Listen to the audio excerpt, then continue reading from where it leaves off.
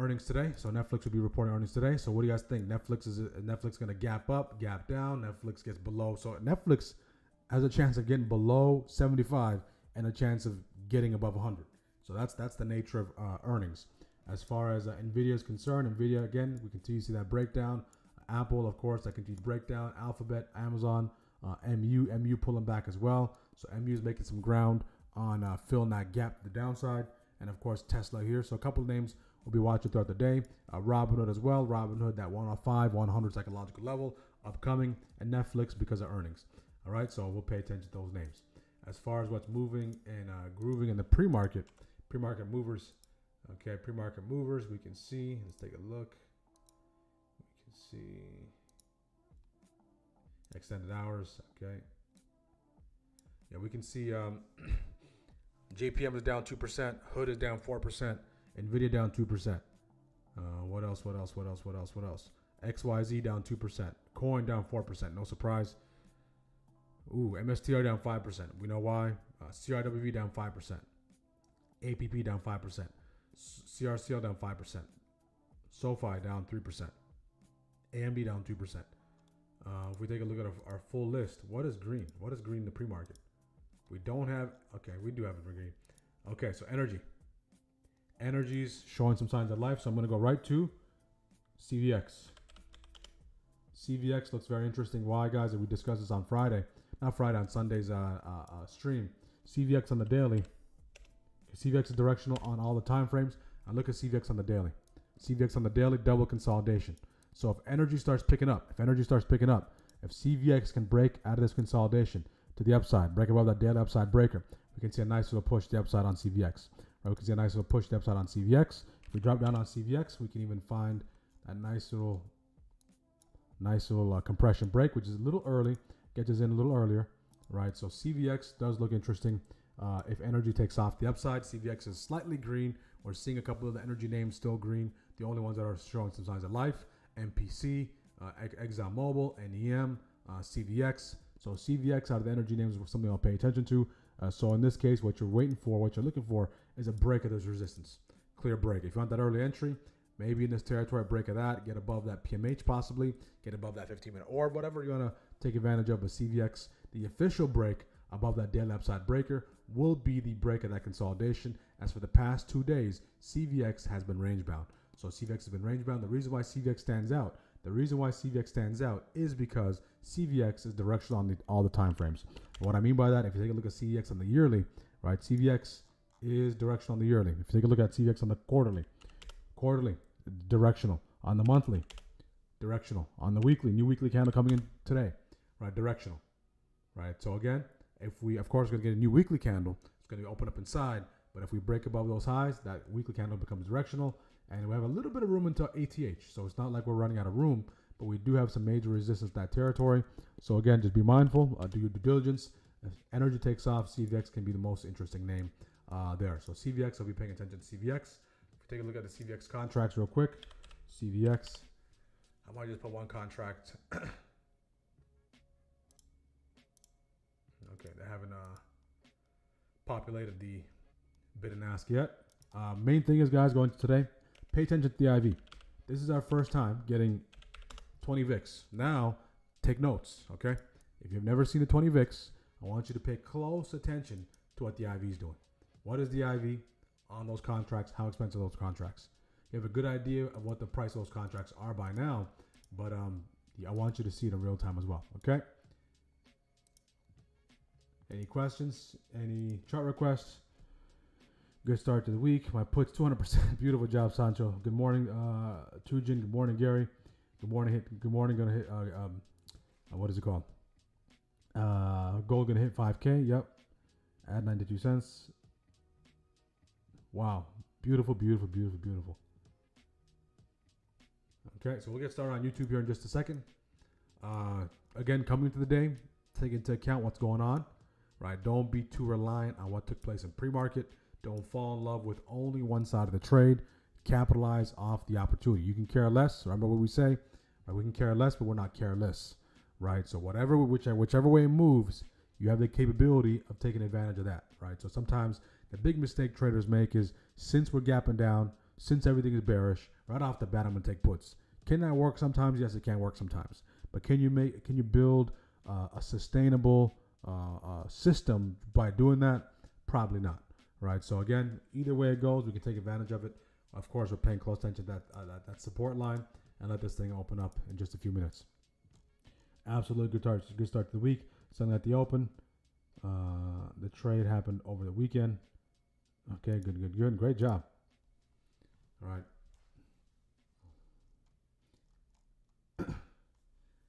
Okay, so we're gonna get started here in just a minute on YouTube.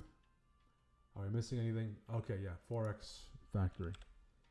So I put the unemployment claims. That was probably from last week, right? Because I just follow that template, right? Sometimes the dates might be mixed up. From time to time, the calendar might be a little off, but we go over this every single day. So today, WEF annual meeting, ADP weekly employment change, and big thing is Netflix is going to be reporting earnings. Tomorrow, President Trump speaks, pending home sales.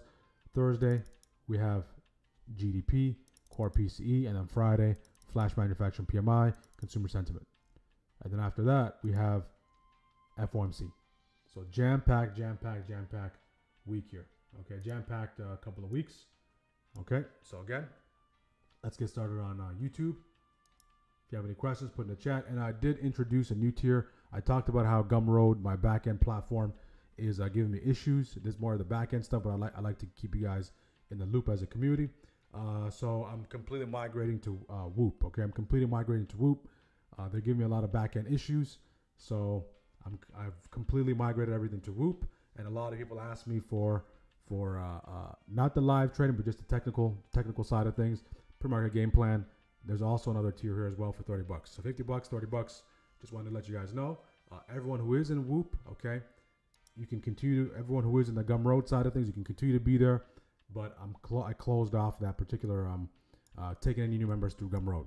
Right, they're giving me a lot of issues on the back end, and I'm migrating fully to Whoop little by little, and we'll see how we can migrate some of our users there. I'll give you guys the details maybe later this week, but I just want to let you guys know. So again, that shouldn't affect anybody. That shouldn't affect anyone's membership, okay? But any members moving forward from this point on, they're going to join us through Whoop. All right, through Whoop. All right, WAP or Whoop, whichever one it is. All right, let's get started on YouTube here, and then we'll look to take advantage of the best opportunities.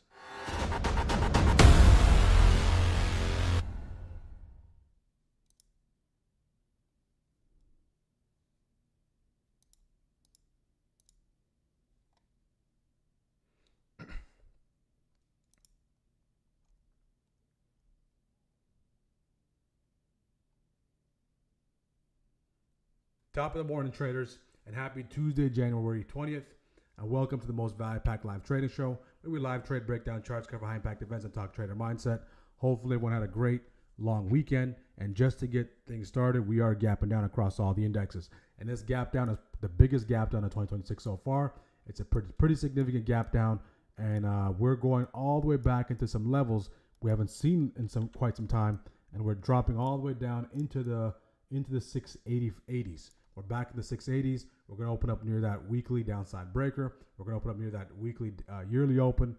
So a lot of interesting things looking to take place today. Again, whatever your game plan is, stick to your game plan. Everything you're seeing is for educational purposes. So by no means am I telling you to jump into trades, do what I'm doing. Right? We all have different risk tolerances. So very important for you to understand that. So right off the open, we are open and we are capping down. Look at that massive gap. So we haven't seen a gap that big. We haven't seen a gap that large in quite some time. So first things first, we're going to mark out our BOG, TOG, weekly open, so on and so forth. The beautiful thing is the system gives us levels already. So we have levels here. We just filled that January 5th gap. So we're trading below the January 5th gap, that BOG. That's a key level. We have 684.84. That's a key level. 685, 685.71, 686.04, 686.37. So we have a lot of levels for us to utilize to gauge our trade ideas. So we have no there's not going to be a lack of opportunities, to say the least. Okay, so good morning. Make sure to like the video on YouTube. Make sure to subscribe. And let's get the show started. Look how fast the tape is here. to kick things off. SPY is flying. Weekly open 682.58. 682.58 is a weekly open. So keep in mind, guys, the ones who want to take the sell off the open, what do we say? Strikers, right? We want to see synchronized selling. Are we seeing synchronized selling? We're not seeing that yet. We're not seeing synchronized selling quite yet. So again, let me close this out. I already have that in a different chart. Okay. Apple gap down. Micron pushes to the upside. Tesla falling off a cliff. Micron is the only side,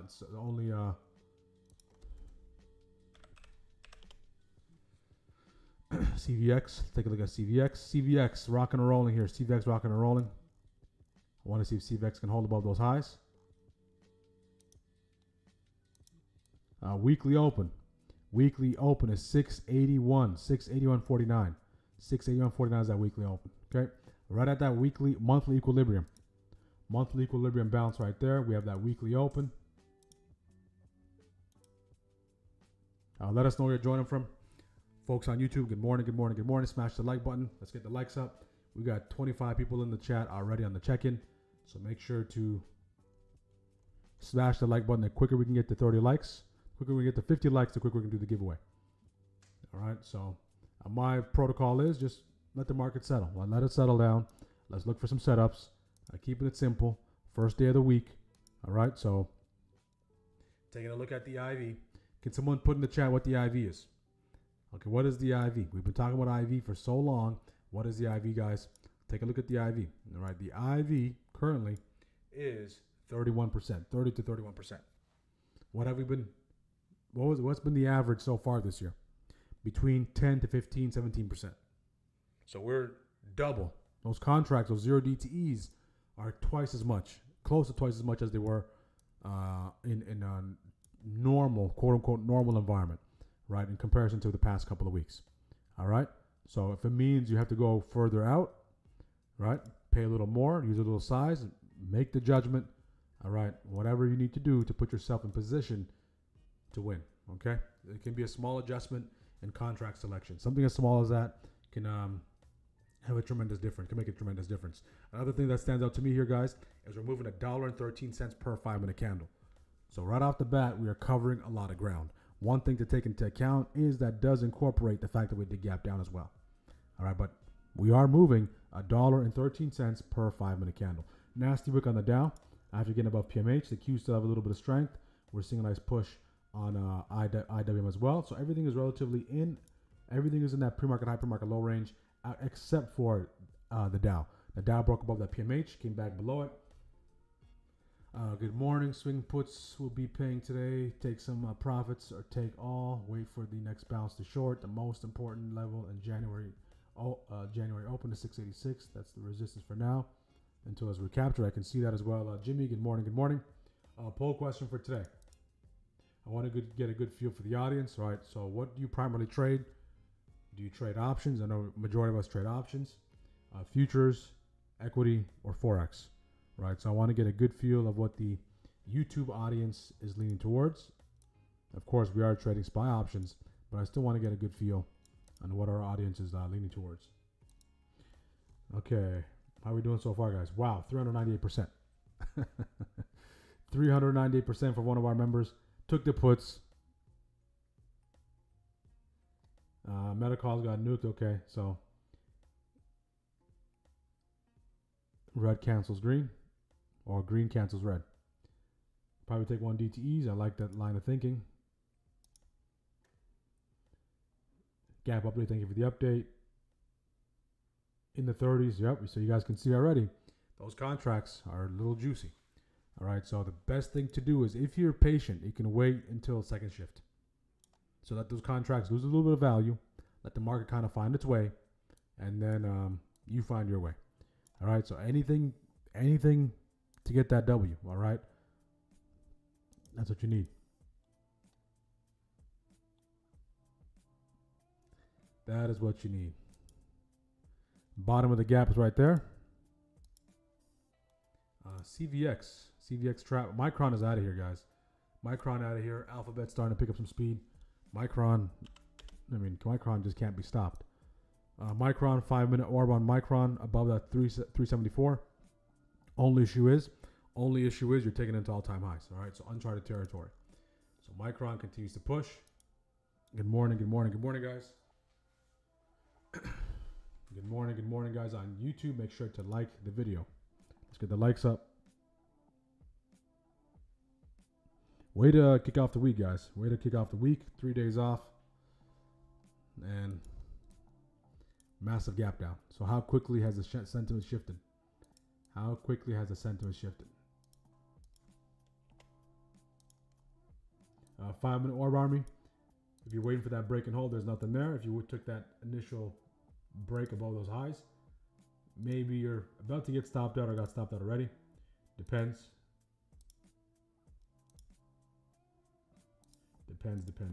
what your entry model is. We did break those highs on the 5-minute orb. 15-minute orb on Friday. That break was gorgeous.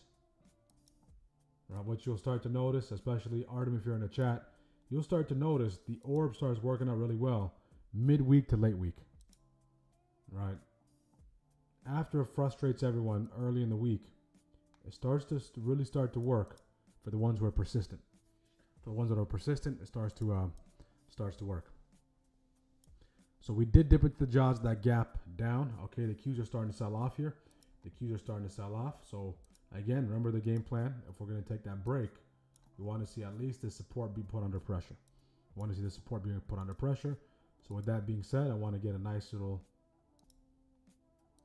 alert set on that support on our game plan chart. Okay, on our game plan chart. If we do get above 682.61, we are in the jaws of that gap. IWM starting to catch a nice little push. 100% herky jerky. Not really going anywhere. Very indecisive. So this tells you there's a lot of indecision, a lot of fear right now. A lot of indecision, a lot of fear. Okay, IW starting to rip and run. IW is getting to that PMH. Keep in mind we discussed in the pre-market with our team members. IW, okay, it didn't take as much damage as everything else, and it's still holding true to its uptrend.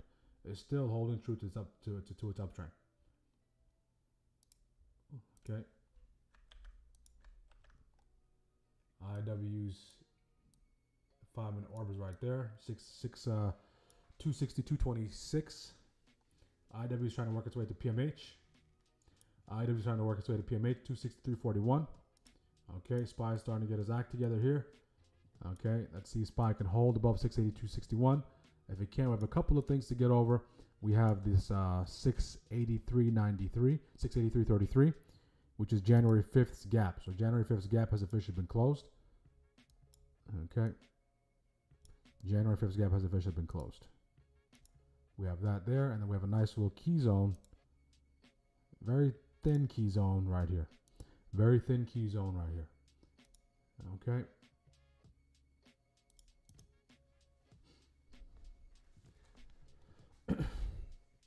Starting to get a nice little push. So just imagine everyone who was short right off the open. I mean, not short from Friday, but looking to take puts right off the open. Right off the open.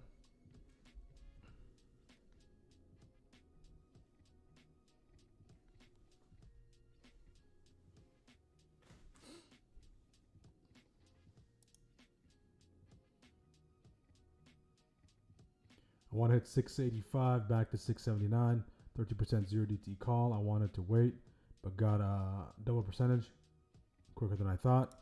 Yep, that double percentage good. Always a good to TP. Double digits in a couple minutes. Double digit in a couple minutes. That's the formula, guys. Double digits in a couple minutes. Think that rhymes. All right, you give me double digits in a couple minutes, I'm taking majority off. Okay? Because it can come back that level, I can reassess and re-engage. Seeing a nice little pullback on IW. IW can come and bounce off this territory there. We can pay attention to that. A nice little bounce if it starts pulling back. Now it looks like the SPY wants to break the downside. The downside is at 6 81.38, 681.38, 39 territory. Around that up to 681.40, 681.40. Okay, so is this enough for us to push all the way back down? Meaning we start working our way to this territory here. Right. We have a nice little key zone right there as well. So to give you some context, we are at weekly target already. We're at weekly target already, okay? So we're directional on the weekly. So now the work is, the bulls have their work cut out for them. Bears are in full control so far, right? They got a nice little boost from the gap, right? But the bulls have their work cut out for them. If you just keep look how many levels we need to get past to get back to where we were on Friday, right? Is it possible for us to recover? Absolutely. Anything is possible in these markets. But want to see what path we do decide to take if we want to recover. So on SPY, it's not going anywhere. SPY is not really going anywhere here. SPY is not really going anywhere. So MU, nice little slowdown. See if MU can continue to push. MU's at all-time highs already. So those contracts are probably high IV on those contracts, likely. You can see the IV starting to dwindle here on SPY. Okay. Main thing is no one's doing any damage here. So there's nothing for us to really take here. All right, there's nothing for us to really take unless we're front running the breakdown or breakout. All right, unless we're front running breakdown or breakout, there's nothing for us to really take. If we do continue to pull back on IW, this bounce looks interesting. Back to PMH.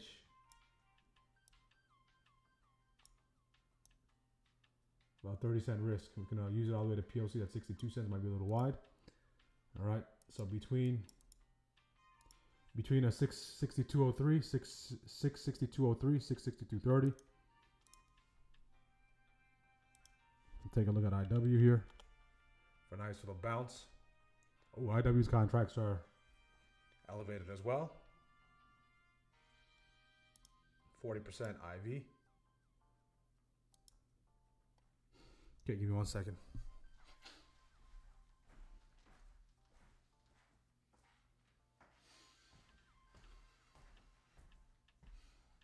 Okay, if we can come back to that territory, get a nice little bounce, I'll be there for an IW.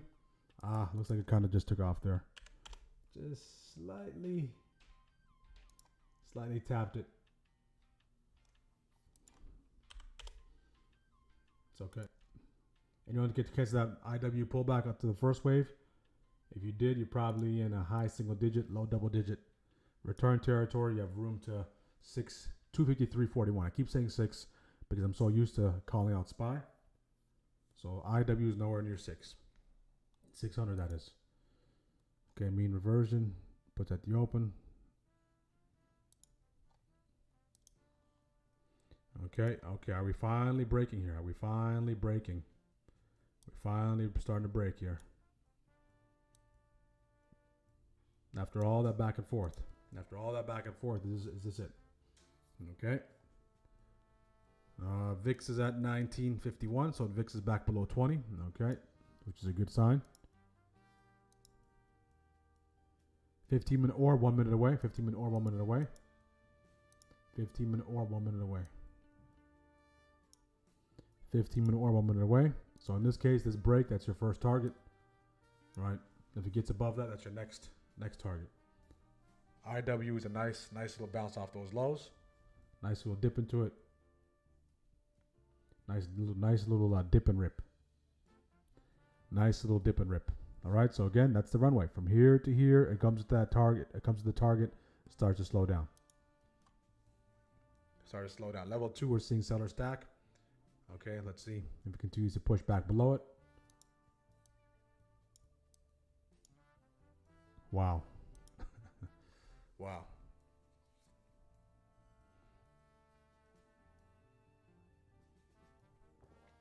Okay. IW, if you can come back to that territory one more time, I'll be there for it. I will be there for it. Okay. If you can dip into that territory one more time. I did dip into it quickly. If you're using the one, it dipped into the waves nicely. 263, 262.03, 262.38. Right, it's gonna make it a little wider until push into that PMH. Make it a little wider. SPY not doing much. It looks like the Q's want to go potentially flag here. Possible. If you see it, you see it. Somewhat. Might be a little too early. Okay, but pay attention to the Q's. That's only going to further support.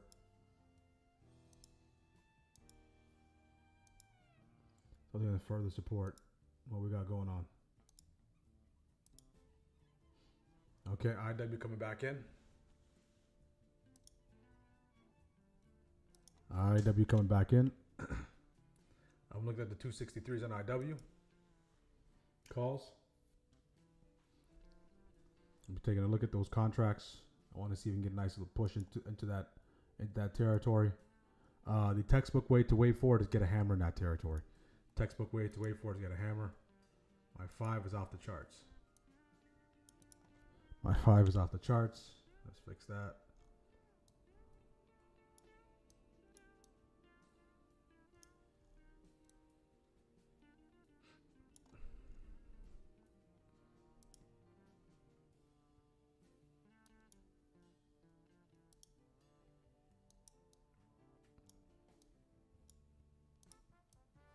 So don't forget that we got that breakdown brewing. We got that breakdown brewing on the 15 minute.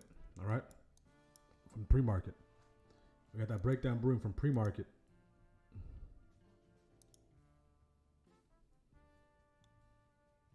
See if IW can start coming in here. Come a little lower. One more time. One more time. IW.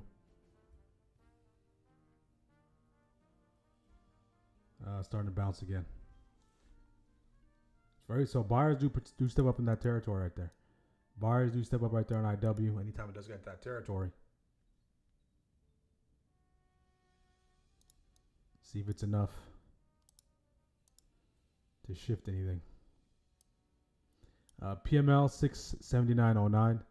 PML 679.09 on SPY. We have 15-minute orb set. 15-minute orb is set. So 15-minute orb in this case will be these highs and those lows. So these lows are compound orb, okay? Compound orb. So that's the 5 and 15. Those lows. Those lows are the 5 and the 15.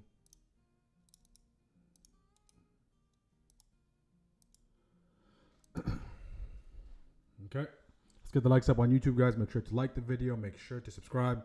We are live trading SPY here. Major gap down right off the open. Some of our team members have already took advantage of the opportunity, especially from the swings from Friday. So big shout out to anyone who took advantage of that. I like how IW is coming to that territory. I just want to see a nice little wick. Okay, I'll take IW right there with that selling candle right there. I'm gonna take the 263. 263 calls.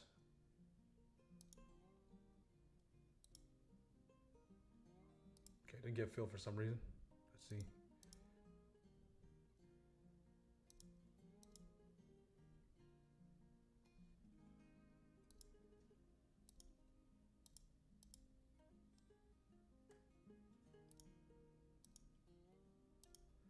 Couldn't get filled. If you drop some more time into it, I'll be there. Drop some more time, I'll be there. Okay, SPY is that 15 minute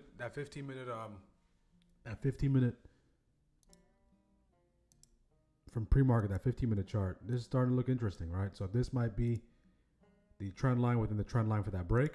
Okay. So keeping a close eye on that. Keeping a close eye on that.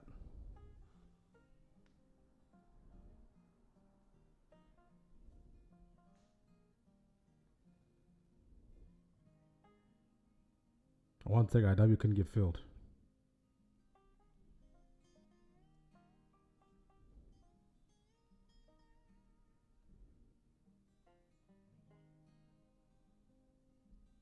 You don't take IW, it's up. It's up about, oh, that's up nicely. It's up about $20 per contract.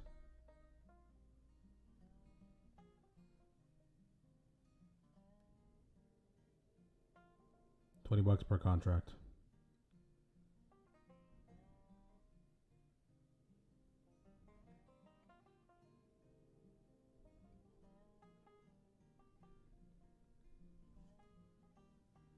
Okay, we're starting to see SPY push the upside as well. Starting to see SPY push. IW.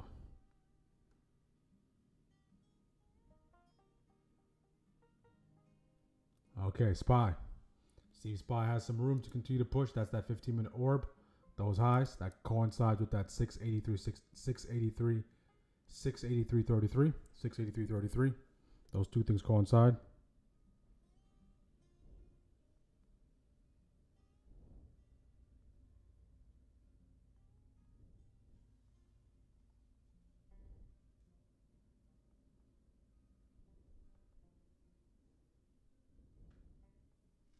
Okay, nice bounce off IW. Okay, SPY starting to catch a nice little bid there. See if we can hold above 683.33.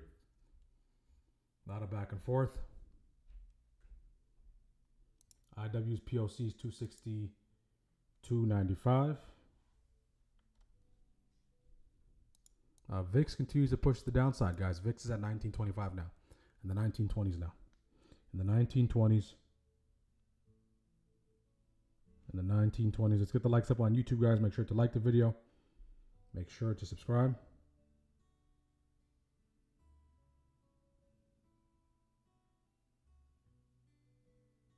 I wasn't fooled by the orb that time. Great job. You took SPY. If you took SPY, just manage accordingly. I want to see at least a close. If I'm looking to take this break above these highs, I want to see at least a close. A close. Nice little close. IW. Get a nice little bounce there. If it comes back into one more time, I can potentially be there. I'll reassess the conditions. We're trying to see the Qs, trying to make that nice little flag like we said. Right, but can they hold? All right, so today the theme is going to be hold. Can they hold? Can the indexes that do break, when the indexes do break, can they hold? All right, that's the flag on the Qs. This is the dangers of coming into the day with a bias. This is the dangers coming into the day with a bias. Okay, that's the dangers. You come into the day, you see the gap down, you want to go puts right off the open. Right, and we're actually higher than we were opened where we opened up. We are higher than we were where we opened up.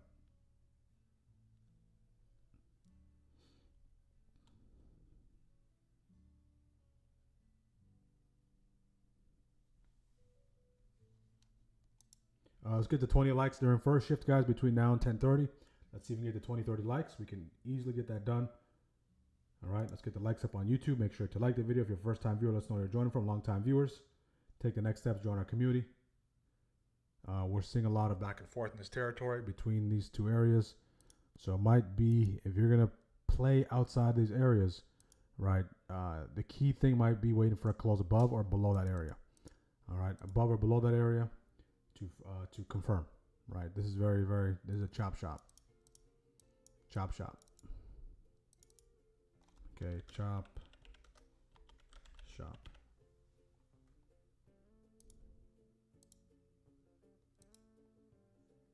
Chop, chop, chop.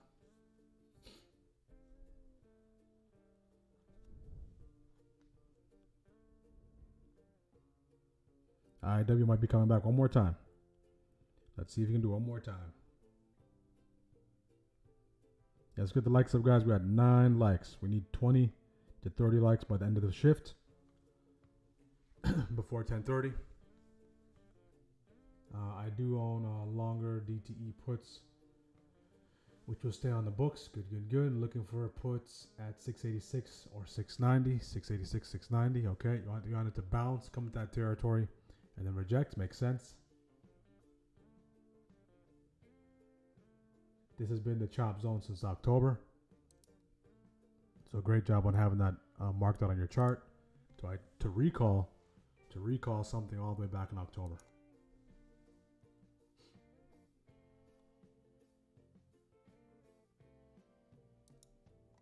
See if IW can shape up one more time.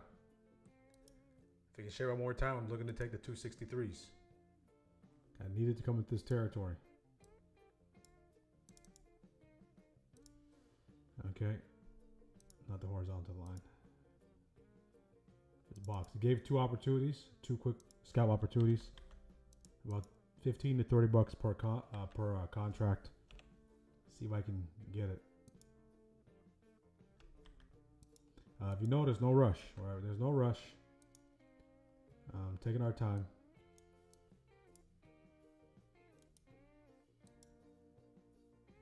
Entering the rectangle. I'll be paying attention to that. And of course the PMH. Let's go back to SPY real quick. SPY. SPY is holding that VWAP. See, SPY wants to bounce off VWAP or if it wants to continue to chop. More than likely, if I'm looking to trade this outside this territory, I want to break and a hold, because I have the ultimate destination in this area. So I know from here to here opens up the door, and it opens up the door for a bigger picture and game plan chart breakdown as well. All right, so opens those two things up. Opens those two things up.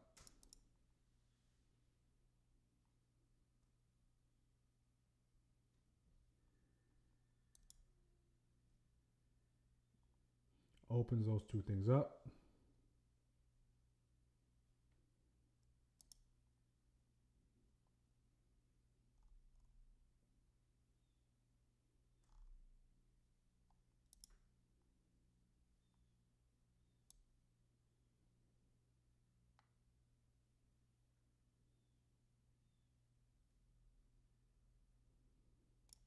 All right.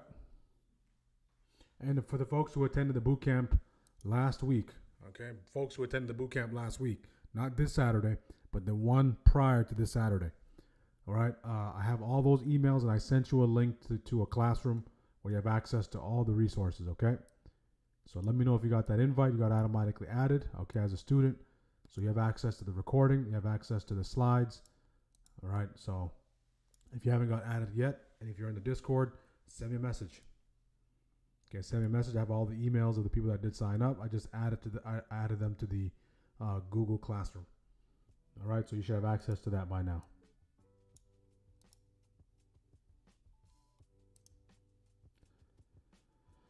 No added trades today. Waiting for a break of the box. I outlined the top and bottom of the top the chop. Want a break, retest, confirmation. There you go. All right, that's exactly what I'm looking forward to as well, Sancho. Right, and IW. IW looks appealing. Qs are starting to go. IWM, what's going on?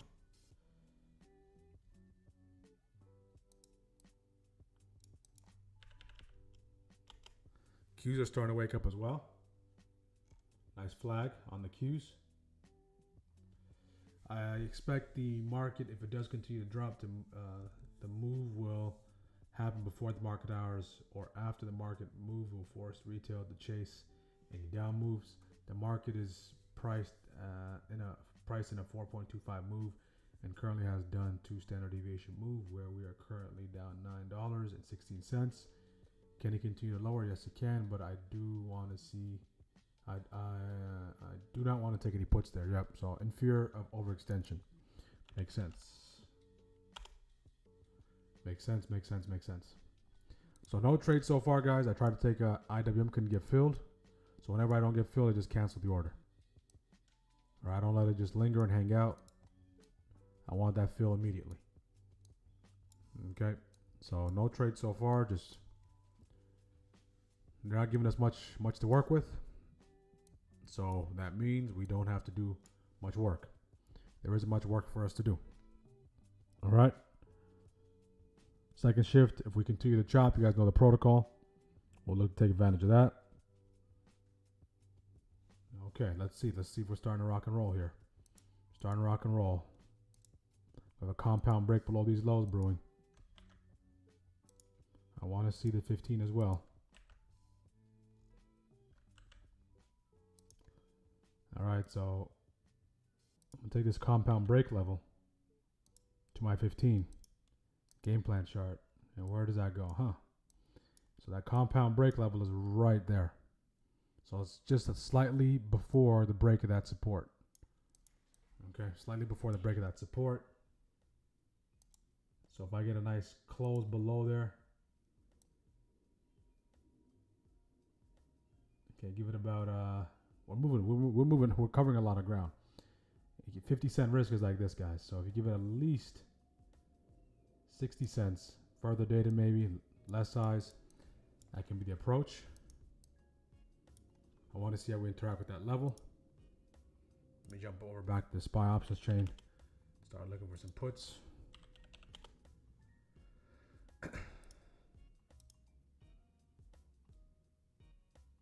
Okay, I'm looking at the, man, the contracts are expensive. So automatically, I'm going to size lower here. I'm treating it like a Monday. Monday, you use less size anyways, right? So in this case, I want this to be proven otherwise. UPO. UPO, what am I pursuing? I'm pursuing this downside slide to hit this territory. Because since we're boxing, okay, more than likely, I don't want to see this turn to support. If it turns into support, okay, then let it be support. If we get that close below that level, sure thing. We can take a look to take it to the downside. This orb is a compound as a compound orb, which happens to be located at that weekly open and that monthly, or that monthly 50% retrace, that monthly equilibrium. All right, monthly equilibrium, those two things do coincide. All right, so I want the VIX to start waking up. In this case, I want everything to start dumping. So this is playing into, guys, this is playing into the idea, the idea from this morning. Okay, this is playing into the idea from this morning. This is playing into the idea from this morning. We have about 1 minute and some change left on that 5-minute candle. So if you took the ripple, you're probably in, manage your risk. If you're looking for the break and hold, you are waiting, you are assessing, you're checking, you're doing your due diligence. So far, Qs are selling off, the Dow's selling off, IWM selling off. We're starting to see some strength on VIX. See, you get a hold below that level. If we do, I'll look to join the short party. I want to see a nice little hold below it. Hold, the compound break. If we can, that'd be great. Specifically on the 5. Specifically on the 5. What I'll do is I'll use the VWAP. If we're below VWAP, I'll use the VWAP as potential, might be a little far to potential risk. So we're below VWAP. See if we get a nice little confirmed break. So we're just filtering out for break. So the ones who are assessing at this current moment are the break and hold, not the retest camp. Retest camp, not yet. Retest camp goes third. Retest camp is you need to see the break, and then you look for the retest or retrace reject in our terminology. Right? So the ones who are in right now are the ones who just take the initial break. Who take the initial break, they may be stopped out, they're managing risk, whatever it is. The ones who want the break and hold, they're the ones who are closely paying attention here. Right? If it turns into support, more than likely we continue to chop on this territory. Okay?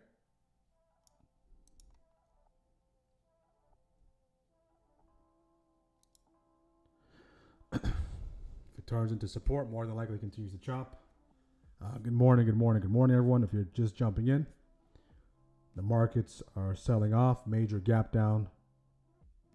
And the pre-market across all the indexes. See if the market can recover some. And it just refuses to pick a real direction here. Refuses to pick a real direction. Goes back and forth. Both ends. So if this continues, you guys know, guys, we're playing the chop. We're going to play the chop. We have chop set up to take advantage. So is there any expansion so far off of the open? Is there any expansion so far off of the open? No expansion. No signs of expansion. So what we know up until now is we're trading below VWAP. Okay, we're trading below VWAP. If we can break below one more time, what we're fighting for right now is that daily open, that weekly open, which is actually the daily open, which is actually the weekly open, and that 50% retrace that monthly candle. Right? If you're on the other side, if you're just saying, hey, I'm going to play the chop, I'm going to be a bear, I'm going to be a bull here, What you don't want to see is you don't want to see a clean break below here, right? So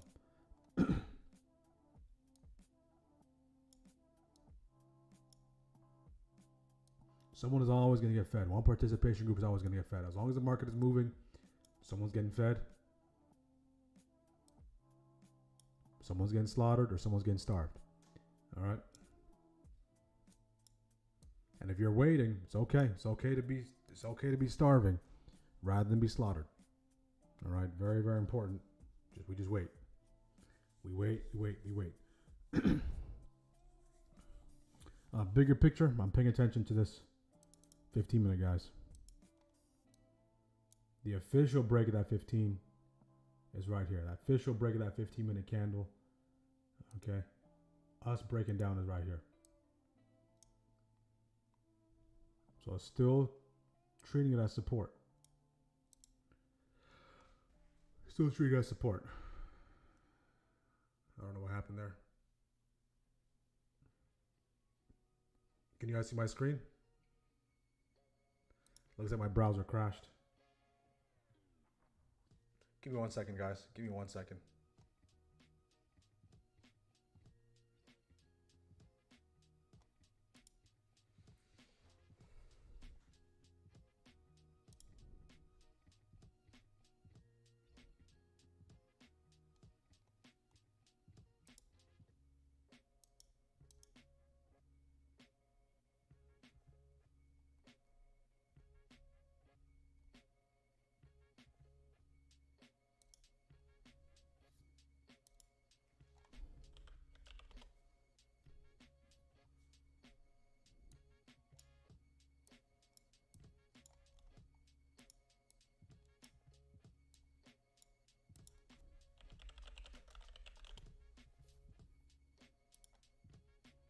My browser completely crashed here. Huh.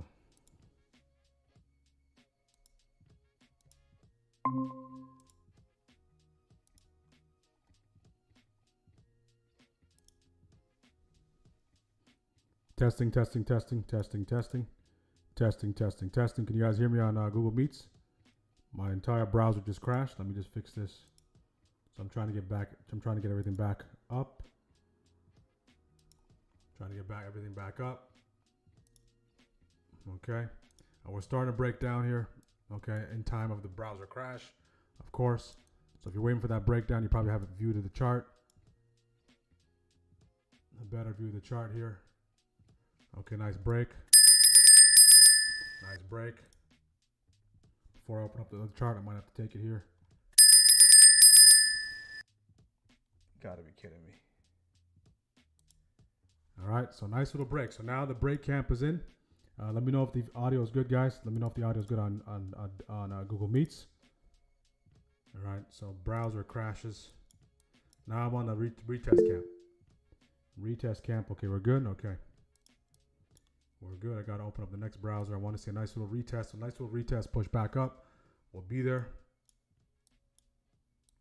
because this could be the big, very good entry for that breakdown. Very good entry for that breakdown. All right, so this is the kind of thing you want to see.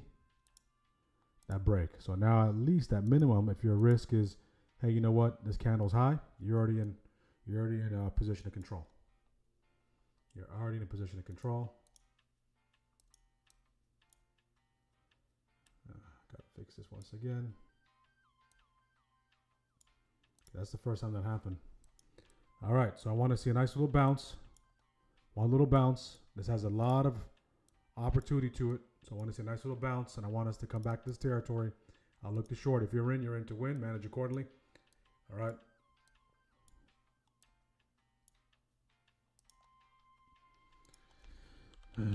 Okay. How we doing, strikers? How we doing, folks on YouTube? How are we doing?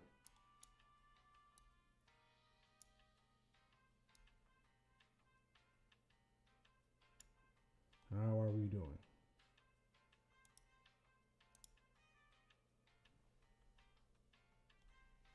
Man, that was a nice push.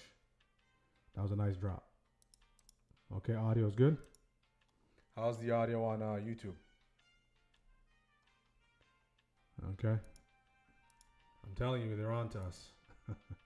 They're on to us. I never had my browser crash before. And over 200 plus episodes. All right, but it is what it is. Okay, move onward and see if I get a nice little retest. Nice little retest. I'll be there.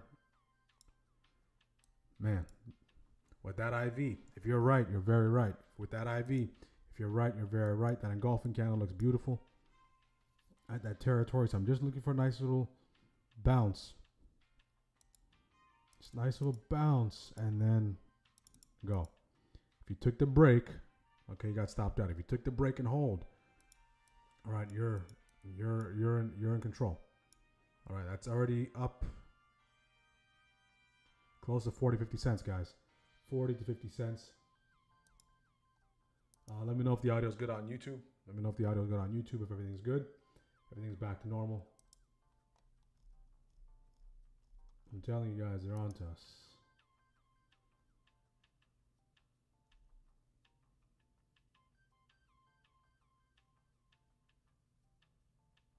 IWM 9:49 a.m. Beautiful job. You took that trade, Kevin. Beautiful job. You beat me to it. There we go. Done for the day. MU. Okay. We're back. We're back. We're back. Massive solar sun effect technology. Okay. Now we're getting a nice little retest. Okay. So now let's see if we can, if those conditions remain the same. If we can start to fade. Okay. I want that 1 minute candle right there start to fade. I want it to start to fade. If we can start to fade a little bit, I'll be there. Okay, I'll take it right there.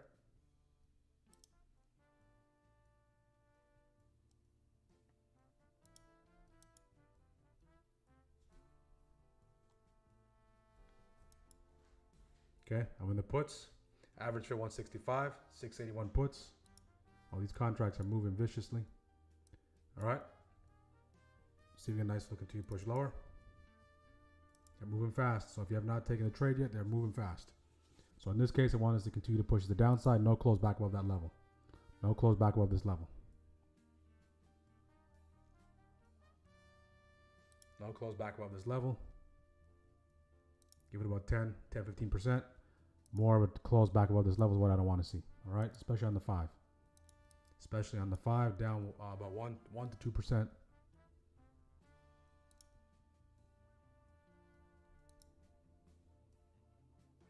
No close back above it. If we start to close back above it, then I'll start to close out, get stopped out. So what I'm betting on here is the waves to hold. I want the waves to hold. Down 9, down 7. Get a nice little drop. That would be great. Rejection would be great. We're starting to see the Qs get pushed lower as well. We're starting to see the Qs get pushed lower. So we're testing first wave test. So this is a retest. So I want to take the hold again. Unfortunately, technical issue.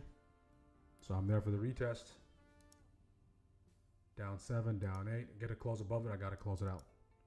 Okay, I'll close out right there. Stop that right there for 12.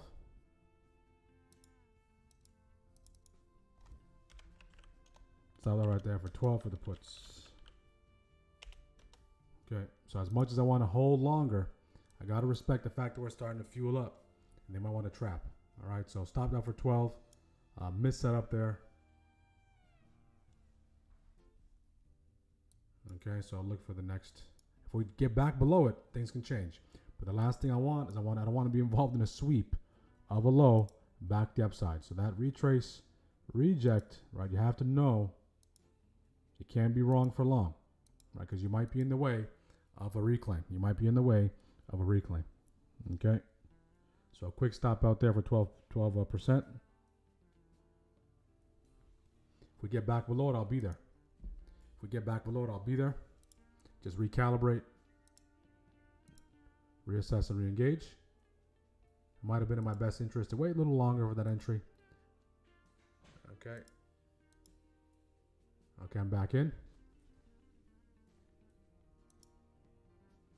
I am back in. So instead of just taking it, just waiting for this candle might have been best protocol. Let's see if we can take it back to downside here. So back in after getting stopped out. Ideally, don't want price to get back above 681.60. I want us to continue to break down here. I want us to continue to break down. That'd be great. So in this case, just being a little more patient, right? No real entry combination on the one. No real entry combination on the one.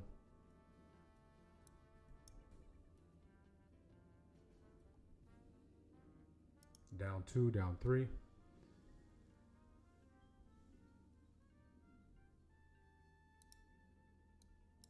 Want the VIX to continue to show some signs of life. Continue to show some signs of life.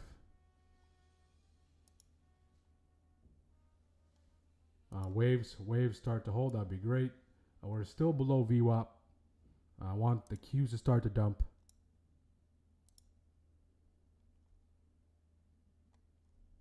We're hugging that daily open.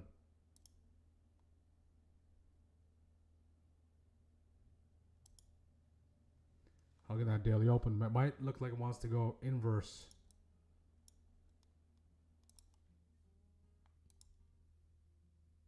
Inverse head and shoulder out of here. So I'm paying attention to this resistance there very carefully. Okay, now create that separation and go. Create that separation and go. Create that separation and start rocking and rolling. Okay, create that separation, start rocking and rolling. So the last thing I want is this to break and continue to push. Okay, about to get stopped out.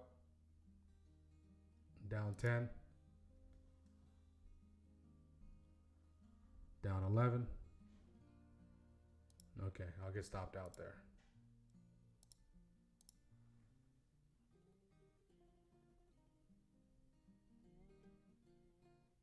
Stopped out there. So 2 stop outs there.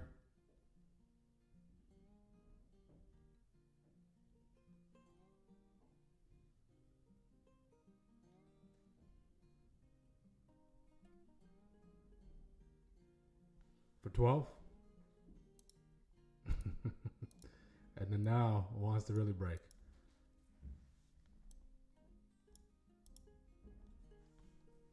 Okay, see if we can hold. If we can hold below it, might be worth a re-engagement on my end, but and do I really want to fight? Do I really want to fight over one particular level?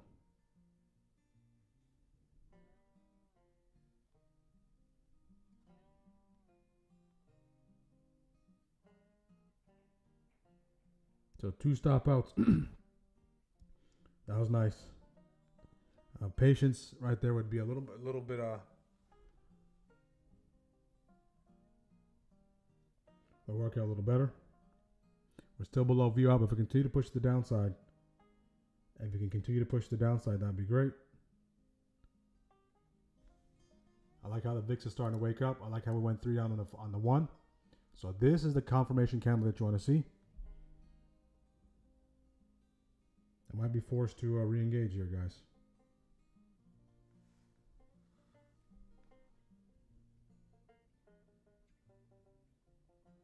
After 2 stop outs. And what I'm really pursuing is this. What I'm pursuing is that.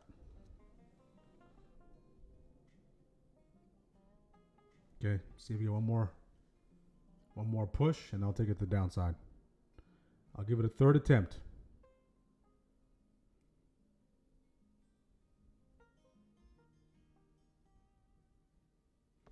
Third attempt here.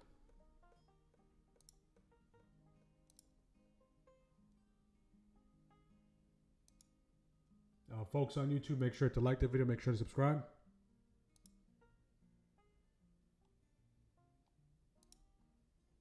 Is the video good on YouTube? It looks like it. Okay. Audio's good. Okay. So what's happening here is there's no clear move away from it. So I want to see a clear move away from it. 2 trades in that territory, 2 stop outs.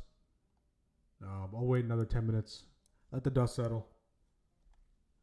and then look for the opportunity. Instead of trying to force 3, 4, 5 trades in this area, trying to be right.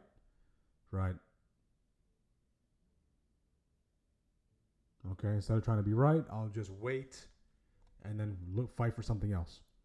All right, so if, of course, we don't live in the if, but this was the nice little drop to the downside, nice little retrace, reject. I'll take this setup to the downside. It's a good setup. Just got stopped out twice. That's it. So now that's a good stop out. We can see starting to push the other side. We're starting to see the VIX start to fade. Q's waking up. We're back, trying to hold back above VWAP. So one inverse head and shoulder here. All right, so my biggest fear here as I'm going short is that inverse head and shoulder out of here for that downward compression break. Okay, so first two trades, 2 stop outs. Let me take off this here. Okay, that's a good stop out. So if you're going the other way for that inverse head and shoulder, if you know how to if you know how to trade it the SCT way, that was a nice move. So they just grabbed all these lows and then decided to go to the other side. All right, so second shift is about 8 minutes away. 8 minutes away. How are we doing so far, strikers? How are we doing, guys?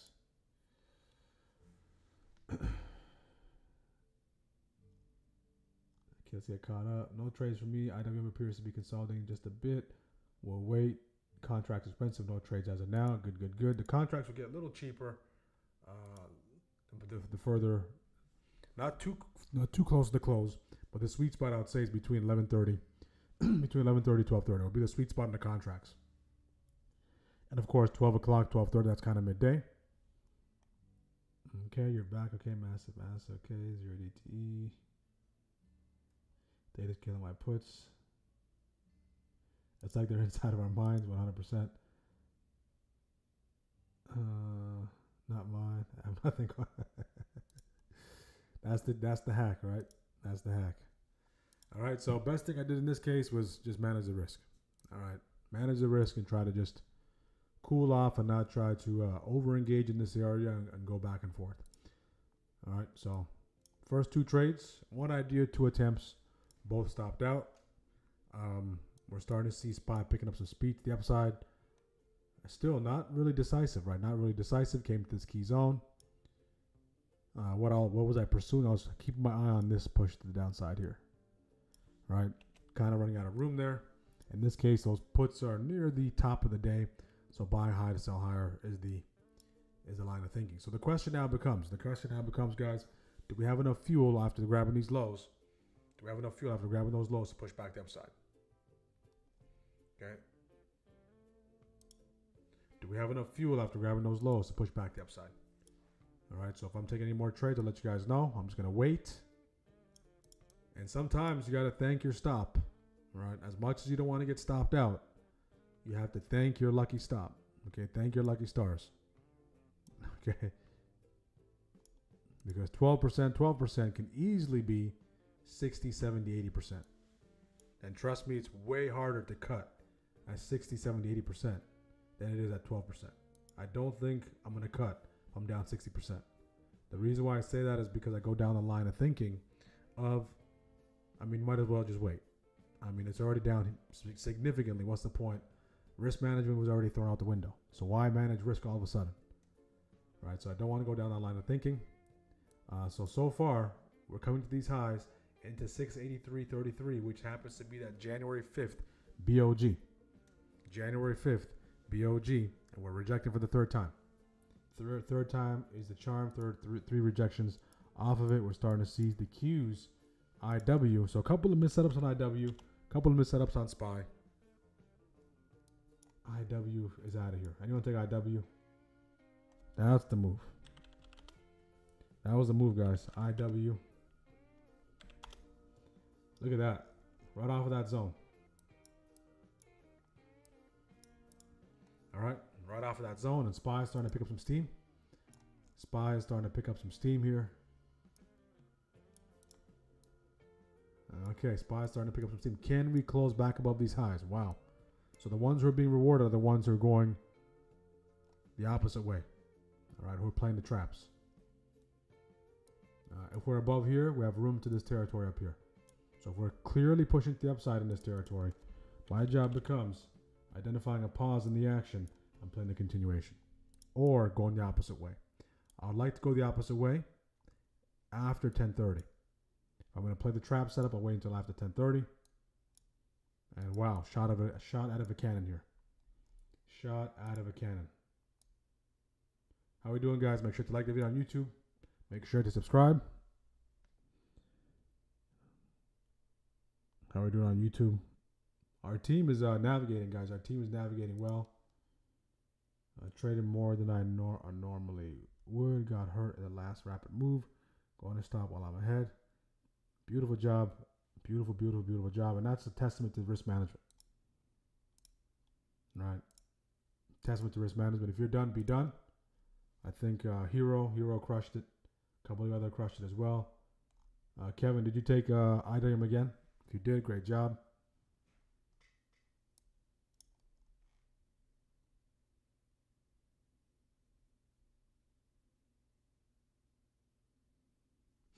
Okay, now we're back above the level, so back above these highs. Is this legit?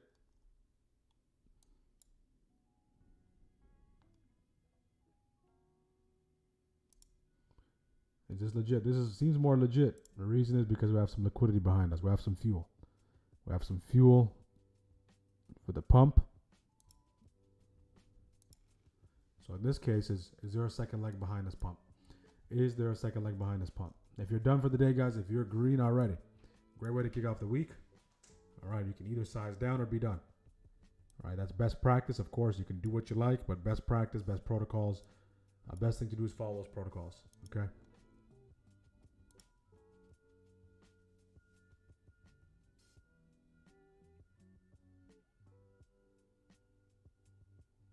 Okay, so you got stopped out there. So good stop out.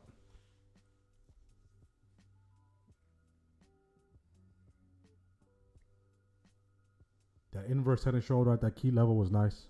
Of course, hindsight. In hindsight, everything looks nice. Let's get the likes up, guys. We're at almost at 10:30. We can at least get 20 likes by 10:30. Okay. We'll do the giveaway. We'll go over some changes in our community. Of course, I'm introducing a new tier, a technical tier only. That's going to be available to anyone on Discord, to anyone on YouTube who's interested in just the technical stuff, the technical portion of the Discord.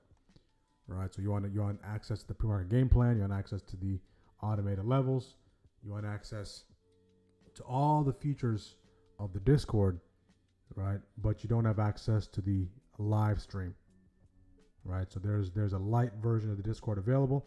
We'll discuss that at 11 o'clock, and you definitely want to take advantage of that.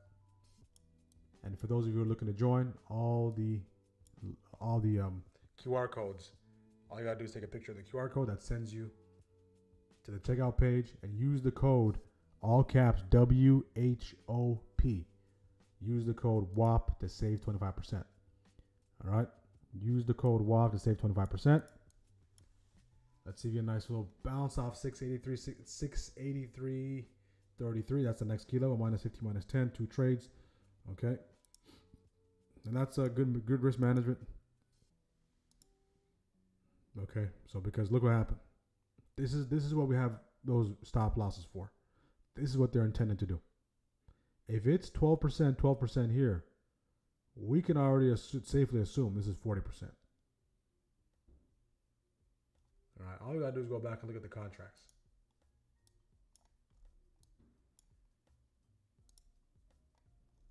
All right, so to give you some context, those contracts, I got them at 151 and 165. All right. And then now we're at 61 cents. All right. So 61 cents.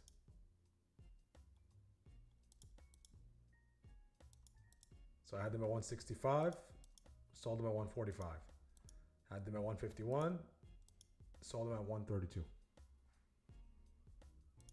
All right. And then now they're at 65. So if I'm just holding,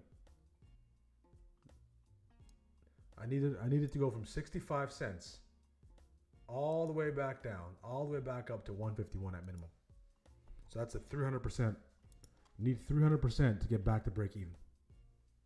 Or cut it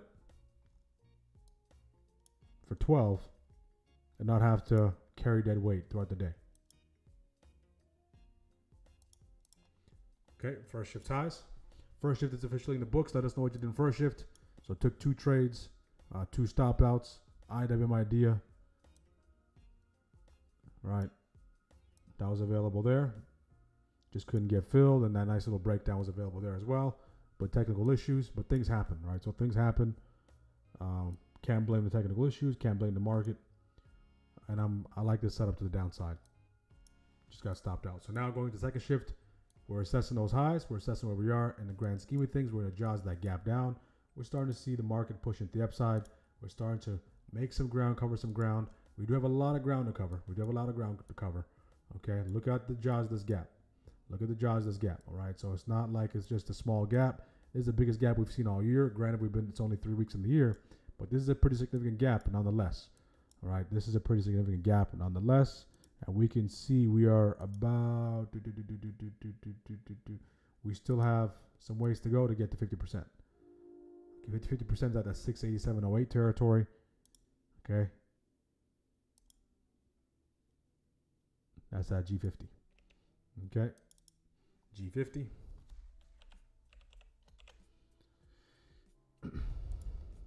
So now we know what we're playing with here is this runway here, right? Between here and here's what's up for grabs.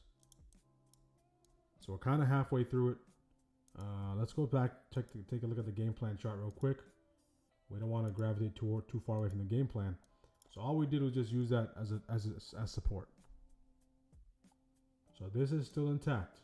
So it didn't fully break for that confirmation break.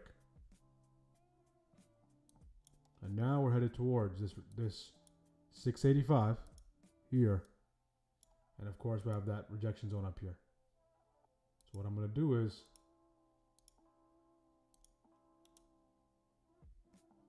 I'm going to add an alert on that rejection zone when we're entering that rejection zone. Okay. And wow. What a push to the upside. If anyone took calls there, reversal traders, this was beautiful. Beautiful, beautiful, beautiful. As beautiful as it gets. 2x on the ES 6910 contracts. Beautiful job. Nice little hammer, push back the upside. And you're looking to short all the way up here. I know a lot of you wanted to short off of that pop. So we're coming to that 684.84, 685 territory. We do have a key zone there, so we can get some sort of response off that level. So we'll keep a close eye on it. Keep a close eye on it as we approach it. That was a nice break, yep. And it depends where you guys have your pre-market high. Type your pre-market high in the chat. My pre-market high is all the way at 685.66. So I think Webull has a different pre-market high. All of them have different pre-market highs. I'm using the TradingView pre-market high. That's the best thing I did so far, guys. We just cut that trade here, right? So this was the best trade of the day. Just risk management. Okay. I'll try to short at 684.50. Okay, we're coming to 684.50. We're right there.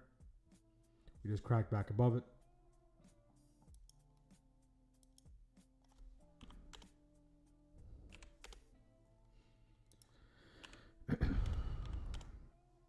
Look at the VIX, all right? The VIX is going south. The VIX is falling off a cliff, right? We remember what we talked about, guys? The VIX break below 19. That can open up the door. All right, in the pre-market game plan stream. The Qs shot out of a rocket. The Qs are headed towards PMH. Dow headed towards PMH. IW out of here. IW out of here.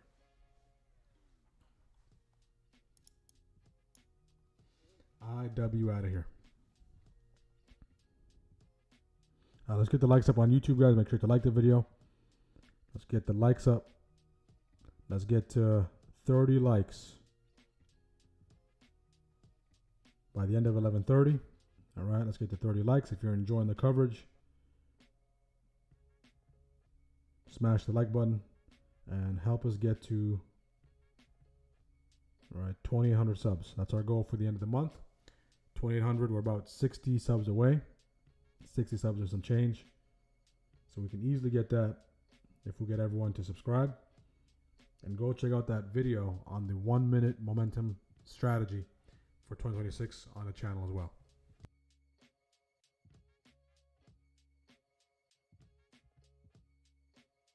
Okay, so we're finished in second shift. What happened in first shift stays in first shift.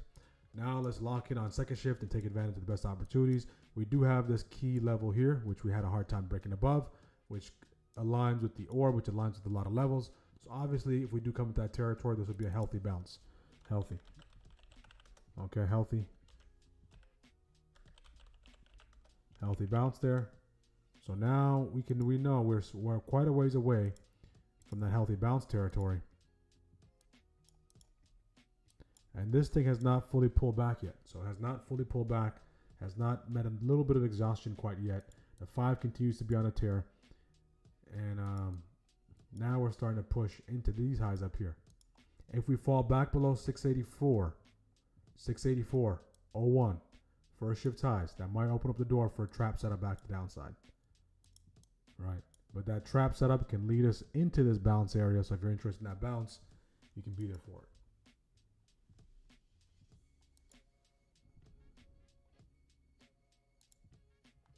So that bounce, these healthy, a nice little bounce, key level, multiple key levels, along with first wave on the 5.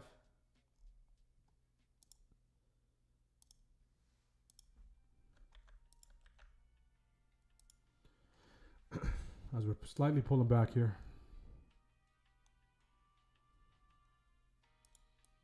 We're directional on the hourly as well. That's also the hourly high. This has about 6 minutes left. If we come into this territory, things can get interesting. So the two opportunity areas are here and there, right? So if here, where we're currently, it's for the ones who are in position, right? Maybe the ones who are managing this push. The upside, this was a beautiful, beautiful push. Beautiful push. You're in gold and silver. Nice, nice, nice. Are you trading the ETFs? Or are you trading the futures, minis, or micros? Randy.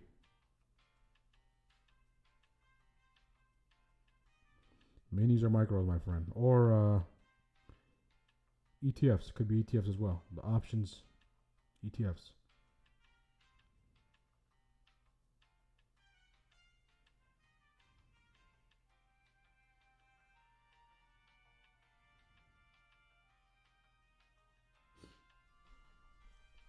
Somewhat of a nice little 1 minute flag, right? Very shallow. Off of first shift highs. If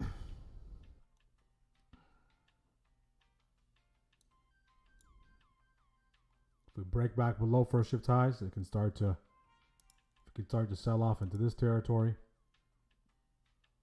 I'll be interested. The front flag would mean it breaks from here and your runways into here. Okay, we're still moving about $1.06 per 5 minute candle. We're still moving $1.06 per 5 minute candle. So we're covering a lot of ground here. We are covering a lot of ground.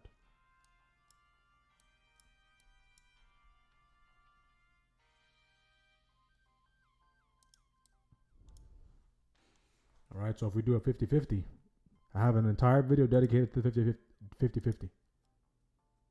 Okay. That brings us slightly into the jaws between that January 5th BLG and that BLG from today. is for me to go long here, a little too overextended. Right, need a little more room. So I'll wait for a pullback. I will wait for a pullback in this case. Took 685 calls, started to work. Some traders call that huge gap, a pro gap, and get countered. Was the expected move for today not on the chart because of blue? Yep, exactly. That's why I wasn't there. The expected move was not there on the chart because of that massive gap down. The expected move would be, don't want to say rendered useless, but it's not going to be relevant because there's other levels in that area. It's a great observation. I should have followed your example. I had risk management, lost over 40%. Good. At least you cut it, right? This thing could continue to push to the upside. Took 685 calls. Started working. Yep, you see that nice little. Yep. You beat me to it, JB. As always. And don't take that flag. Any flag traders, bull flag traders, that's your calling card. Just know where we're coming from. Qs continue to push. SPY continues to push. We have another. Okay, that was a nice push. Nice little push there. Qs pushing to the downside. Is that a first wave test? First wave test. Nice little first wave test. Nice little flag out the first wave.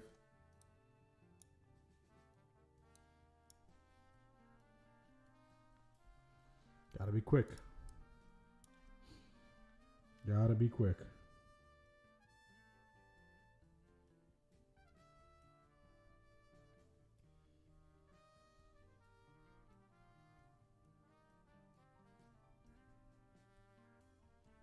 Don't be wrong for long was the theme for today. All right, don't be wrong for long was the theme for today. Well, let's get the likes up, guys. Continue to like the video. Let's get the likes up. We're at 15. We can get to 30 likes by 11:30. 30 likes by 11:30. You'll be in good position to potentially, or probably diverging here. If you take a look at the RSI, higher highs on the index, maybe a series of lower highs on the RSI. Sometimes over time you can feel the divergence. You can feel it in your bone. Q's pulling back slightly. This trap does look interesting. Going against the wave, going against everything. Right, all traps do that. But we need to go hammer down on the 5. Going against the grain. Okay. And yeah, so going against the grain, going against those highs.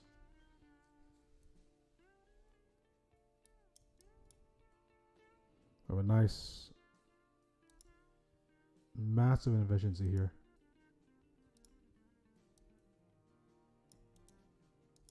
Might be hitting exhaustion here, so let's see.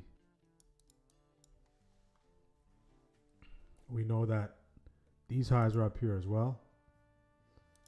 There's a key level there. All right, which translates to the orb, but it's not only the orb. Okay, it's not only the orb.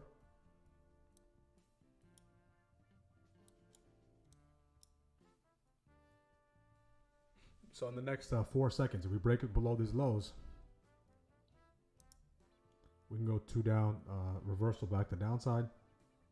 But this is counter trend trading. If you're not a counter trend trader, there's nothing for you to do. There is nothing for you to do.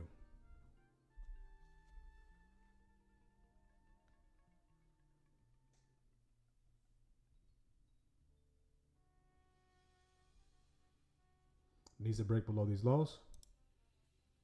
That feeds into the trap.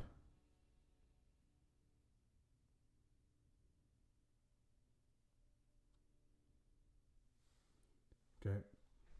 Feeds into the trap of first shift highs grabs. Obviously, there's going to be a bunch of things in there in confluence. So what we need to see is If the Qs can go 2 up, 2 down as well, if the Dow can start pulling back, and if we can start to see the VIX show a little bit of signs of life, that would be encouraging.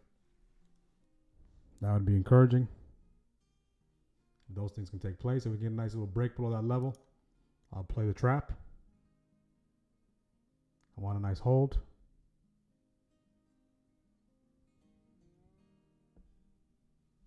Nice hold.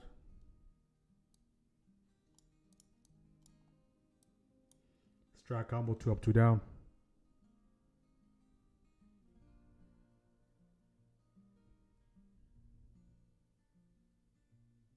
See if we can trigger. I want that yellow candle on the 5 to turn red. Yellow candle turn red.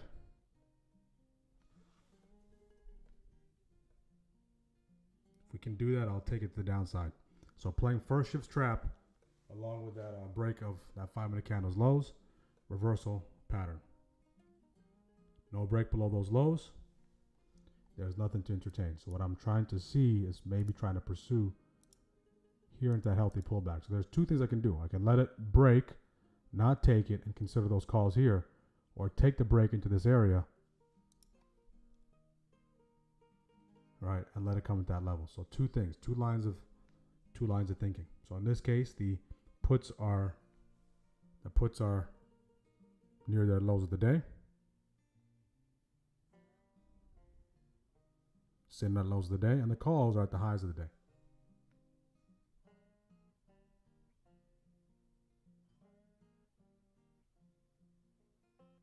Okay, see if we can become directional here. Okay, I like that nice little push. That was a nice break.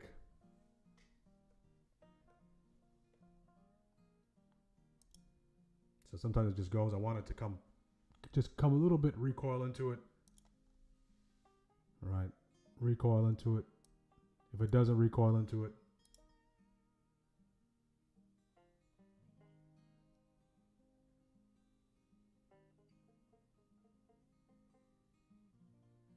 okay.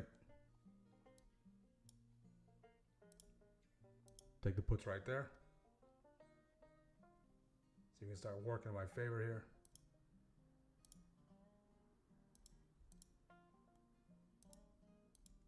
Gonna get filled.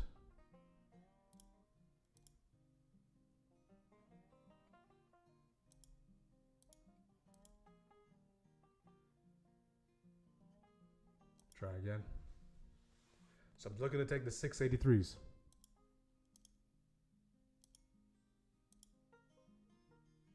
Cancel out. Got to try again. So fills are giving me a little bit of issues this morning. Sometimes that happens when the IV is slightly elevated. But don't let the fact that you're not getting filled, okay, make you start rushing and make you start doing all sorts of different things. I need one more little push to the upside. One more little push to the upside. That break is taking place. So I want to have my entry as close as possible. Close as possible to that break level. Okay, as close as possible. If you caught that beautiful job. If you caught that beautiful job, I want to see a nice little bounce back into it. This is a trap. So this can take us all the way. Of course, I have a couple of key levels that we can use, but they can take us all the way back lower. I just need a seat on the train. Need a seat on the train.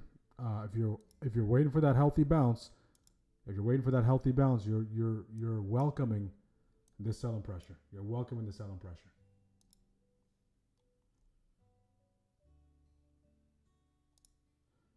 Maybe ES not playing yet. Yeah, I can see that. Nice little pull. I don't catch that to the downside. If you did, great job on staying present.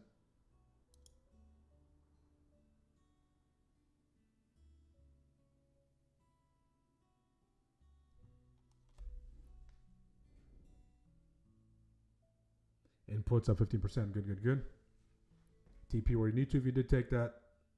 Okay.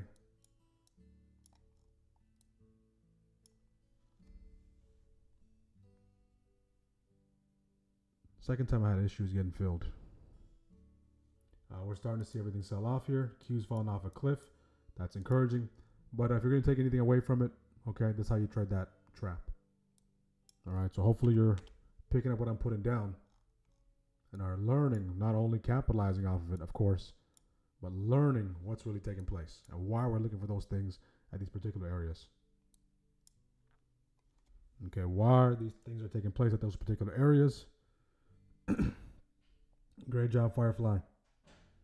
Great job, Firefly. That's that first target. Healthy's that first target. If you did take that, great job. Okay, SPX fell below that 68.60. Man. Man, oh man, oh man. Are you babysitting runners? Anyone else catch that? If you did, beautiful. So now the ones who are looking for the bounce are looking to see if there's some buyers stepping up in this territory. See if we can get countered. See if we can get countered. So no signs of buyers. It continues to sell off. And next pivot is all the way down here. Next pivot is all the way down there. Next pivot is all the way down there.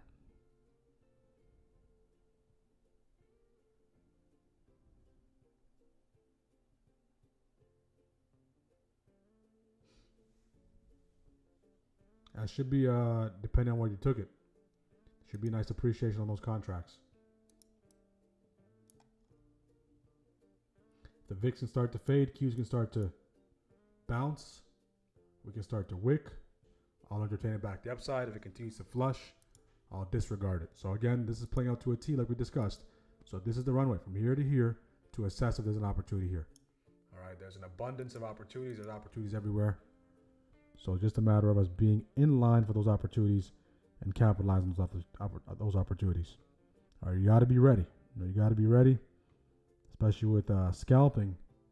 You have to be ready. You have to be in position. Okay, if we go 2 down, 2 up, I'll take it to the upside. I'm looking at the 683s. Okay. The 5 minutes starting to hammer. This thing is starting to go already. See if we can pull back slightly. Just seems like I'm 1 or 2 steps behind today.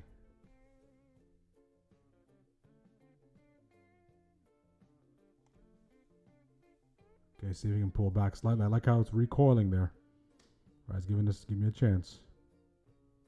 I'm looking at the 683, 684s.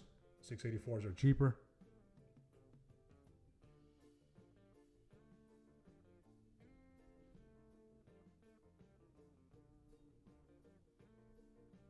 Okay, I'll take the calls right there.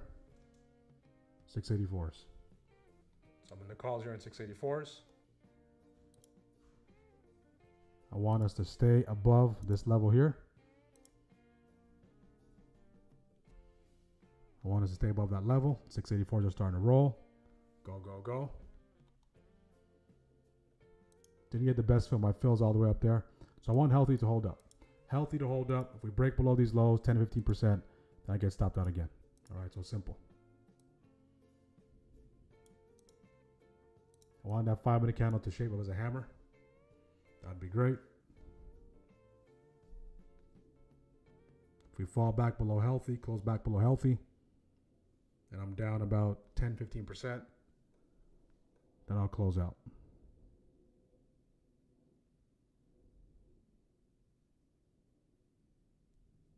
Down 7.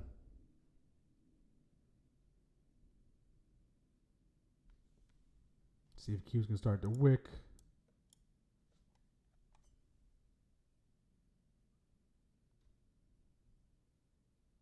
Okay, I'll close out right there at 12. Again, stopped out again for 12. 3 stop outs for 12. 12 seems to be the magic number.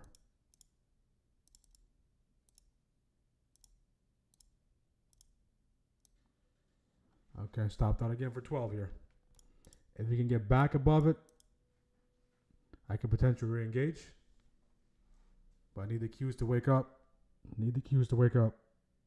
And if I get stopped out one more time, I'll just be done for the day. Right? Can't just get stopped out, stopped out, stopped out, stopped out. So I want to see how this last 5-minute candle settles. If it continues to flush below it, then I'll get stopped out. If it can hold, that would be great. And this will be the last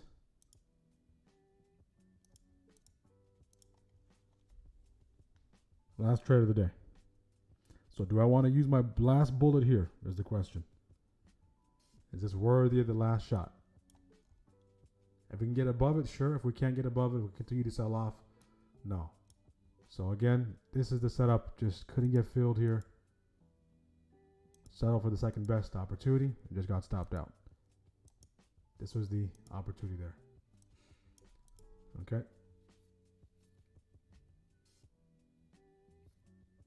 Okay, if you caught those puts, great job. If you caught those puts based on YouTube and it lined up with your ideas, great job. If you're in those puts still, made back half my loss. Good, good, good.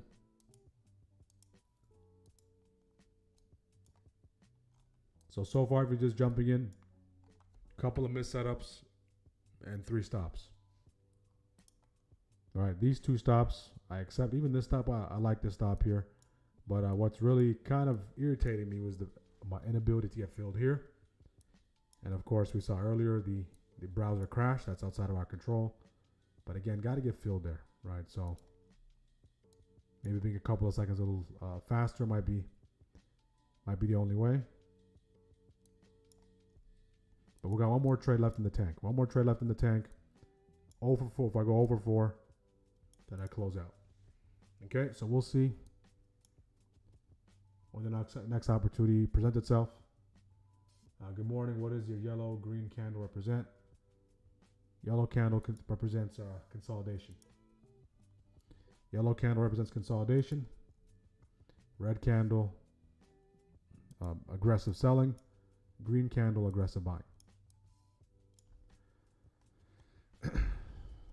Okay, can we get back in business? Need to close back above, healthy. Hammer on the 5. We're testing the waves. Some key levels there. Only issue is VIX continues to show strength. Qs continue to sell off. Dow continues to sell off. All right, so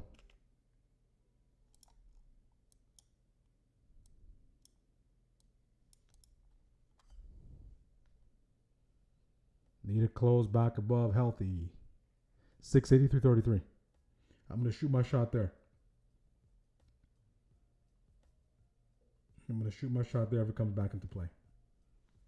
If it comes back into play, I'll shoot my shot there. If it continues to sell off, we'll continue to wait. Because this would signify the end.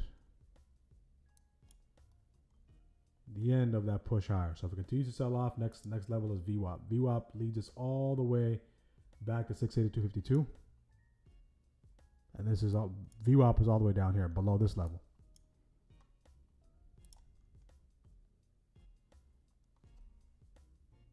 Okay, see if I can re-engage there. Okay, I'm back in. Might have got filled at the very top though. That's the only issue. I think I got filled at the very top, so I need this thing to continue to push. So I'm back in the calls. Back in the calls. Not the best fill, but we'll deal with it. Okay. Up 5, continue to push. Up 6, TP where you need to. Up 11, up 10, I'm going to take a majority off right there. Thank you very much. Down to runners.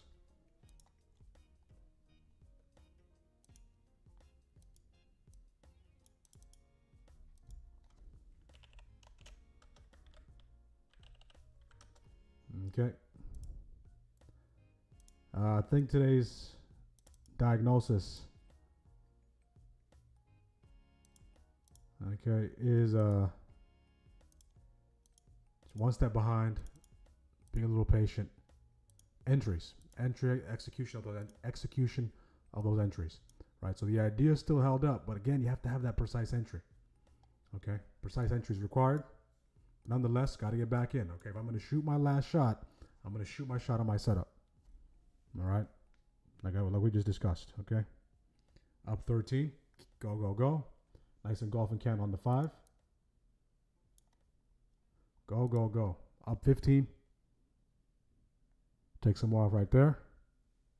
Up 16.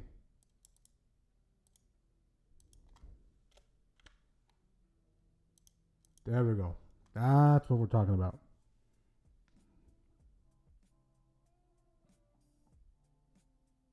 Okay, look at the Qs, up 20. There we go. And you want to take that. If you took that, congratulations. Congratulations, congratulations, congratulations, up 22. Make sure you're taking profits, guys. Make sure you're taking profits. You're moving your NC. You're having your no close. Okay, I'll close it right there at 22 for good measure. All right, just to get a win under my belt. And now watch, it's going to take off. Now it's going to take off. So again, same idea, but better entry. Same idea, better entry. Is one trade going to rescue everything? No, it's not. So you're just rebuilding that base. You're rebuilding that base. Okay, rebuilding that base. So now slowly trying to get back to break even systematically, strategically.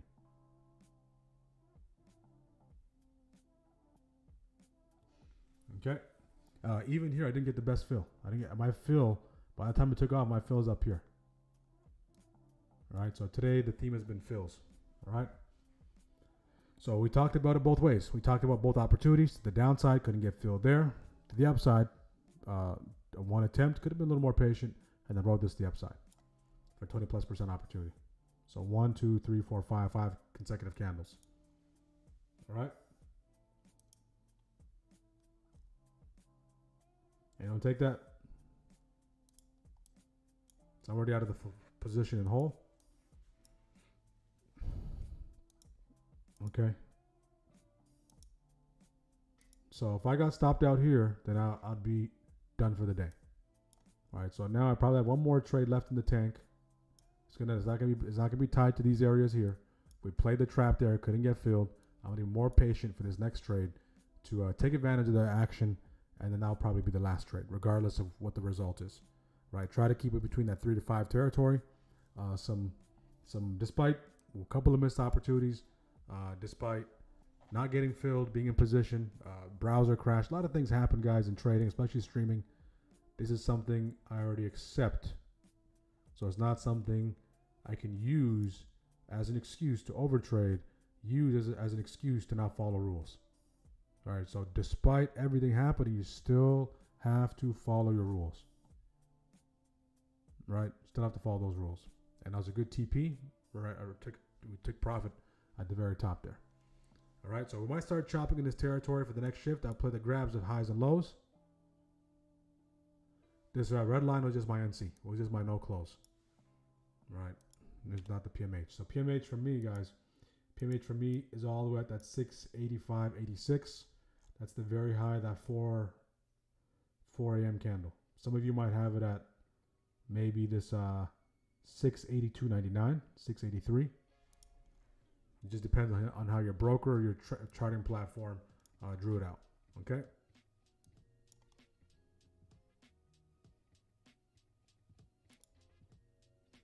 How are we doing, guys? 11:30. We'll do the poll. Maybe have one more trade left in the tank. Again, 3 trades so far. Okay, 3 trades so far. 4 trades so far. Stopped out, stopped out, stopped out. Worked in my favor. So you can already see 12%, 12%, 12%. And the highest gain, 22%, is push up to the upside. So still red, just a little less red than before. Okay. So in this case, I'll wait until 11:30 wraps up. Let's get the likes up on YouTube. Hopefully you're finding value from this kind of content, guys. You guys get to see the emotion it takes, the psychology it takes.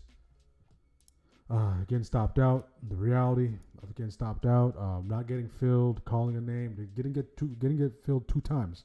Idea that we called out didn't get filled, so I have to recalibrate and really play the idea back to downside, back that area. Okay, I give it 2 attempts. Even IWM couldn't get filled there. All right, so this is the reality of trading. It's not all glitz and glam. You're going to have to deal with this day to day. Sometimes not getting filled. Sometimes maybe your application itself crashes.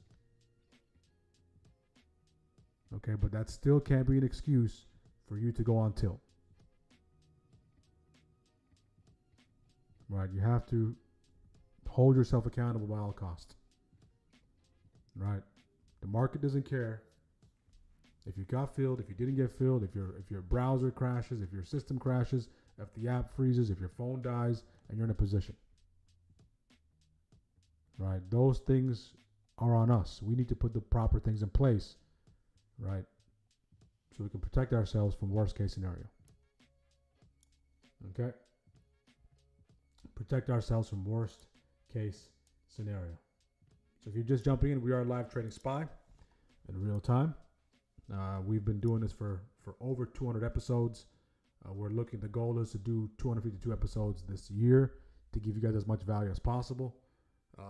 Trading comes with considerable risk. So if you never traded before, I don't want you to fund an account, start watching the show, and start clicking buttons.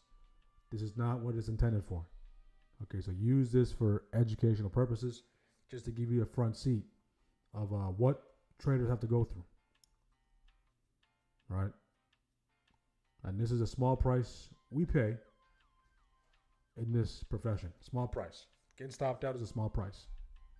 Keep in mind, guys, all we're doing is lifting our finger. All right, we're not doing anything.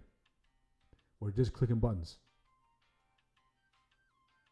It's all between the ears. There's no physical labor involved. All right.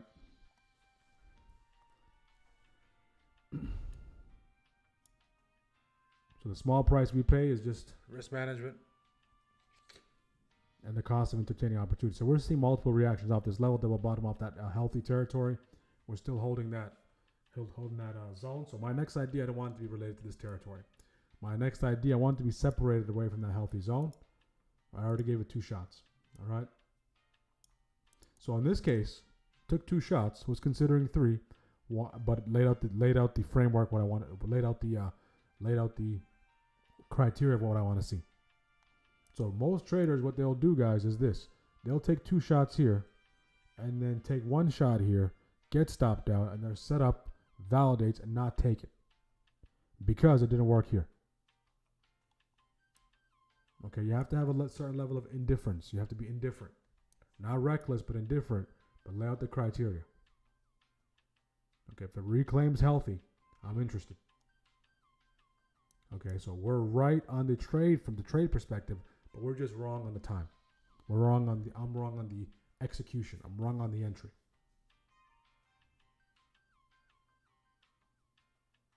Okay, think of it like this.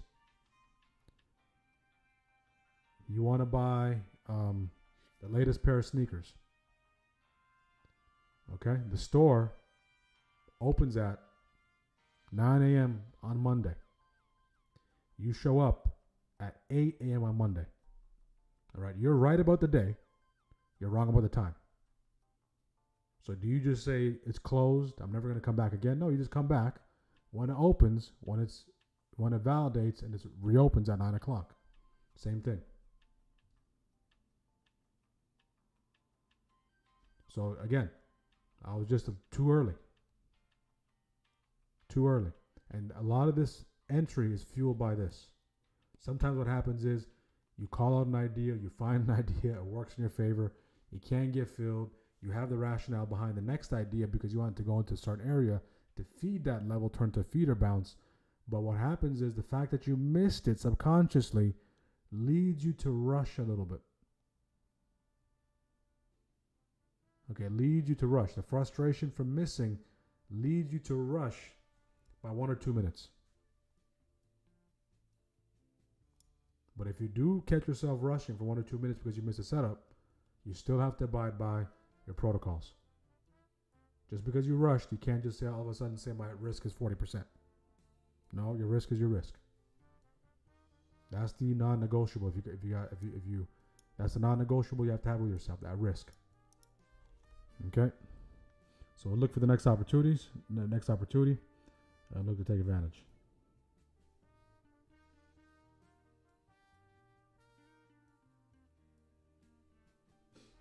Get a nice little break, downward compression break.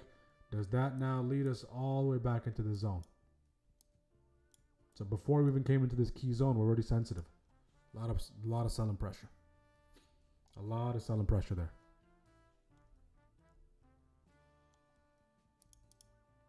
Okay, a lot of selling pressure. TGT 686. Good. I can see that 686 is all the way. Yep, all the way up here. But we need to get past this zone, get past that yearly open.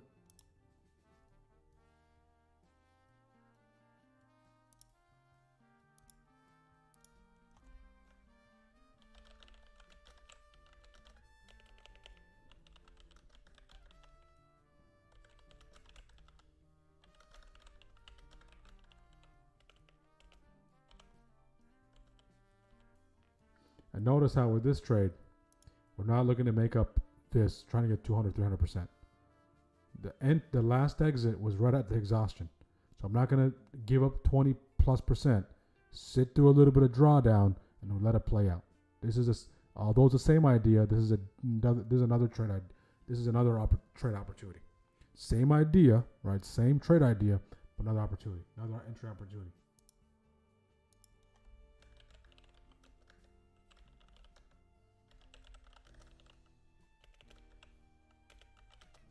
Okay.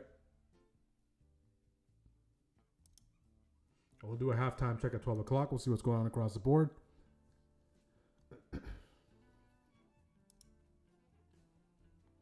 How are we doing so far, team? IWM 1030. Not 1030, 20%. Great job, Lynn. PMH bounce double support. That was nice. Nice bounce off that territory.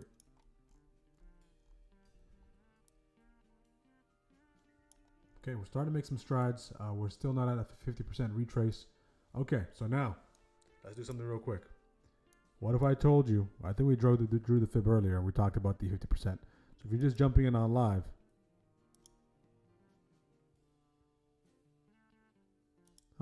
interesting.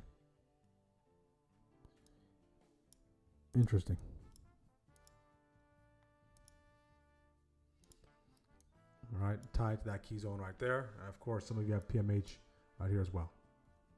So I have a video on the channel breaking down this 50-50 to the downside, but this is to the upside now. All right, so go check that video out. Go check that video out on the channel. That's the latest video on the channel, breaking it down and using a real life example of a trade that we caught for 50+% on YouTube. So check out that video and then go back to Friday's episode to see how we caught that trade using that strategy. Okay, using that strategy. Only issue is now we're kind of getting sticky between 683.33 and 684.84. So it's kind of getting sticky, back and forth, no directional moves. We're going up, we're going down, we're going up, we're going down, and not really going anywhere, creating that real separation like we saw here. So this might just be a return of what we saw here, up here. We'll see if it continues. I don't mind wrapping it up here, calling it a day. But if I do see another opportunity, I'll take advantage of it. I'll take advantage of that as well. All right. Keep in mind, guys, this is the first day of the week. It is a Tuesday. Treat it like a Monday. Use less size on this day.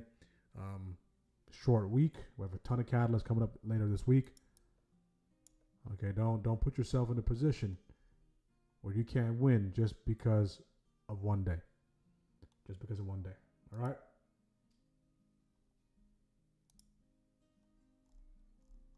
I'll do the poll at 8:30. Not 8:30. 11:30. If you're done trading, you can answer the poll. If you're still trading, you can hold off. If you're done, put done in the chat. If you're done, put done in the chat so you guys can see. Our team members are absolutely crushing it. Okay, 30%, 20% IWM. 15% those puts. Made back half my loss. There we go. Should have followed your example. 40%. All right. Minus 15, minus 10, minus 2. So if you're in this group, over time you will learn how to manage risk. Great job, Hero. Right. Just keep in mind, it's the first day of the week. Sancho kicked off the party with a 300%. I believe it was 300% gain. 16%, 27%, 11%, 14%. Beautiful job on IWM. So this is the one that I missed right there. This IWM. Couldn't get filled down. 13%. Good, good, good.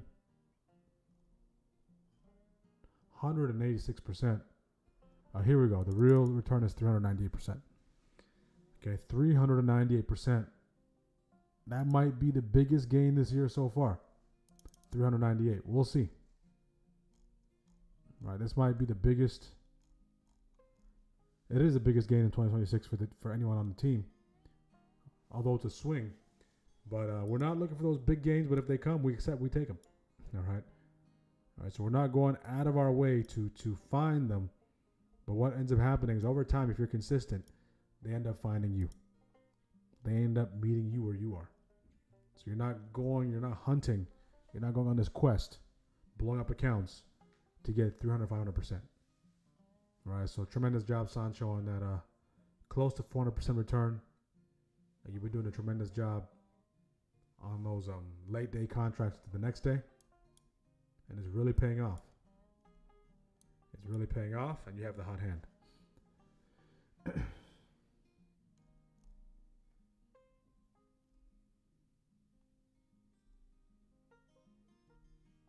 So now we're just chopping around this territory. Let me open up a couple more windows here.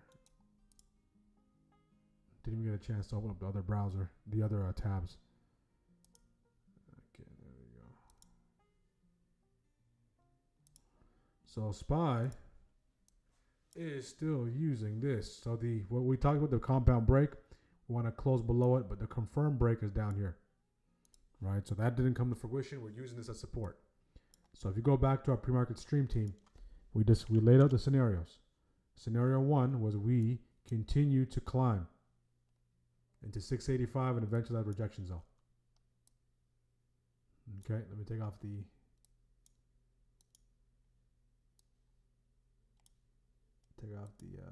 put flow. Okay, starting to climb here, so we're using that. So no signs of breakdown. What's moving? NetApp down. Roblox down 7. CRWV down 5.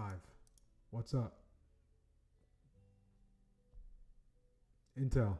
SNDK. Okay, SanDisk is up.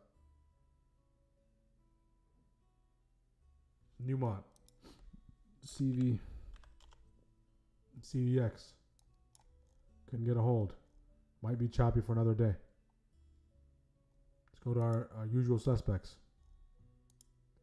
Google, trying to make a recovery. Tesla, down 2%. Broadcom, down. Lilly, holding. Amazon, down. So if that trend line on SPY breaks, Amazon breaks as well. And what happened to Amazon, guys? Amazon, out the gate, was on fire and then just completely collapsed last week.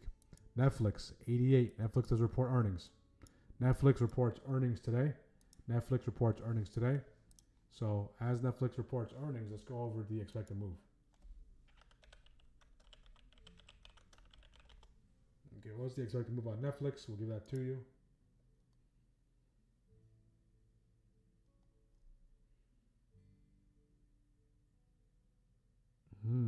Okay.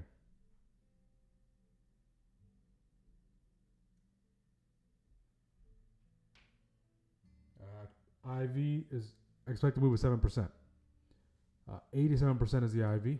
Expected move is about 7.2% from where we are. So about 7% to the upside. That leads us all the way here. So this is the expected move on Netflix. Okay, roughly 7% to the upside. From where we are, it can change during the day, but from where we are right now, 7% to the downside. Okay.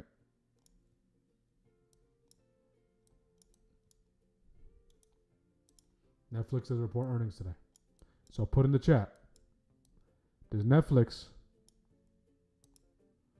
if you had to pick, okay, does Netflix tomorrow open up near 682, not 682, 82,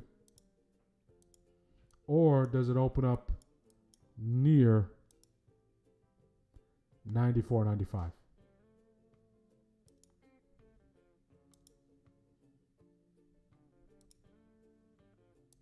Okay.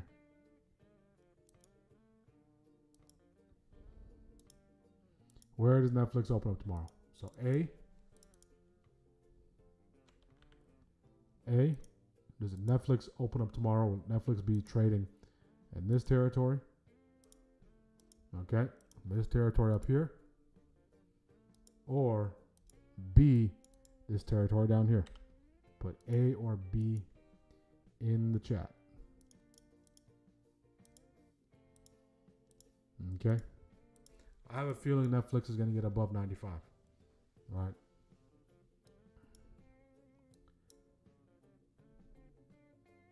Okay. They're going to have, of course, they're going to shed light on the Warner Bros. Acquisition. Looks like it's going to be an all-cash deal. They're going to report Netflix stopped reporting their subscriber numbers. All right. So Netflix, of course, they had the ad tier. They got boxing going on. They got WWE. And like I talked about a while back, the things we're talking about, guys, Netflix starting to do. They're starting to bring on major creators, independent creators, onto their platform. Okay? So Netflix, interesting to see what takes place with Netflix and where it ends up tomorrow. Anything can happen. It's earnings. All right, so if we take a look at Polymarket, they should have something to do with Netflix here.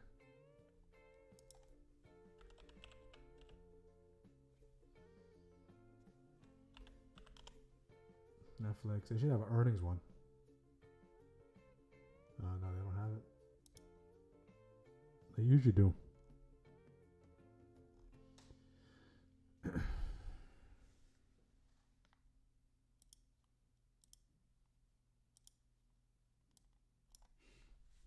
They usually do. So Netflix IV currently is sitting at 90-ish. So if you're trading straddles and strangles, if Netflix doesn't trade above this territory here or here, everything in between, your contracts will get crushed. That's known as IV crush.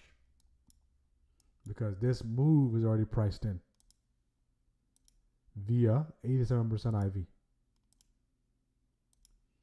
All right, straddles and strangles, if you're trading it in here, especially if your size is symmetrical on both ends. So if you're taking the same amount of contracts, so 10 for 10, 20 for 20, 5 for 5, okay? Then if Netflix doesn't make a move beyond A or B, those contracts will get crushed.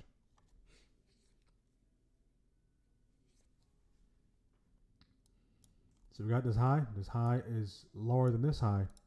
We got this low. So we got to see if we get a low that's lower than this. And this high is higher than that high. But not enough to shift these highs up here.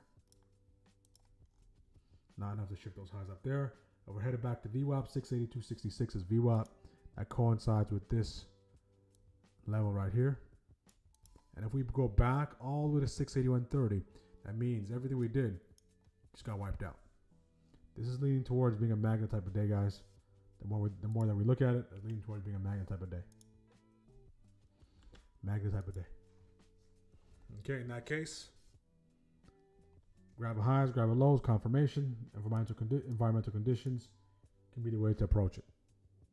Can be the best way to approach it.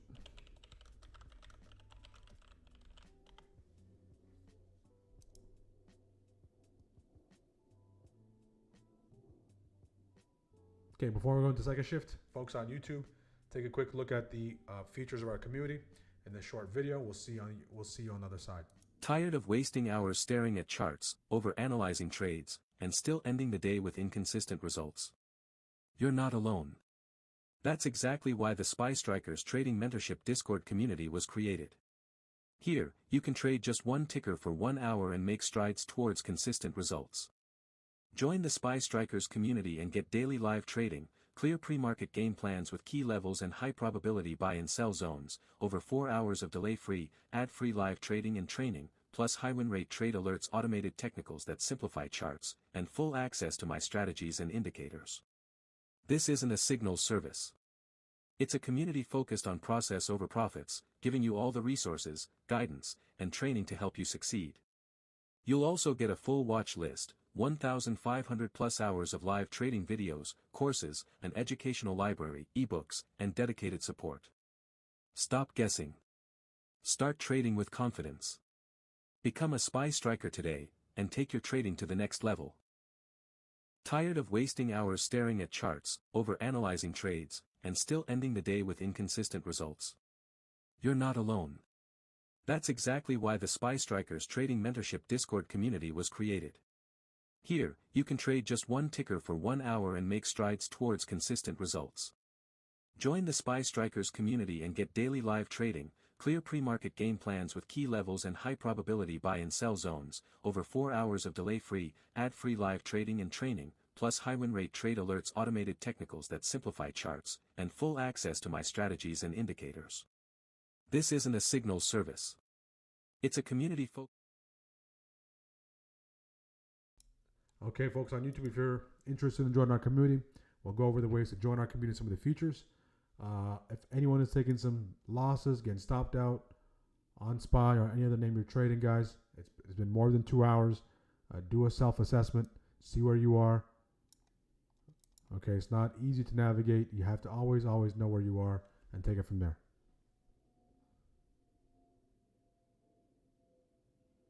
All right, so sometimes the best thing to do is step away. The nature of us stepping away is difficult.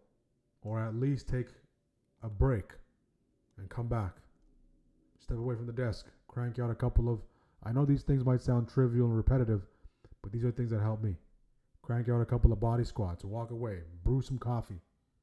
Write down what you just did. Not to criticize yourself, but just to bring things into perspective. Right? Sometimes we get so focused on trading, we forget about everything else, and that's where the market wants us to be. So maybe just zoom out, walk away, see where you are. If it's max loss, see what the key takeaways are. For me, got stopped out a few times. It's been a little bit of a frustrating day. Couldn't get filled for a couple of setups, but that is the level of trader that you're gonna that shows what level of trader you are. How do you respond when frustration knocks at your door? How do you respond when you're taking those big losses? Right? Do you go back into being defensive, trying to overtrade yourself out of it, or being a professional and say, hey, you know what? It's been a long day at the office.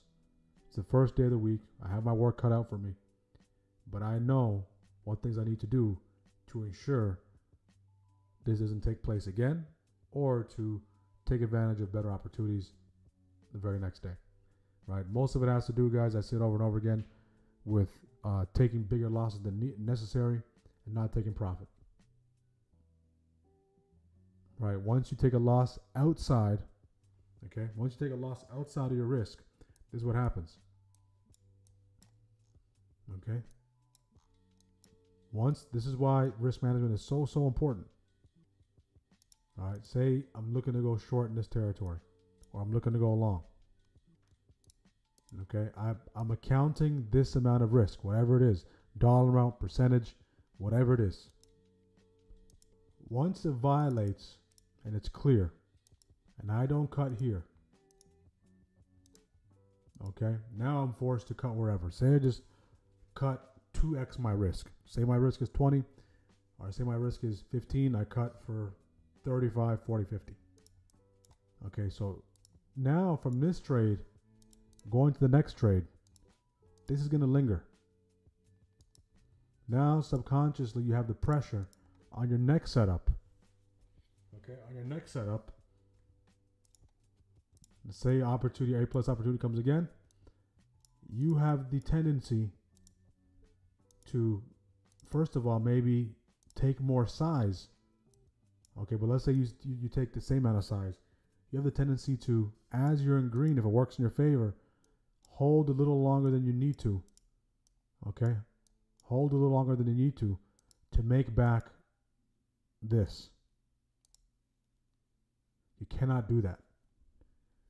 If you get stopped out here beyond your risk, whatever trade you take next has to be a standard trade. It cannot be to make up this. Right? It cannot be to make this up. This is already gone. Because if it's to make this up, your judgment is going to be clouded. You're going to be up 10%, 20%, your regular TPs. You're going to be up 25%. You're not taking profit. Because you're in your mind, you're trying to get that 60, 50% from here. And then before you know it, something happens. And that 30, 40, 50%, whatever TP that you did see, that goes beyond your TP, now you're in drawdown because you didn't lock in those profits. And then your brain starts going down the line of, let me add to the position. And then before you know it, you get stopped out again. So it's very important for us as traders, regardless of how this trade played out, whether we kind of violated our risk. Okay, let's say out of 10 trades we violate our risk 1 or 2 times. Okay, so 10 to 20% of the time. Let's just factor that in. All right, let's say out of those same trades we go beyond our target 2 to 10 times. That's going to even out. But regardless of what takes place on this trade, whether it goes beyond your target, all right, those are the outliers, or it just goes to your target, or you just get stopped out. However it takes place on this next trade, you are not looking to make this up. You're not looking to make this up. You're just looking for what you usually look for, and sometimes it might require you 2 solid trades. Okay, 2 solid trades, 3 solid trades sometimes, because you went beyond your risk to make this back up. Don't go down the line of trying to make everything back up on one trade. Take it piece by piece. Okay, you know what? I'm going to take my 10%, take my 15%, and then the next one, I'll look for the next one. If the next one is there. Not just randomly firing shots. Okay, that's exactly what I did here. All right? As much as I want to make back up everything I lost, I know I have to follow my protocol. Take profits at a majority, let the runners run, take some more off, and then cut it at 22. If I attempt to try to replicate or try to make back or overcompensate for what I lost, everything that 22% and greater that I saw is gone. Because now it's dumping and more than likely going to get stopped out. Right? So it's very important that sometimes we do make those mistakes. Right? But sometimes we take those losses larger than needed. It's going to happen. We're human beings. Sometimes we hold a little too long. But let those things be outliers. Right? You don't want those to be common occurrences. Because the outliers to the upside, where you get those major gains, will cover those. All right, so if it's an outlier day for you where you're taking a big loss, or some of you are taking big wins, right, don't let it compound. All right, don't let it compound and just turn into something that's going to take you a week, 2 weeks, 3 weeks to come out of.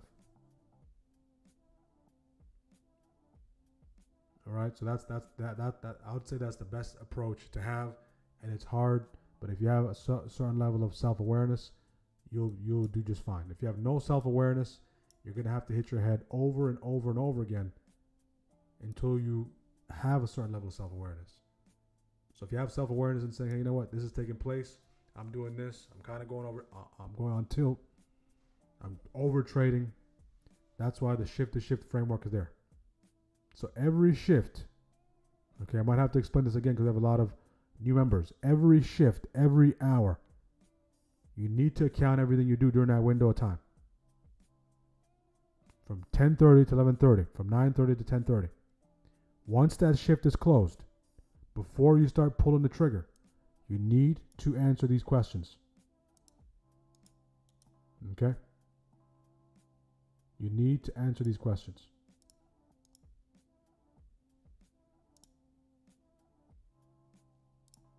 I have the questions here.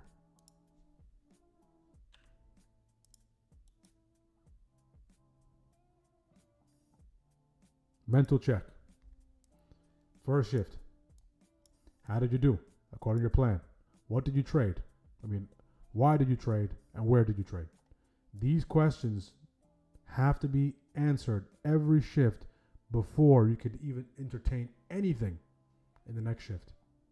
So the whole point of this framework, guys, is to ensure that any poor decision making you're making in this area, all right, is contained to this area. And you have to walk yourself or talk yourself through what you did, things you can improve before you even get to here. And then seeing where you are in relation to your max loss. All right. And for each shift, set a maximum number of trades. All right. So in any given shift, I know that maybe I'm looking to take 3 to 5 trades a day. So am I going to take all 5 of my shots within the first hour? More than likely not. Have I done that over 200 plus episodes? I don't think I've done that, or maybe I've done it once to give the benefit of the doubt. Have I traded more than 5 trades over 200 episodes? Yes, I have. Because sometimes you get carried away. I think the most stop outs that I took in a single day on live, I think it was 5 or 6. Okay, 5 or 6. I took 5 or 6 stop outs, right? But some of the trades are like kind of like this, like the idea is right, but the entry is not. And then eventually work your way back to break even. But outside of that, my sweet spot is 3 to 5 trades. I can't shoot all my shots in each of these shifts. Each of these shifts, at best, okay, are going to give you 1 to 3 high probability setups. So what that means is there isn't 5 things for you to trade in first shift. They're not high probability. So there's 1 to 3 A+ setups that can emerge between 9:30 and 10:30. It doesn't make sense taking 5 trades, 6 trades here. If you're trading quality over quantity. If you're just trading quantity, you can do whatever you want because you're just playing the numbers game. But if you're trading quality, right, and you're coming forward with a strategic approach, right, there isn't going to be 5 A+ setups that present themselves within an hour. There's going to be 1 to 3 here. It's going to be 1 to 3 here. Maybe 1 or 2 midday, and then it gets less and less and less.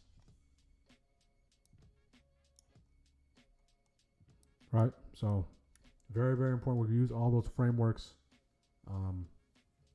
to protect ourselves, not from the market, but from ourselves.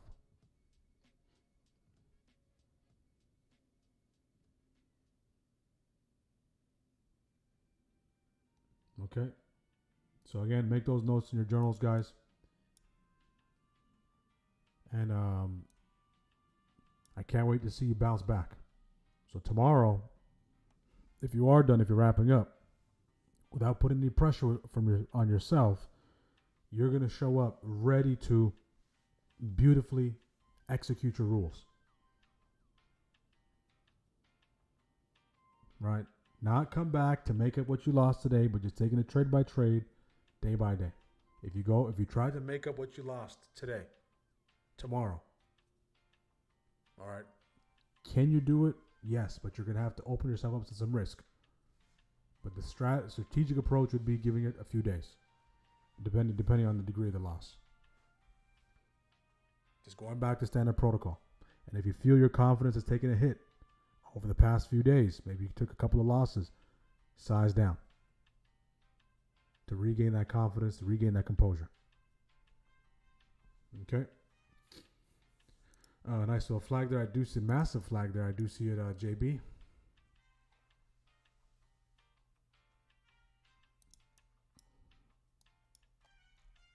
Again, guys, make sure to like the video on YouTube. Make sure to subscribe. 29% of you are first-time viewers. So subscribe. We're live every single day at 9:30 a.m. Eastern. 71% of you are long-time viewers. First-time viewers, long-time viewers. Whichever side of the spectrum you're on, hopefully you're finding value. If you want to join our community, Go to smartactiontrade.com. Smartactiontrade.com.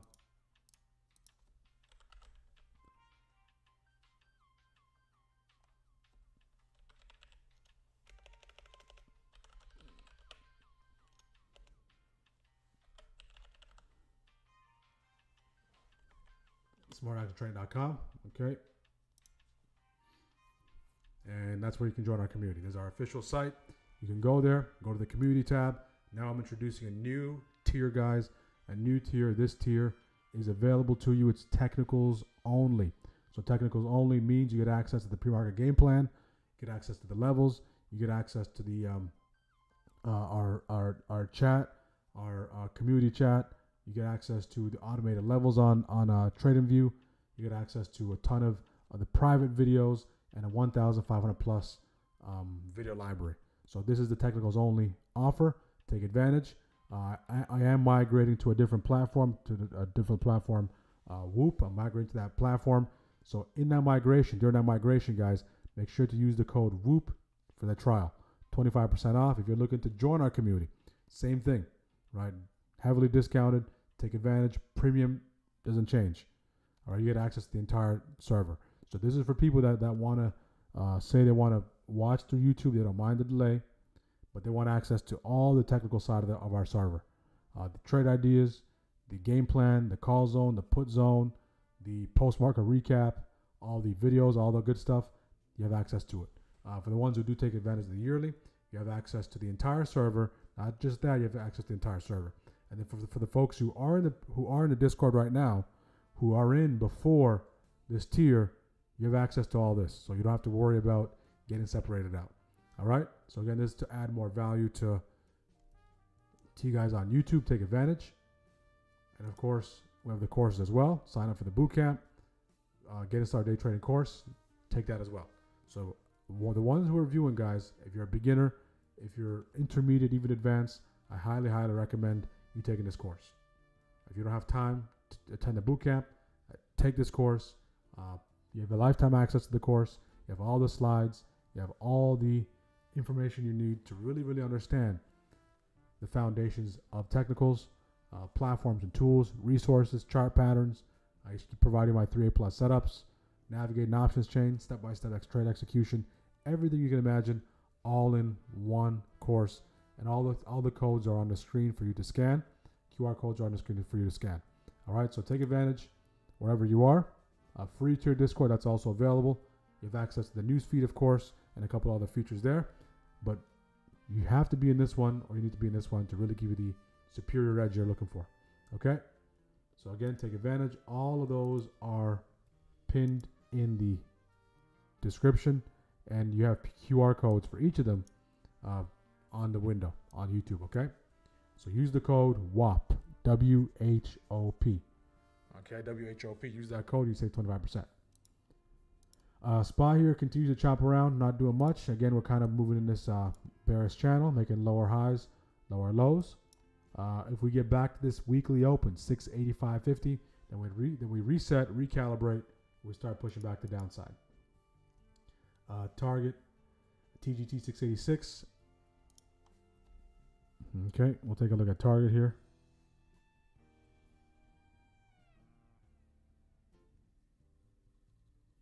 We will take a look at target.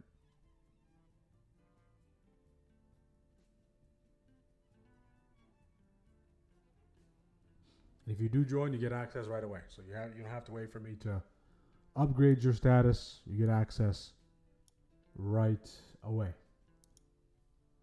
Done for the day. One trade. Red, listening. Good, good, good.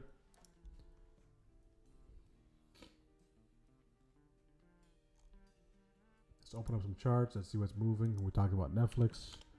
MU, just out the gate. MU just can't be stopped.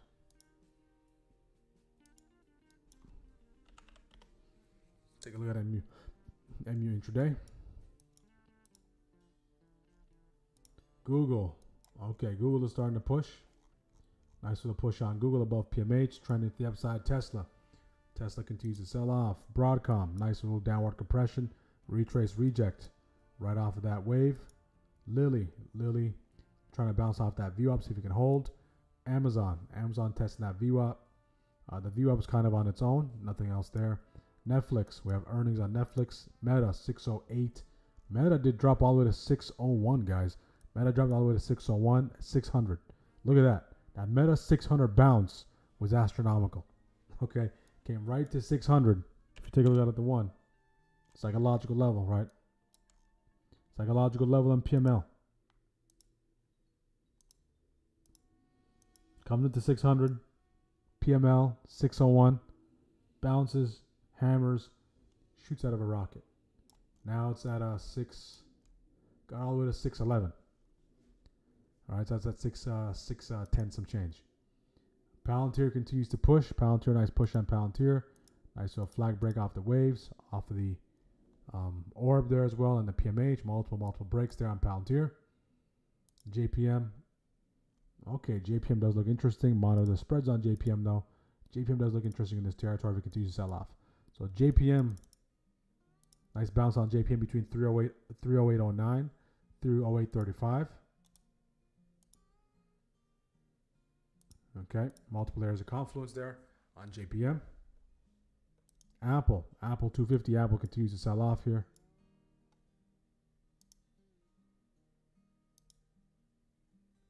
Okay, Apple continues to sell off.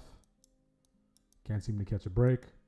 Hood, Robinhood out the gate was at the 104, pushed all the way to 108, pulling back slightly.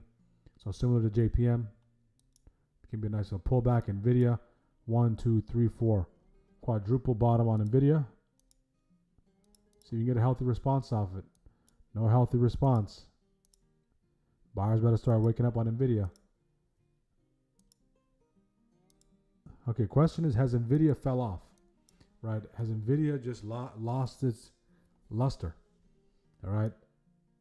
Nvidia was the talk of the town in 24, 23, 24, basically from 20 to 24. Has Nvidia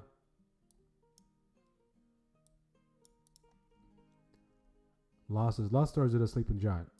Because a lot of these medium names are stepping up and taking over. MU, okay, Walmart. Not much on Walmart. Walmart fell off a cliff. MU, look at MU. MU, direct shot the upside. Reclaim PMH. Coming back to PMH. MU, somewhat of a, almost like a symmetrical triangle. Just a huge wave pattern on MU. Microsoft, nice push on Microsoft. Coinbase, complete collapse, pump. Continues to sell off now. Baba, nice pump on Baba. Uber, choppy on Uber. Disney, grinding higher. United Health, pushing the upside. TSM, wow, TSM fell off a cliff. Starbucks, nice pounce off that PMH. Oracle, Exxon, Baba, MSTR can't catch a break. Starting to bounce off those lows. MSTR did dip below 160. AMD, okay, AMD is the talk of the town. AMD, nice push on AMD. AMD was inside on the day, nice break of that inside candle. SoFi continues to push. SoFi, nice, similar to JPM. SoFi, nice little bounce zone there. Very similar to JPM setup. SoFi between 25.78, 25.83. If you take a look at JPM and SoFi, all right, very identical. Now let's take a look at XLF. Not really there. All right, I wanted to see if there's any correlation between those two. And as far as top 5 winners, SND, SanDisk, SNDK, SanDisk continues to push. It's up, wow, from 413 all the way to 450. Massive push on SanDisk. Intel, Baidu, MU, ARM, shot out of a rocket. ARM, a little bit of a head and shoulder going on there. Monster Energy gone. CVS, Spot, Okta, okay. NetApp fell off a cliff. Roblox, Billy, Nutanix, Mara, CRCL, Coin, Broadcom. Okay. That brings us up to speed. So it's a mixed bag across the board. We're seeing some winners. We're seeing some losers. Yes, they do make great memory cards.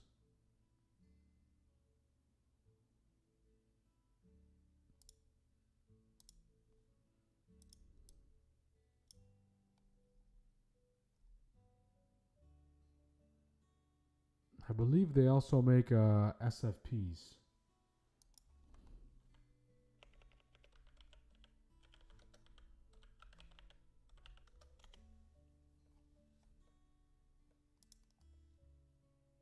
No, they don't. I know Broadcom does.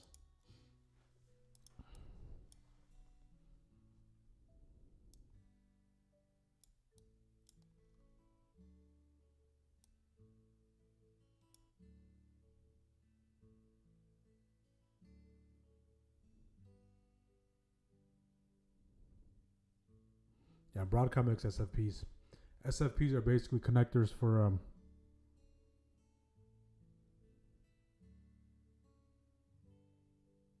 fiber connection into a device.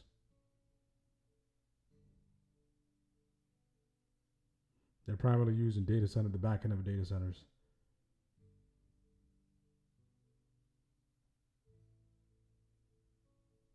So SFPs look like this.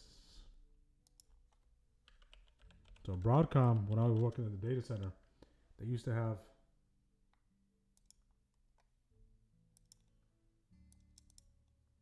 the best SFPs.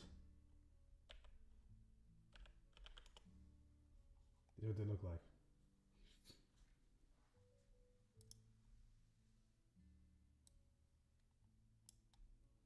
So the fiber cable goes into the SFP, and this goes back into the device, into the switch.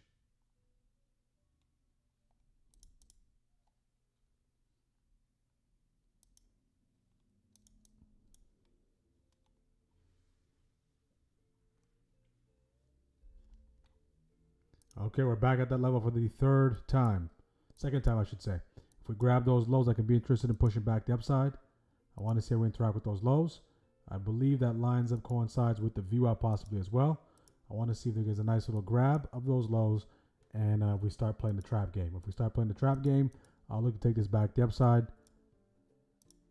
If bar starts stepping in off of that level, but I'll let it kind of settle in rather than being the first one in. I want it to sweep it, start showing some signs of life, and push it back the upside. All right, I'll be a little patient on this entry here.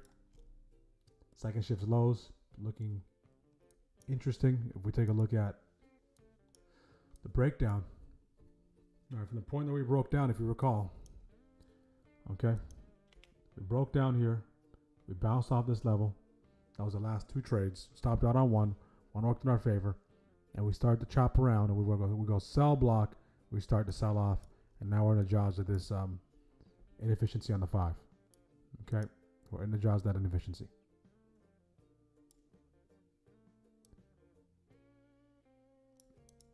All right, so for us to get back below that daily open, we need to get back below here. So once we get back below here, that means everything we did up until this point gets evaporated, to the upside at least. All right, so the areas where things can be very interesting is a sweep of these lows. What does that require? That requires maximum amount of patience. Okay, maximum amount of patience. So what are you going to allow for that to take place? You want to allow for this to continue to sell off. It's going to have natural responses off some levels. And then you want to see something there and see if it heads back the other way. So you welcome, okay? You welcome the sellers. As you're welcoming these sellers, you want to potentially become one of them. Right? So in this case, I'm not looking to do anything but one trade. So I'm looking to take advantage of a grab of lows. These lows are second shift lows. Okay? So now we're grabbing the second shift lows.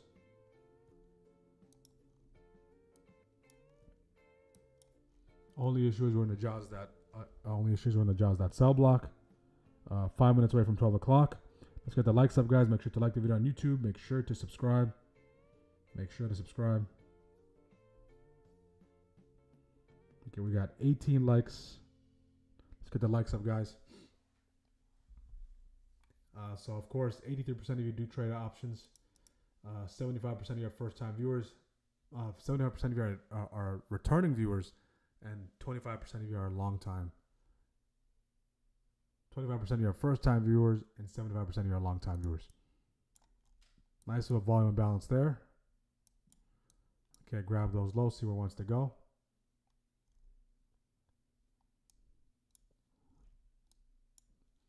Grabs those lows and see where it wants to go.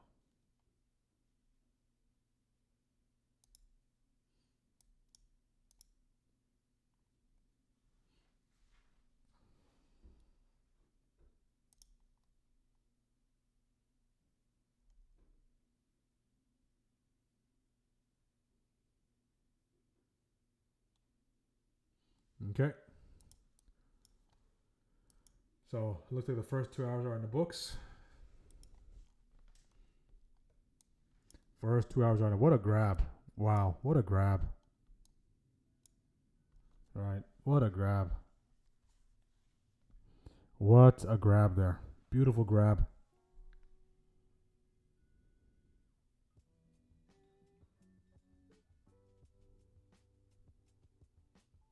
Let's do the poll real quick. If you're done trading, you can answer the poll. If you're not, hold off. The poll will be available to the end of the day. I'll make it 8 hours long.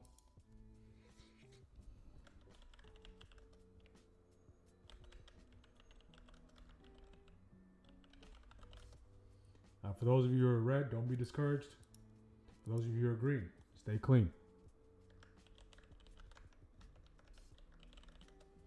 Okay, so far I'm red on the day. Little less red than before, but still red. See if I can get close to break even. If the day ends here for me, that's fine. And a couple of key takeaways going into tomorrow. And we'll look to make the proper adjustments and take advantage of the best opportunities. Of course, the fact that we have higher IV can impact the fact that we're not getting those quick executions and fills. That does take place. That's one thing to account. But if you are just joining us, we did take 4 trades. Stopped out here at 12, stopped out here at 12, stopped out here for 12, and caught this for a nice double-digit gain. And a couple of trades that we did get, we couldn't get filled. All right. So that's been our day up until this point. First day of the week.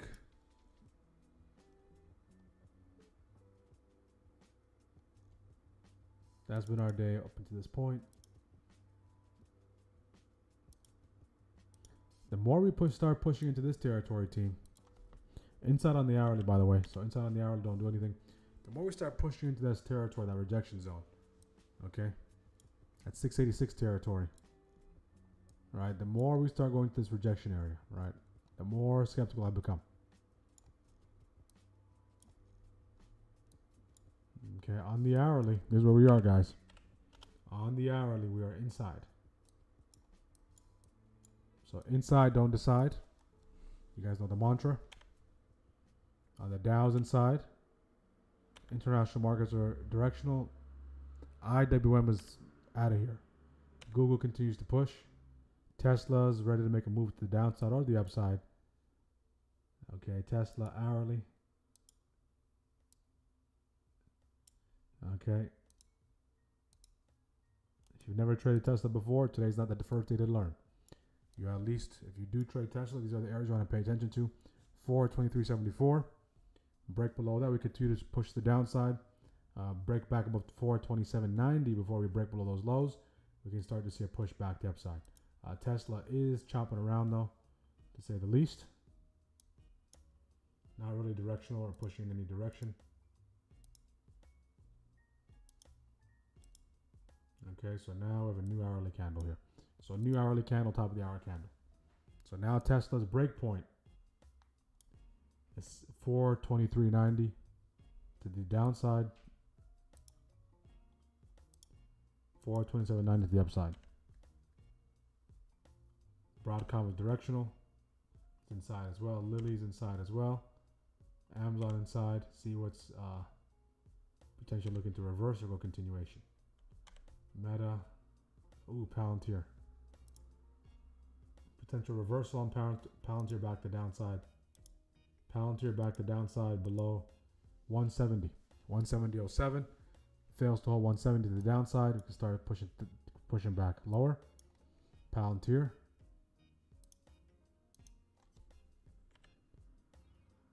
Okay, we're seeing JPM there. Apple, if you're looking for reversal on Apple back to the upside on the hourly, 252.14. Nice little doji slash hammer on the hourly.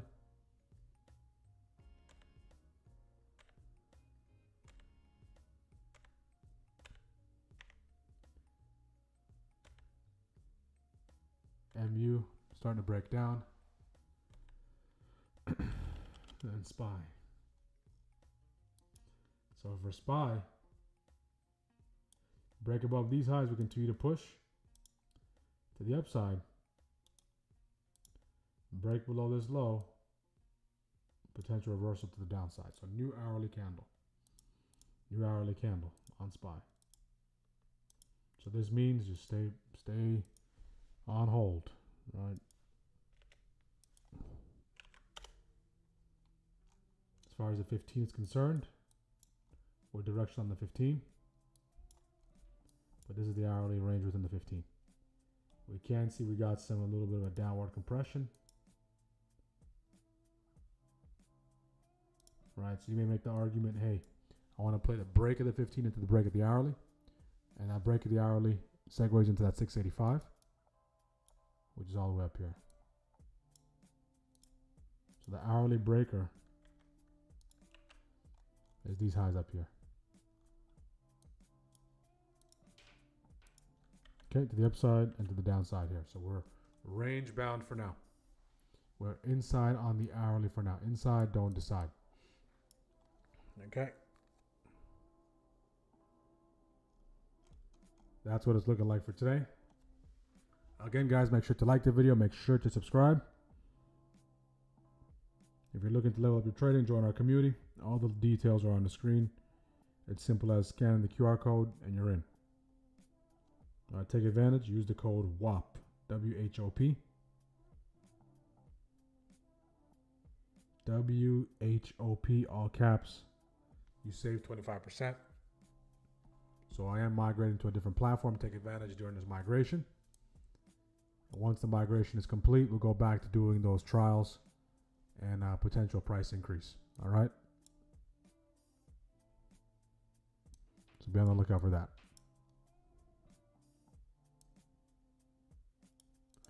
For those of you who are in already, you don't need to worry about the tiers. The plan you have is a premium plan. You're automatically grandfathered in. I've been saying that from day one. If you're in before the tiers, if you're in before things get added, you're automatically grandfathered in. All right, so there's not going to be a paywall within a paywall. Okay. Okay.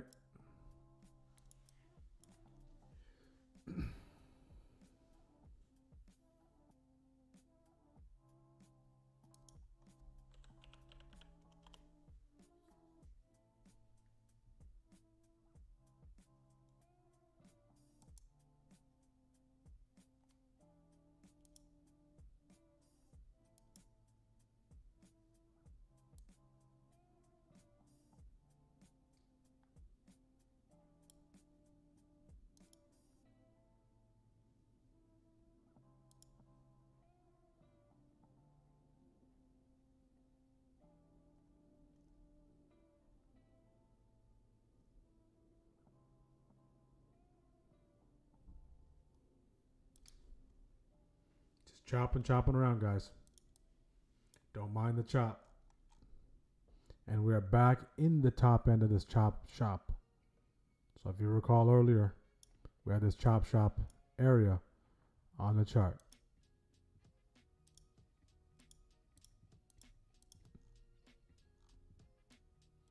Chop shop area on the chart.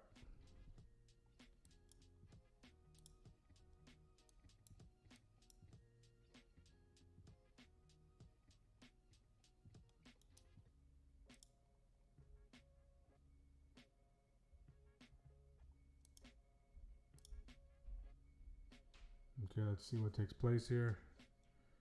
Let's see. Let's go to bird's eye view.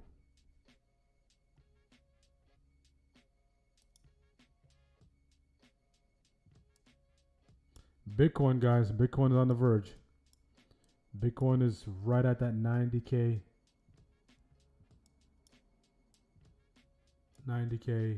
300. VIX continues to push lower. IW is out of here, off of that bounce zone like we discussed. Right, IW in this territory for that right shoulder, bounces, and now as long as it doesn't start to break down and it wants to pursue those highs, that right shoulder can be invalidated. We're seeing a bounce off the open. Basically, open up, bigger picture, moving higher. Despite the fact that we're chopping around at different moments in time, we are higher than the open. So, again, another one of those maneuvers the market likes to pull, right? Gaps it down and goes the opposite way.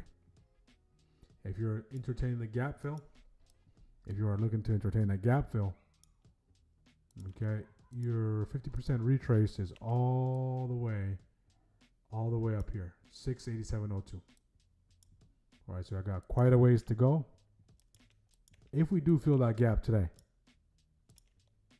okay, that would be considered a monster intraday move. All right, if we fill that gap today, especially with no major catalyst from this point on, this would be considered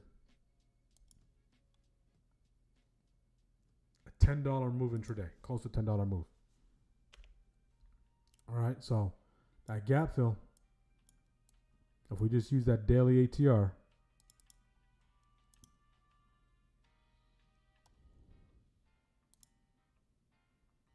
we got about 5.96 points, 5.95. So more than likely, we're going to go 5.95. Tomorrow open. Okay.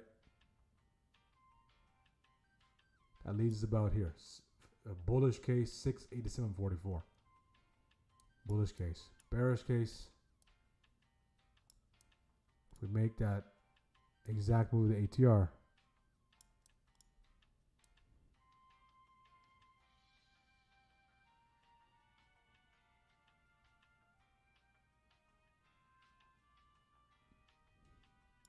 $675, right? Very hard for us to see that 675, but that gives us a kind of a range of where we can be.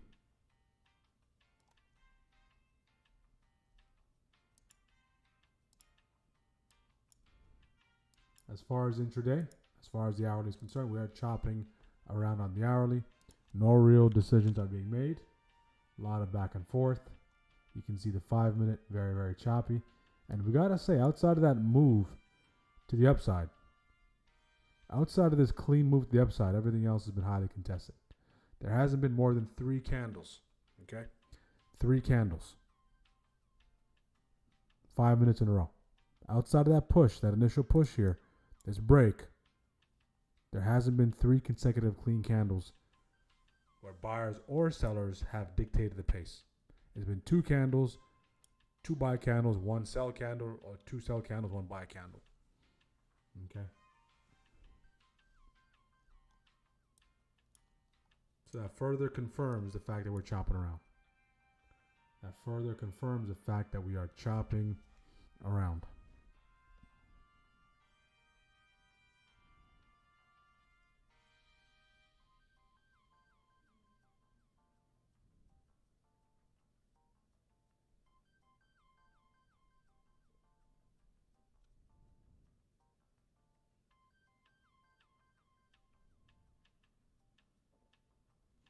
Okay.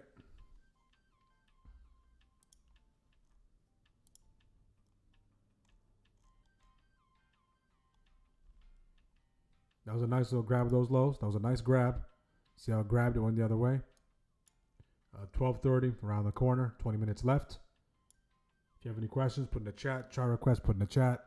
We'll look to wrap up about 1 o'clock, 1:30. Just staying patient here, looking for a clean setup.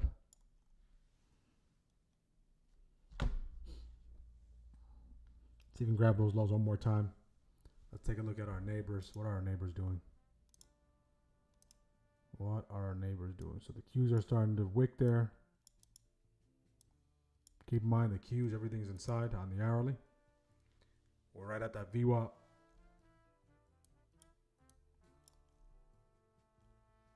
We are right at that VWAP.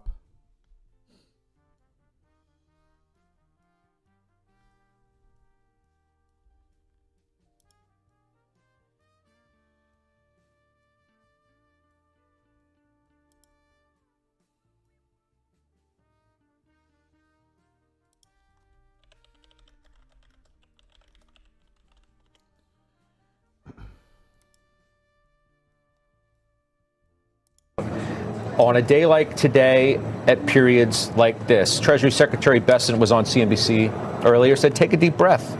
Do not escalate. President Trump has a strategy. Whether you believe that or not, that's what he said. By the way, the president and Joe Kernan will be speaking together tomorrow. Joe's going to interview President Trump. That is tomorrow, and you will hear some of that interview, of course, throughout most of the afternoon. President will be speaking tomorrow. The Davos. Look at software. I'm trying to think of people who are looking at days like today and thinking of opportunity, like you, who bought Twilio back. I did. You've had a long history with this name. It's down like 15% or something like that in the last month. Trading it. Why'd you buy it? I'm trading it. I'm being tactical. You're speaking about noise. The noise, as I said, that's troubling is yields. The noise as it relates to the tweets. You pay attention to that noise because it's actually an opportunity. So in the case of Twilio, this is a company that has outperformed the software in. Give me 1 second, guys.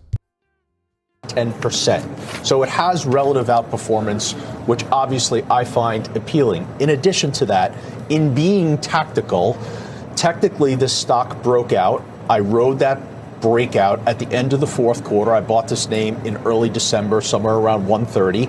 In January, when I saw that software was not going to see the mean reversion relative to semis and that the entire industry was going to get punished, I sold out of it at 137. Here we go. The stock approaches the 200-day moving average today, which remains supportive at 115. I'm a buyer at 119 with a very small risk and a really good point of reference below because I want to take advantage of the noise.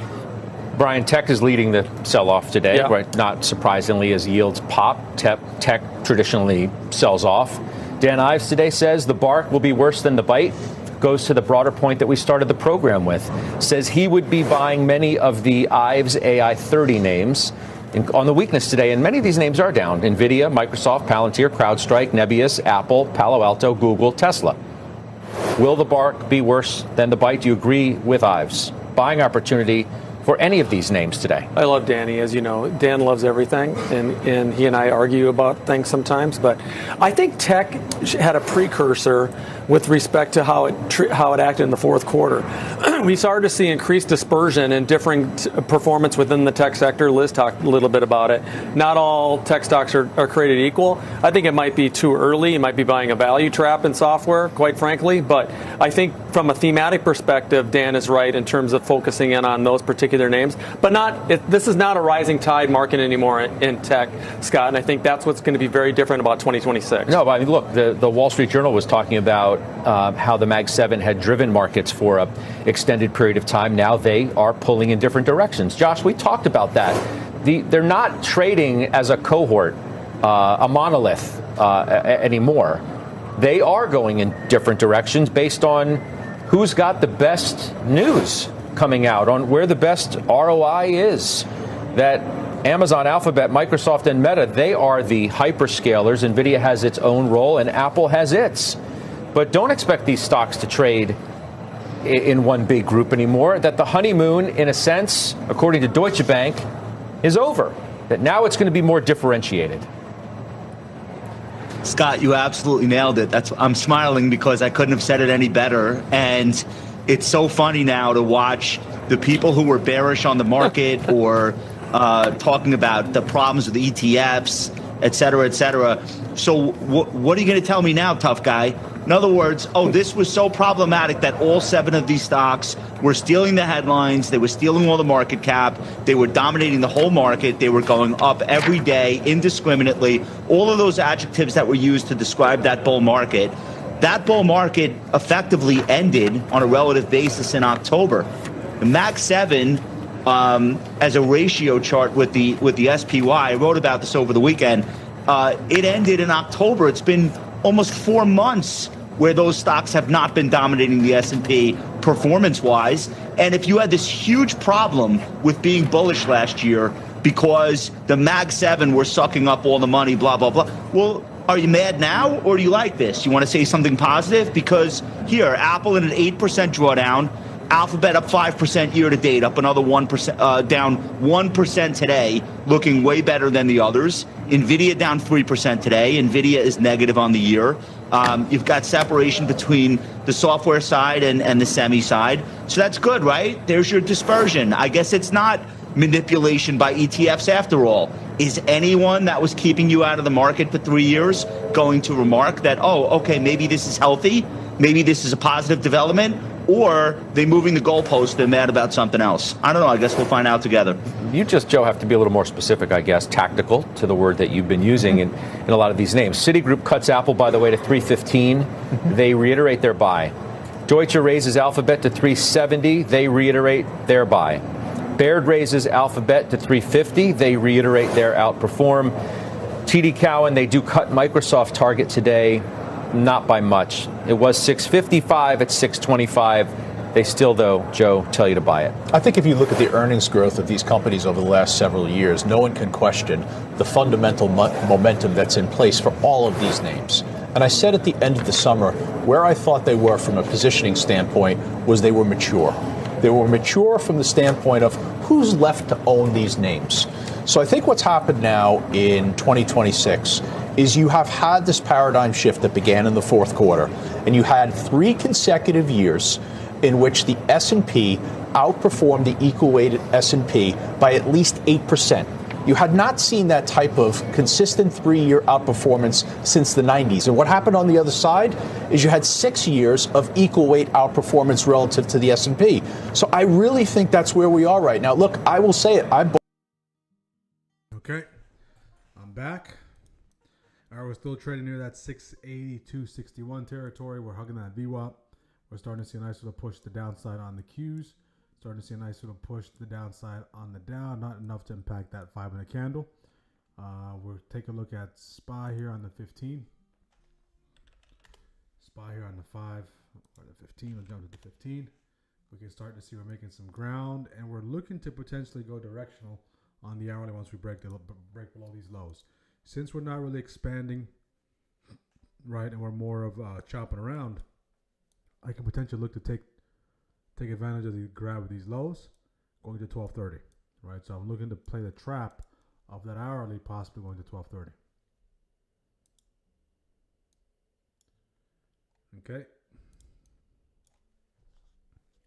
Let's continue to listen as gold and silver continue to make all record highs.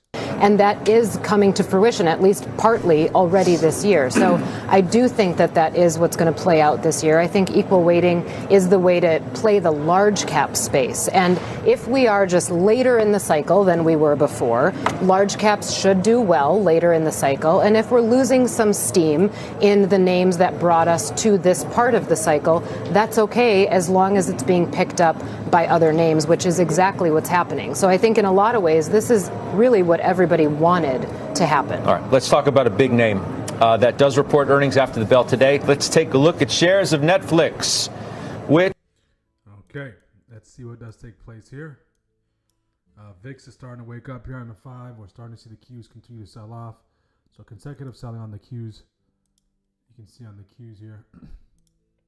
QQQ, that is. Not the cleanest chart, but we are starting to see 5, 10, 15 minutes selling here. So see if the Q can continue to push into these lows. It can get sensitive once it gets into those lows. The Qs did break nicely on this flag here. Couldn't get above that PMH. The Dow continues to go. IWM could be pulling back. At least into outside of this, IWM's at all-time highs. So again, IWM, look at that, guys. Okay, IWM, these opportunities, right? I have to take those opportunities very seriously. Some major opportunities off of IWM, like the one that we just discussed between 262.03, 262.38. This thing got shot out of a cannon. All right, now we're at all-time highs. We're up about $2 some change, close to $3 on IWM.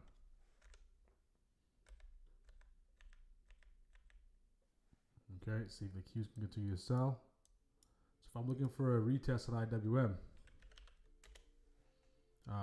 we're looking for a retest, at least come back into this territory here, guys. At least. Outside of that, not touching it. At least coming to PMH. We see this time and time again.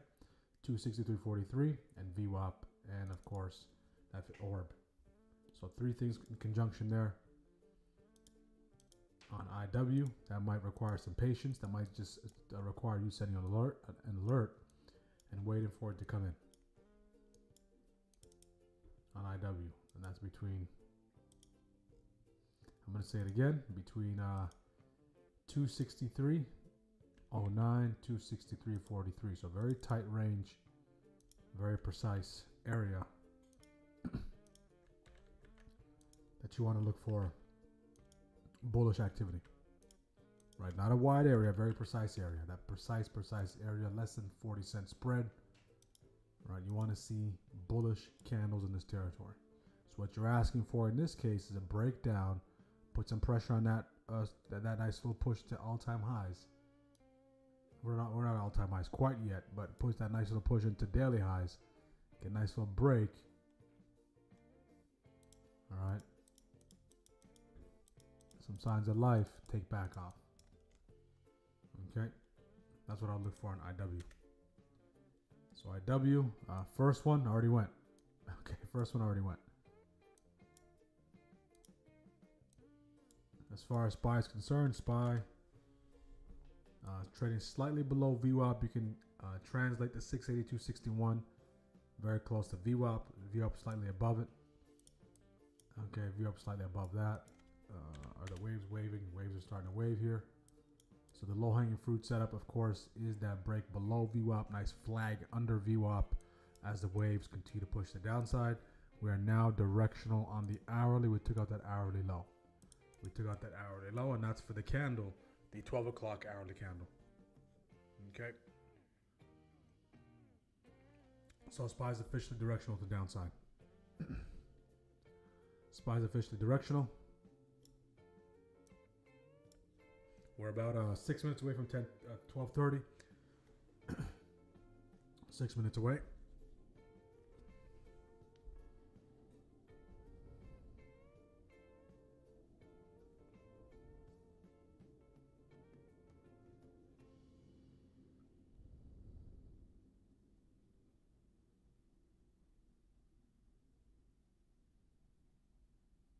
Let's get the likes up, guys. If you want to do the giveaway at 1 o'clock, 1:30, 50 likes is the target. We can easily get 50 likes. We had over 200 people stop by so far. First day back. We're seeing some nice opportunities, but you just have to be present for those opportunities. Again, tricky conditions. January is not going to be easy. Okay, the price action in January, not easy. All right, so you need to have the skill set to navigate through January and the frameworks to help you stay in line. Okay, we are directional on the hourly. We're below the VWAP as well. See if we get a nice little break. Textbook pattern under VWAP, sometimes that takes place, is that nice little flag under VWAP. I have to become directional. Lower lows. But if this is a bearish channel, right, I don't want to take lows into lower lows, right? That's not the way to trade a bearish channel. So if you're looking to short, you want to look for that lower high. Where's the next lower high? Is it going to respect that VWAP? It doesn't have to be a major lower high. But if you are shorting there, maybe further dated, you can justify that maybe. But if it's 0 DTEs will be very difficult to short at this particular area. Shorting support. Shorting support in this case. Who's done for the day? Strikers, who's done? Who's done? Anyone done for the day? If you're done, let us know. Keep in mind, guys, we have a long week, not from the standpoint of days and time, but from the standpoint of catalyst. All right, we're just getting started. Today's actually supposed to be the quietest day of the week. We have PCE, we have GDP, and we have consumer sentiment. So jam-packed week. All right. Done for the day. Okay, good. Make sure you're using your journals, guys. Make sure you're making those journal entries. So the process is there for you to follow over the past 2 weeks. All right, this is week 3 out of 52. Okay, week 3 out of 52.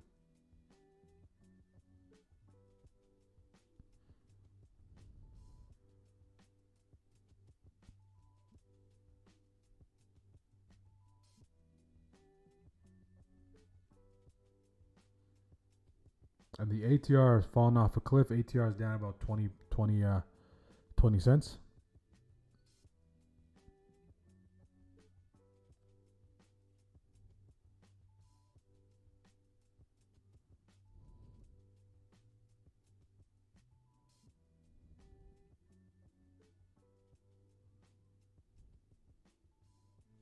ATR is down about 20 cents here. And this is why we have those protocols in place, guys. A size down on a Monday, size down the first day of the week. Okay, we're starting to see a nice rejection off that VWAP, off that first wave. Qs are starting to push lower. IWM falling off a cliff. We're seeing some signs of synchronized selling here off that nice little rejection. VIX pushing to the upside. If you can hold below this key level, right, the next one is down here. This key zone is that runway. All the way back to that daily open. Back like we never left. Back like we never left. Okay.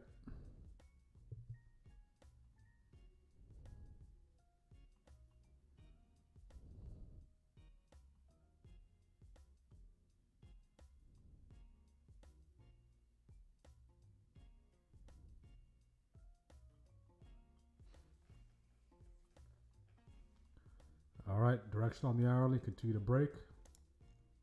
Right, we'll come back and retest. Waves starting to slide. You can see you test the waves. Starting to slide. So first interaction, nice little retrace reject. So I might take that second interaction into those lows. Very, very shallow in this case. If we get into third shift, all right, you guys know what I like to look for, especially on the days like this. See if we can grab these lows.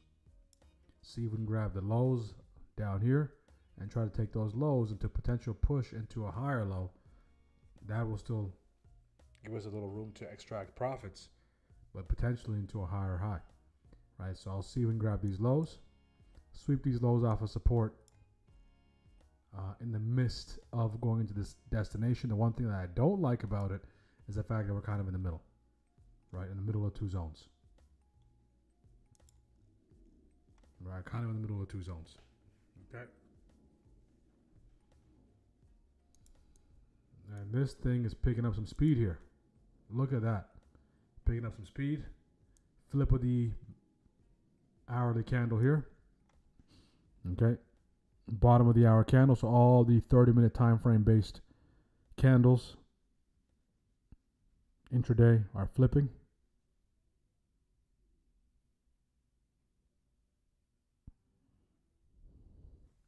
Intraday they're flipping. What a drop. What a drop. Qs continue to sell. Wow. Wow, wow, wow. So on the hourly, we're directional on the hourly. Let's go back for a second. go back for one quick second here and see where we are in the hourly. So now on the hourly team, we can see we're starting to put some pressure on that trend line. Right, so we can see we're starting to put some pressure on that trend line. So is this the fall? Is this the beginning? Right, of course, intraday, significant breakdown here. But is this the beginning of a higher time frame or medium time frame fall? If we go over to the 4 hour, the 4 hour is double inside. The 12 hour is somewhat of a shooter. Okay? 4 hour double inside. For us to break out of that 4 hour, we need to get all the way here. Okay? So if we go back to the 1 hour, what you can think is this 1 hour trigger. Okay, that 1 hour breakdown can lead to the 4 hour trigger. And then a 1 hour breakdown can lead to the break of the support and eventually that 4 hour trigger.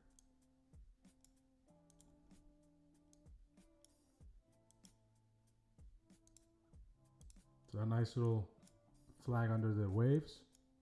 Chop, chop, chop, drop, played out beautifully.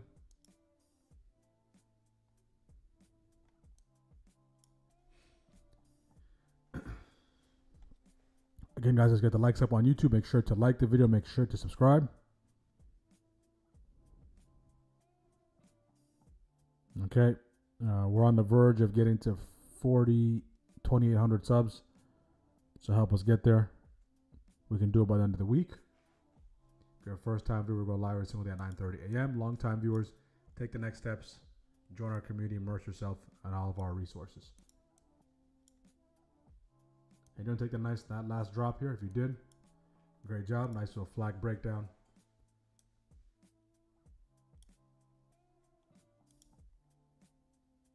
Done for the day. Good, good, good. So now we hit our final destination. So on the daily, guys, we're basically doji. Basically doji on the daily. About to go shooter on the daily, despite the fact that we did gap down. So on the daily candle, daily time frame, you can see we had a consecutive days of selling, major gap down below major support, and then now we have this potentially a shooter candle, and the down and the IWM selling off as well. IWM selling off, SPY selling off. See if we can get a response off of here. Even for a dead cat bounce, this can present an opportunity. For a retrace relay, can present an opportunity. But see if we can get a bounce off that level there. See if we can get a nice little bounce off that level.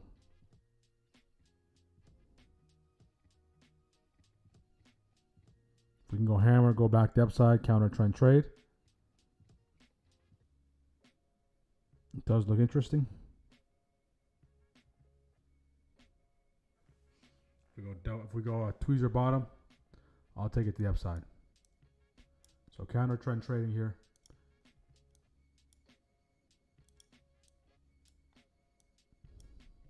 A lot of selling left on that 5 on the Qs. A lot of selling full body sell on the Qs. Full body sell on the Qs. So if I do end up taking this in a few minutes here, my risk is going to be that month of 50% retrace. So I'm betting on buyer stepping in and protecting that level. Buyer stepping in and protecting that level.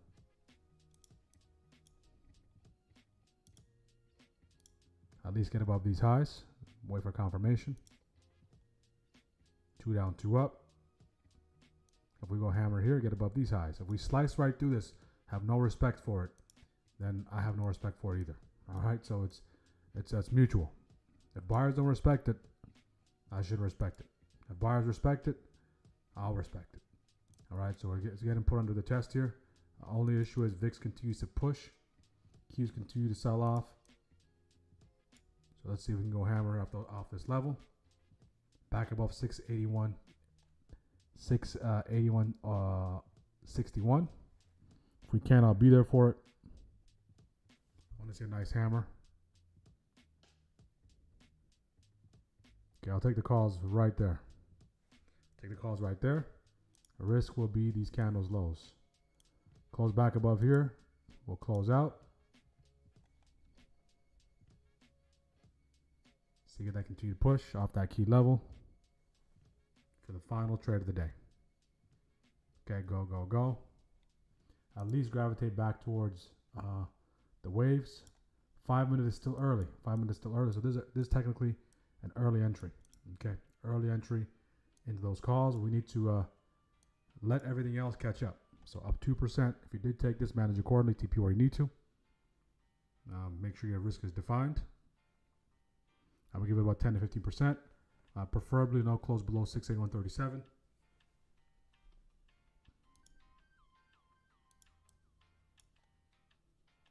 Okay.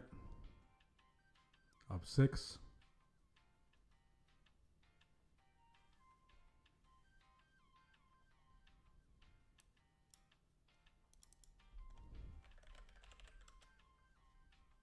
So I want us to continue to build on that candle's momentum. So you get above those highs. So you get above those highs. Starting to push back the downside.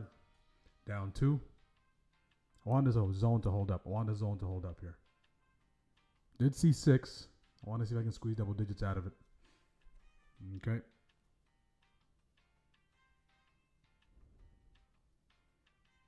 See if the Qs can start basing out here. See if the Qs can start basing out. So if we break below here, violate this level, I get stopped out. Down 2%.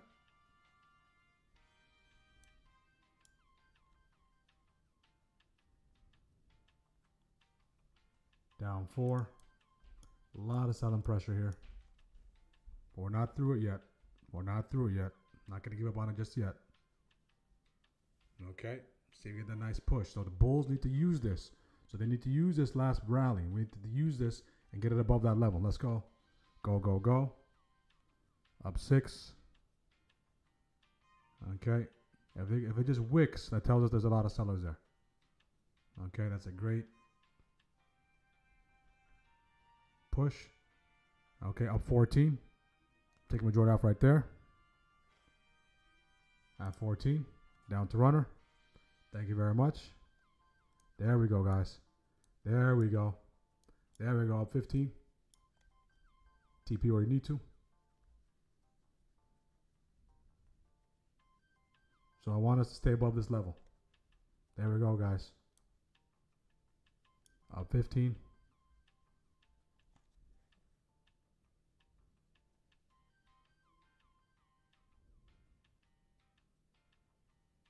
There we go.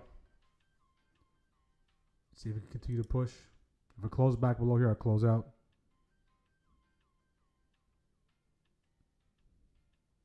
Take a majority off already at 12. 12 to 14. See if we can get one more push to the upside. We are testing those waves, so we can get some push. We can get some pushback. We can get some pushback. If we close back below that black line, I'll close out.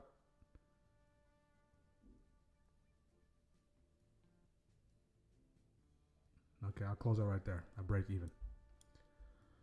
All right, so nice pop.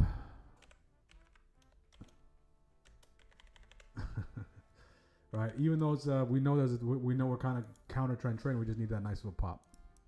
If it had some follow through, fantastic. But that key level, key zone, held up.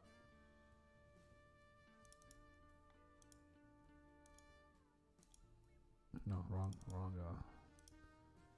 So in this case, just grinding our way back to the upside. Slow grind. Wouldn't have it any other way. Okay. So it comes into key level. We allocate the risk. First, the risk is defined. And of course, it probably continues to push. Okay. How are we doing, guys? So that's counter trend trade. Man, as soon as I left, of course, it takes off. All right. But anyways, you guys get the idea. You guys get the idea. You have to trust your zones. You have to trust your zones. Trust your zones. Very important to trust the zones.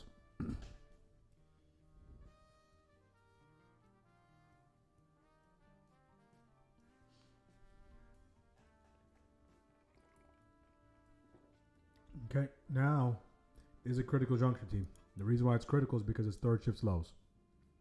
Third shift lows. If we can recapture that, my goodness, those contracts are out of here. Okay. Okay.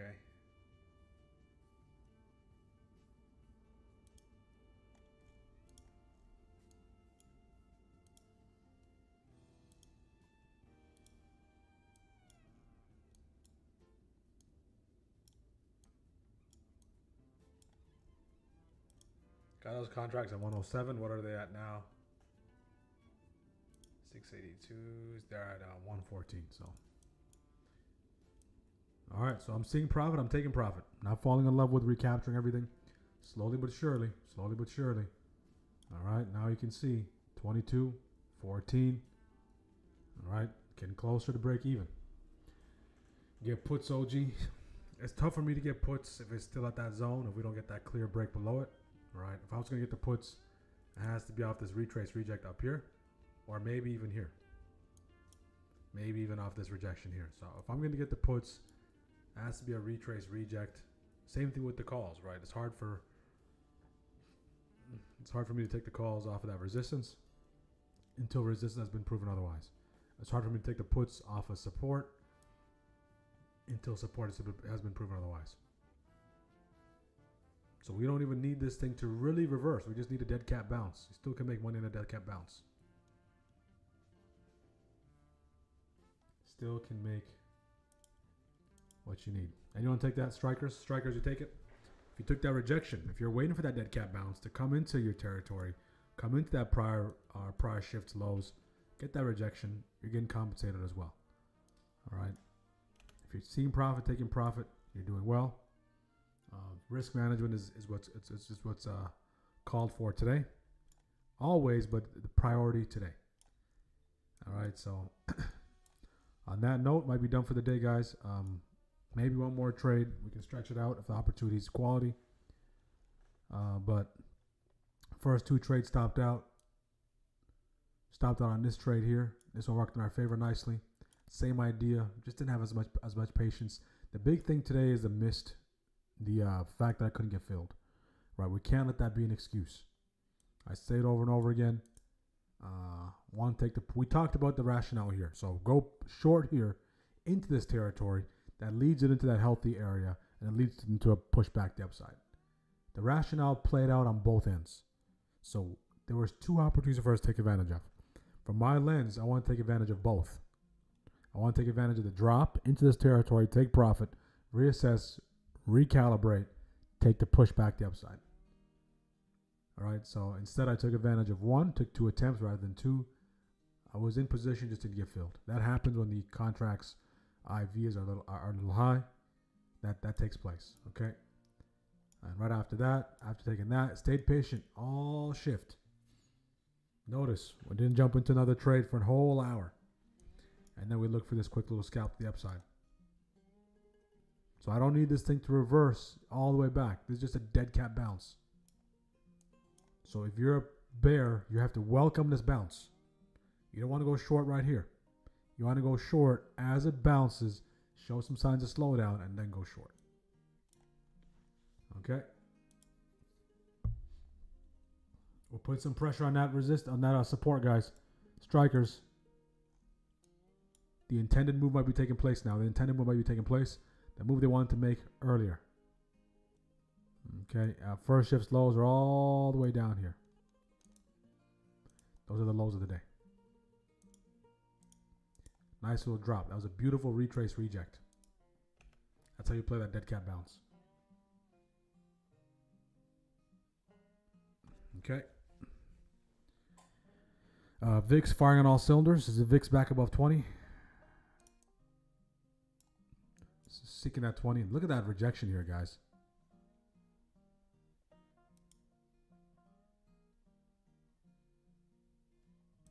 You better get puts tomorrow, 675. It's possible, right? If I am going to take the puts into tomorrow, those kind of trades have been playing out well. I like to operate between 3 o'clock and 3:30. So I want to take those puts during that time or the calls during that time because I don't want to hold the position and the position lose value while I'm holding it. So I'll let it lose value. In the meantime, let it get beat up, and then last minute, okay. If I like some sort of idea I'm paying attention to, that's when I'll look to engage. Right, but the bigger picture team and folks on YouTube, we're starting to break down. It's starting to break down fully. Let me illustrate for you guys what's going on. In the pre-market game plan that with our stream, we have with our Discord, we discussed the importance of this trend line. So all eyes on this trend line. So a couple of scenarios we talked about is, first of all, coming to the day, you don't want to be overly bearish until this trend line breaks. There's a possibility for us to use this trend line to 685. That's basically what happened. Came close to 685. Once it breaks, that might be the breakdown you're looking for. So both scenarios. All right, this is why it's so important not to come into the day, get impacted by the things that take place in pre-market. It's hard. But the better you can do that and the better you can kind of focus on what you're seeing in front of you rather than trading based on what you're thinking, okay, which is influenced by the things you've seen in pre-market or heard pre-market, the better you'll do. Okay, our job is to remove, okay, bias. All right, we want to have scenarios laid out to where we can take advantage of both ends, but coming into it, we don't want to come into it with a bias and look to confirm the bias. We have these list of scenarios and we want the action to confirm those scenarios, and based on those scenarios, you build your bias.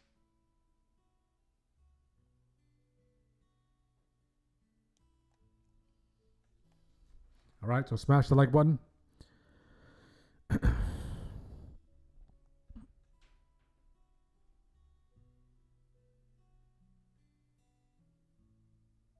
Make sure to subscribe.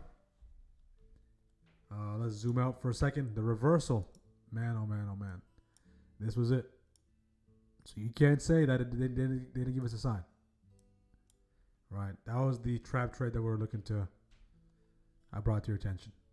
Now we're all the way here.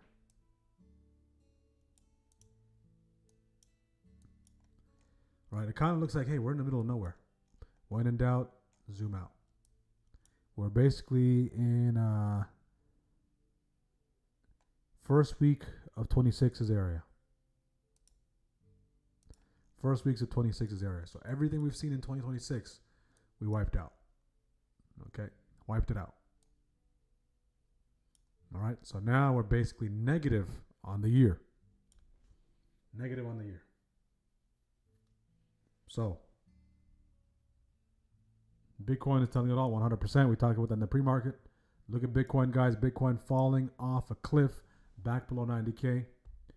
Great awareness, market awareness, OG. And I like the fact that you have an idea, right? You're putting your money where your mouth is.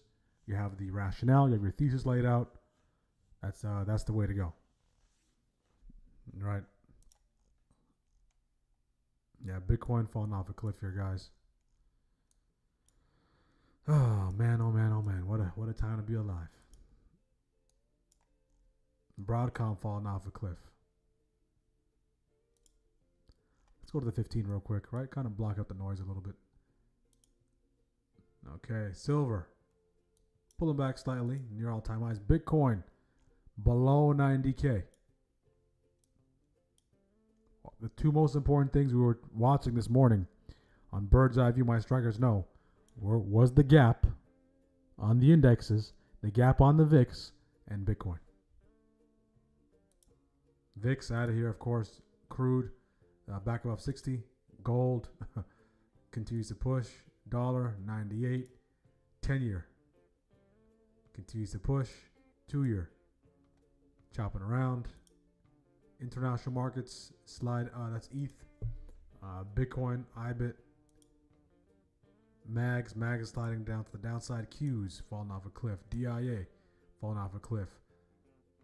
EFA, international markets falling off a cliff. IWM falling off. Oh, IW shows a little bit of promise is coming to that zone. Okay, that's provided to our strikers, the trade zones. Ideas.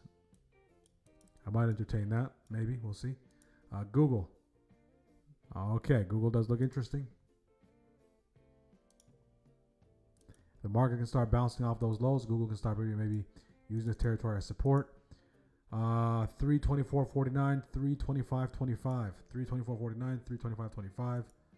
Tesla, nothing. Broadcom falling. Lilly, nothing there. Amazon sliding. Netflix sliding. Meta sliding slightly. Palantir. Okay, so what do we say on Palantir? Palantir, we talked about that. Slide on Palantir, and it's sliding on the hourly. Okay, if you take a look at Palantir on the hourly, all right, look at Palantir on the hourly, starting to break down already. If it breaks below that PMH, 169.45, it can start to slide back to VWAP. JPM, everything is red, guys. Apple, Hood, Nvidia. All right, the major names are red outside of Netflix, which is slightly green. Right, just hanging on to green. Sectors, let's take a look at sectors. All the sectors are red except energy and consumer staples. Real estate taking a hit. XLY taking a hit, discretionary. Industrial taking a hit. SMH taking a hit. XLK taking a hit. XLF taking a hit. So this is our first sell-off of 26. So what are the things we want to be on the lookout for? How quickly do we respond? The elasticity, okay, of the response. So what I mean by that is, if we start selling off 3 to 5%, okay, how quickly, like a rubber band, all right, how quickly do buyers push it back up?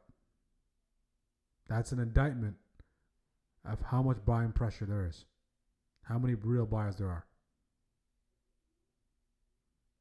All right, so if we just sell off 3 to 5, quick bounce, that tells us, you know what, this is a lot of buyers there. If we linger, spend a lot of time at -3, -5, start crawling into the 6s, we'll do a breakdown before we wrap up on the higher time frame charts. Then we can start adopting something else.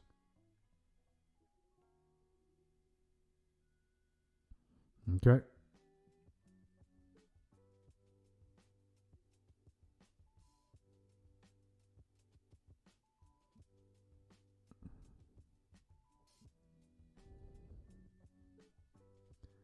All right, reclaim.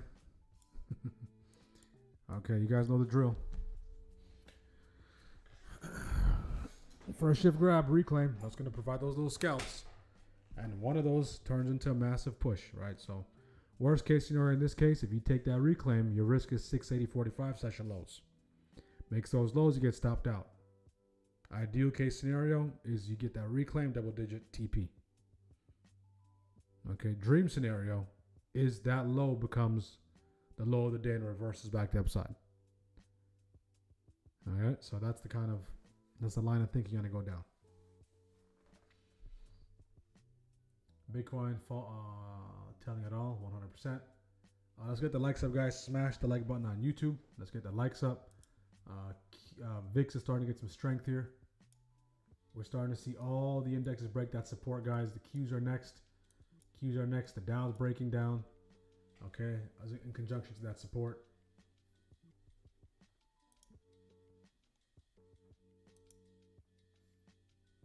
All right.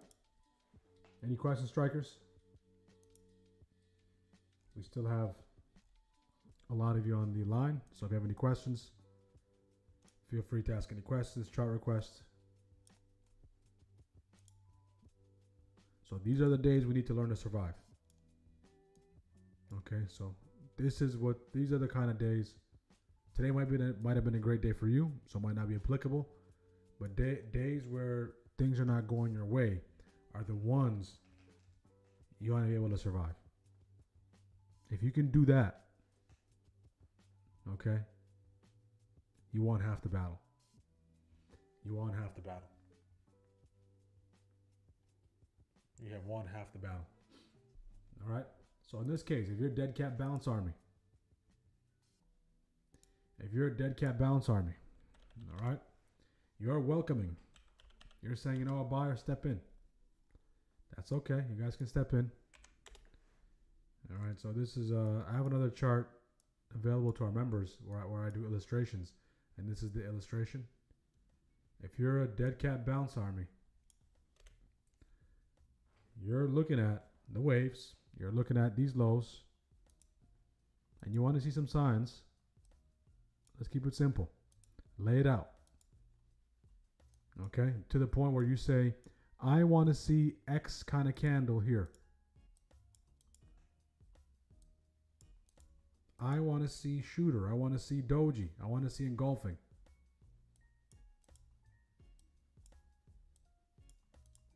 All right?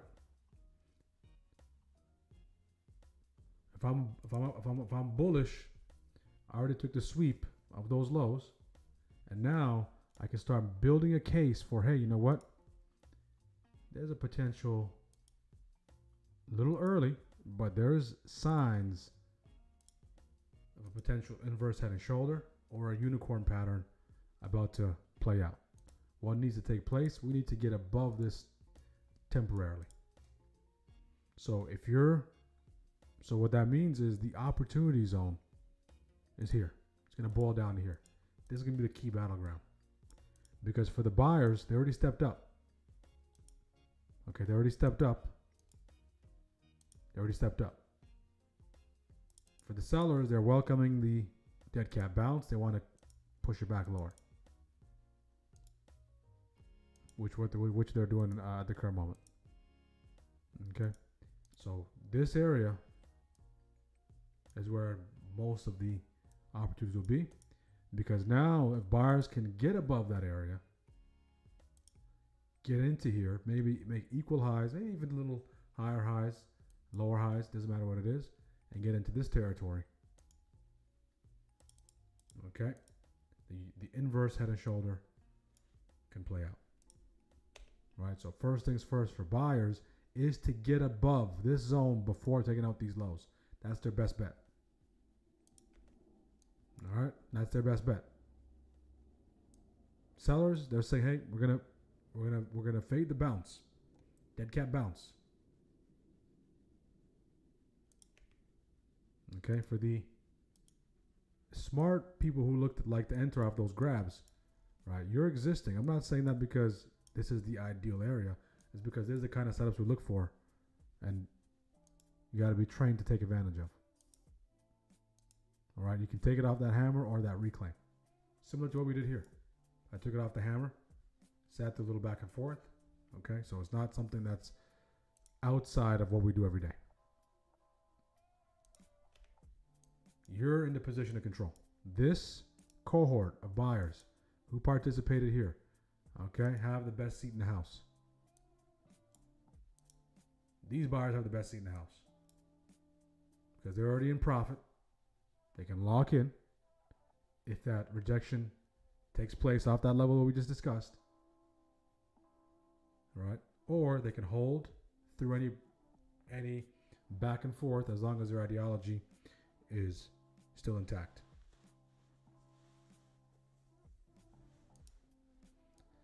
Okay. So now we're coming right to that pivotal level, okay, right to that pivotal area that we can see the big decision be made. So what that means is, as a market participant, you want to start engaging in the areas where the most opportunities are, right in this area. So now you want to use your technical analysis ability to see which side you're going to go on, which side of the coin are you going to be on. Are you going to be on the short side? Are you going to be on the long side? Are you a seller? Are you a buyer? And whatever you are, the opposite thing, if it comes true, becomes your invalidation marker. Very straightforward. Because that's likely where the move is going to take place. Okay, that's likely where the move is going to take place. This is what's going to be highly contested. Okay, and you're probably going to start to see the volume start to pick up here.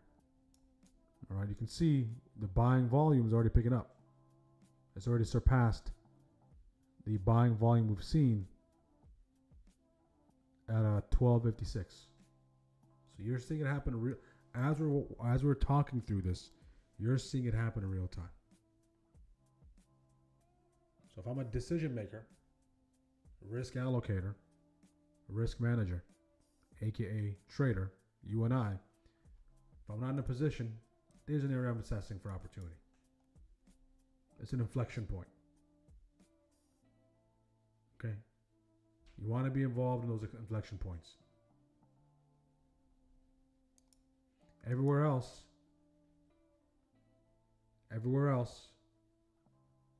it's merely price on its way to an inflection point. Interesting. We grab those lows, textbook grab a first shift lows, and we head the other way. Do we have enough fuel to get back above these highs? We'll see. And ironically, those highs line up with this key zone.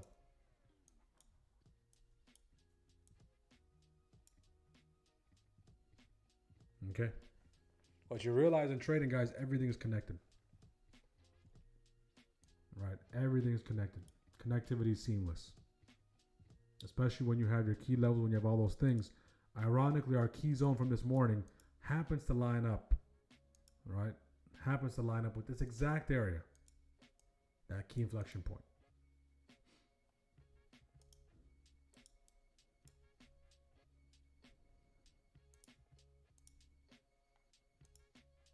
So sellers are trying to step in here, push it back lower on that retrace reject. For us to really start to see that selling pressure continue, structural break will be required of a new hourly candle here as well. We're 3 minutes in. See if the VIX can continue to push. So the buyers are using this nice little ramp to the upside.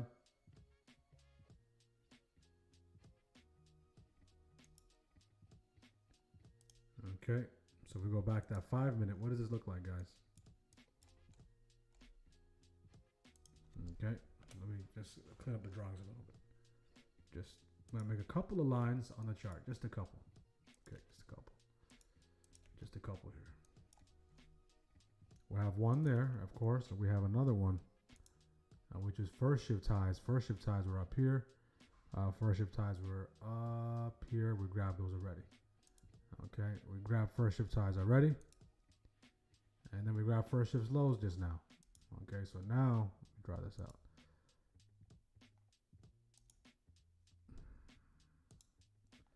The drawing tool. Okay, so we grab these highs.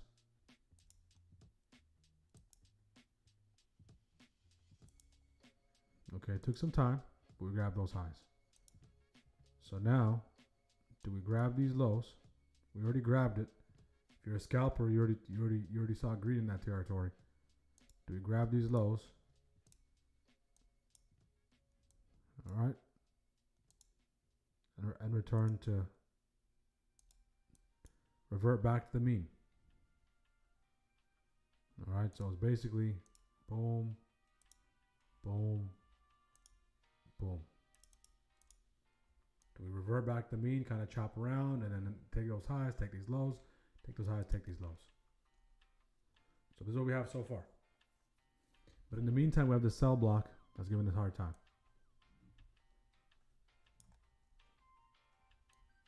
So if you look at this chart, okay, would you want to be a buyer up here? Or would you want to be a buyer down here? There's no wrong answer. Of course, we have hindsight to tell us what took place, but just from a general perspective. There's no wrong answer. You can be a buyer here, all right, that there's momentum. You can be a buyer here. But these, you can buy here, you can buy that, but both of these lines of thinking, all right, feed into two different philosophies. This is buy low, sell high. This is buy high, sell higher. So if you're a buy low, sell high trader, you're looking for these grabs. You're looking to buy low. You're not buying here. If you're a momentum trader, right, you're probably looking to buy here because you're looking for momentum.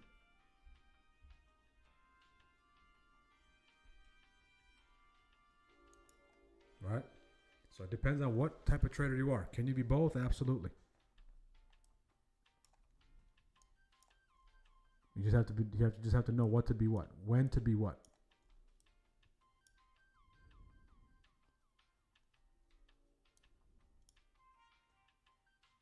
Right? So now when you're a reversal trader, your secret weapon is patience. Because the trade that I took, that last trade that we took, was this right here, guys. Third shift grab. Aggressive selling into it. Okay, this selling candle, massive sell, double sell block, still went long, trusted the key zone. But knew that we're coming into this sell block inefficiency and we're coming to those highs, so I got to take those profits because it can turn into a dead cat bounce.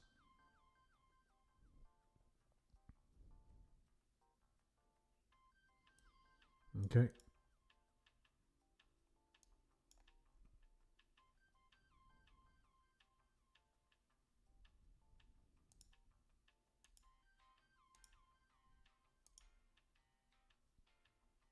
Okay, so nice rejection there. Right, you can see that retrace reject based on our, again, that inflection point. This already went.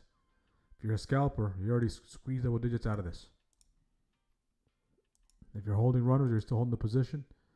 What you're trying to see is to get a lower low. Okay.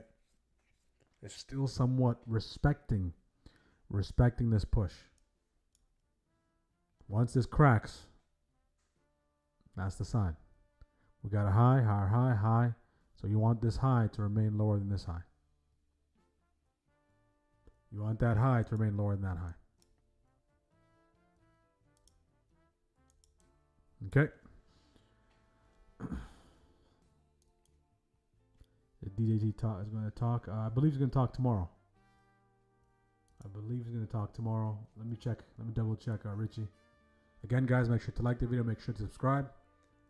Make sure to subscribe and join our community. All the codes are on the screen. Okay, use the code WAP to save 25% off. You get access to all the resources and tools. And check out the short video that goes over and highlights some of the features when you do join. Tired of wasting hours staring at charts, over-analyzing trades, and still ending the day with inconsistent results? You're not alone. That's exactly why the Spy Strikers Trading Mentorship Discord community was created. Here, you can trade just one ticker for 1 hour and make strides towards consistent results. Join the Spy Strikers community and get daily live trading, clear pre-market game plans with key levels and high probability buy and sell zones, over 4 hours of delay-free, ad-free live trading and training, plus high win rate trade alerts, automated technicals that simplify charts, and full access to my strategies and indicators. This isn't a signal service. It's a community focused on process over profits, giving you all the resources, guidance, and training to help you succeed. You'll also get a full watch list, 1,500 plus hours of live trading videos, courses, an educational library, ebooks, and dedicated support. Stop guessing. Start trading with confidence. Become a Spy Striker today, and take your trading to the next level. Tired of wasting? Okay, welcome back. Smart Action Traders on YouTube. So 33% of you are new. 33% of you are first-time viewers. First-time viewers, welcome to our stream. We go live every single day at 9:30 a.m. We live trade SPY, provide commentary, answer questions, go over charts, catalyst, and trade through all the conditions. No matter what the market throws at us, we have a counter. No matter what the market throws at us, we have a counter.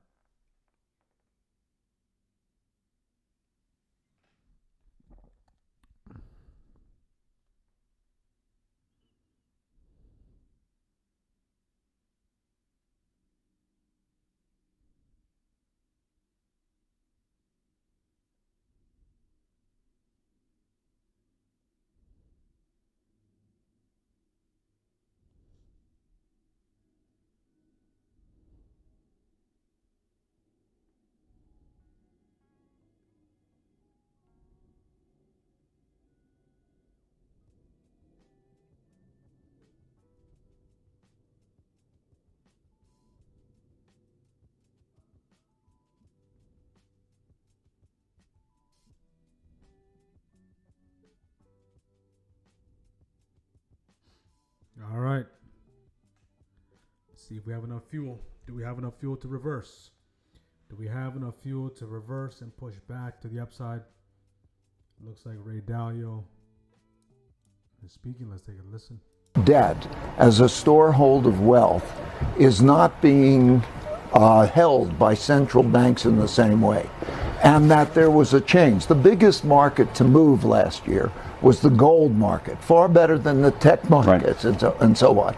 And the U.S. markets underperformed foreign markets because of the fact you could see it in the numbers of the central banks and so on.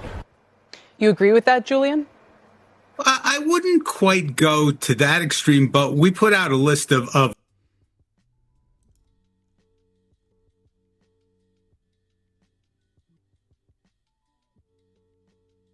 Okay, we got a White House press briefing coming up. White House press briefing coming up. Let's go right to that right now. Press briefing. White House press briefing.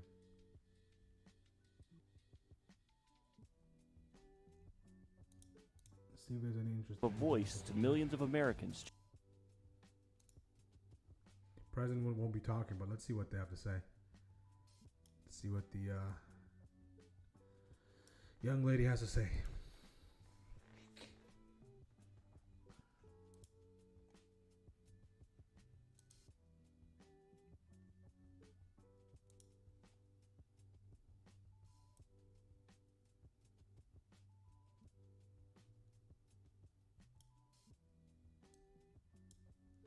And when you see the correlation of the Chinese currency, which is essentially appreciated on a straight line over the last 6 months, it's not a coincidence that it's at the same time that gold itself has also appreciated in a near parabolic straight line. Yeah, and I don't mean to not discuss what's going on in Japan, but I wonder if over time its effect on the rest of the global bond market is wearing off. You know, at some point, this is a Japan problem. More so, it used to underpin the whole global carry trade, and that's fine. And there's still a correlation with global yields. But look, it could be a preview of what's to come here. Don't get me wrong. And for those who haven't been following, I mean, our viewers are smart. They know. But like the prime minister says, they might now cut taxes on food, and investors are worried that that's going to be an unfunded cut. It's going to increase the debt going forward. So their 10-year has gone from like 0 to almost 3%.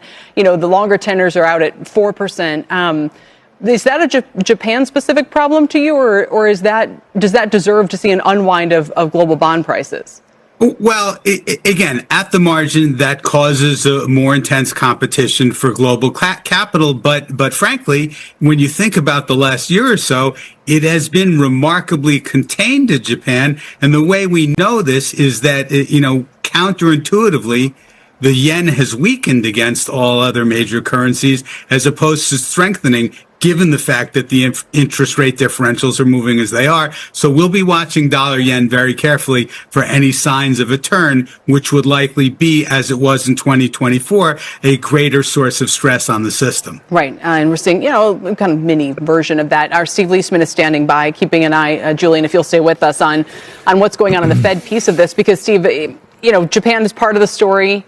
All the pressure that's been on the Fed, arguably spooking people a little bit, maybe on the long end of things. But nevertheless, you have to imagine that the Treasury Secretary is pretty frustrated right now, as he calls himself the world's U.S. Treasury salesman. His job is to make sure that there's an appetite for this debt all over the globe. And here we are at 4.30 from sub 4 a few months back.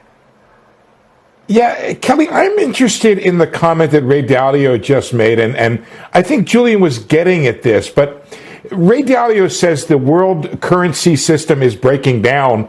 What I don't know, Kelly, is whether or not that's an endogenous impact or exogenous, in the sense that is a single person or administration breaking it down, or is it breaking down of its own accord? It seems to me that the president has done sort of his level best to undo the system we had. But I don't know, absent that, if it would be breaking down on its own. That's, I think, an important question. Yeah, and let's have Julian take on this. I think a lot of this goes back to Russia. And the fact that we tried to use severe international sanctions on Russia when they invaded Ukraine. This goes back a couple of years now, arguably. And so if you're Russia and if you're China and you don't want to be subject to international financial sanctions, then the only way. Okay, not doing much here, just chopping around. So we tend to make a nice move and then chop, chop, chop. Tend to make a nice move, chop, chop, chop. If the president is scheduled to speak, I'll try to have that coverage. If not, guys, we'll wrap it up. So we'll see what does take place here. We'll see what does take place here. So according to CNBC, awaiting President Trump at the White House press briefing. Okay. White House press briefing.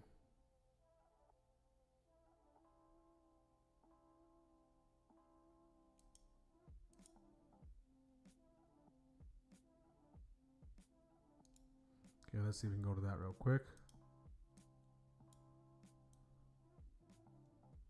There we go. Okay, got that coverage.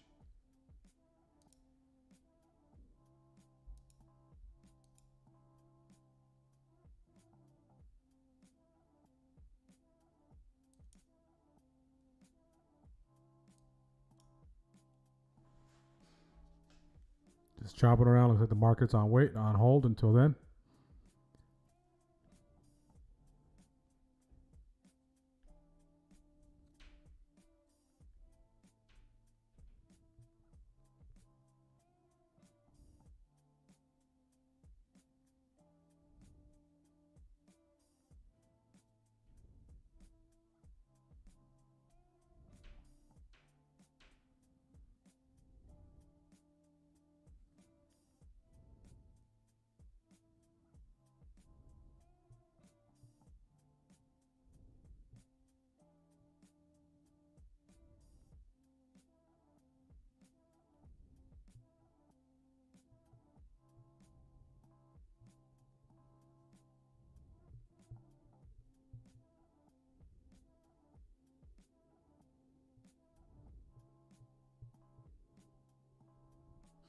Chop, chop, chop.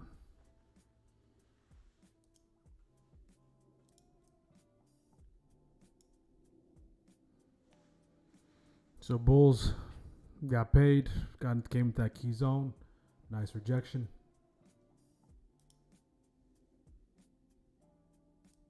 You can see, nice rejection there.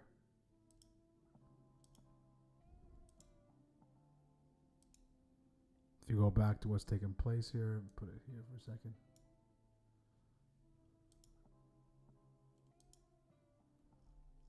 Retrace rejects.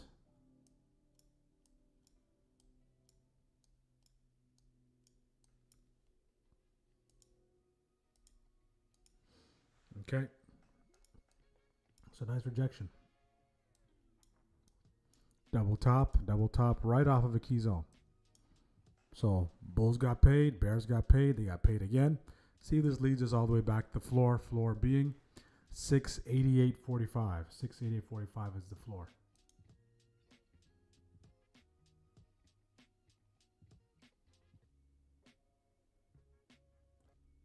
$688.45.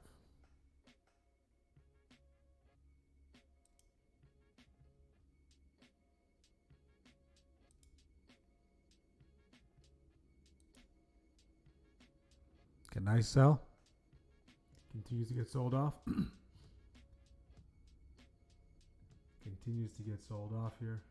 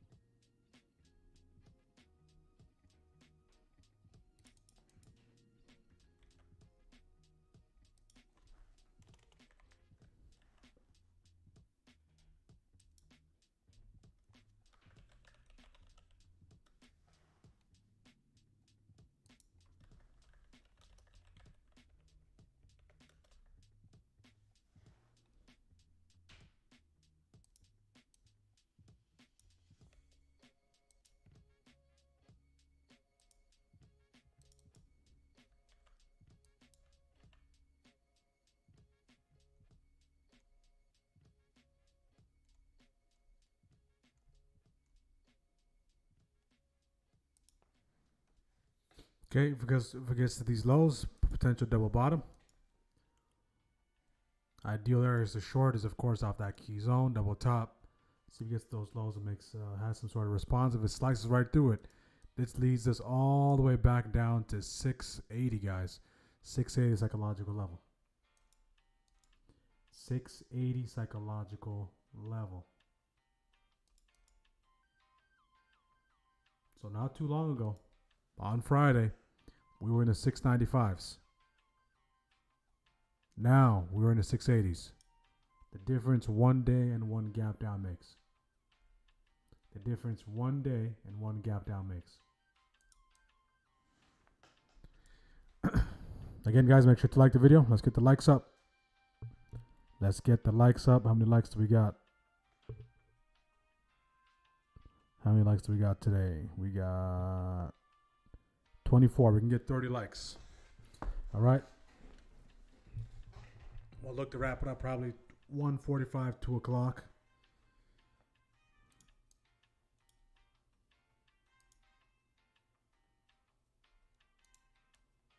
See if we get one more trade to work in our favor.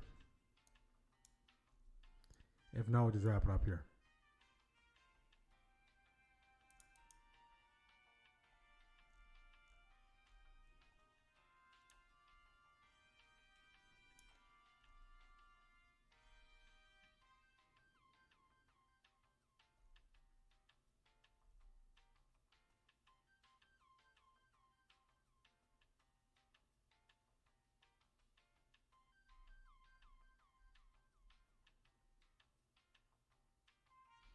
So the Bitcoin, remember Bitcoin was at 90, got all the way to 97.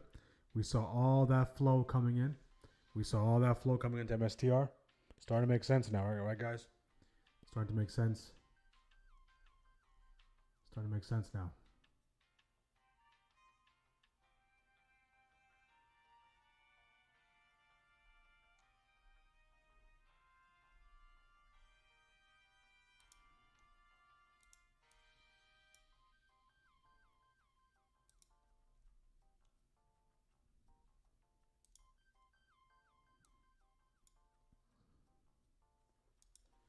Okay, nice little slide. Q's sliding. Q's are sliding. Q's are at their session lows. The Dow is not at a session low. IW, nice bounce. SPY is at session lows. Not shift lows. There's a difference between shift lows and session lows. These are just session lows here.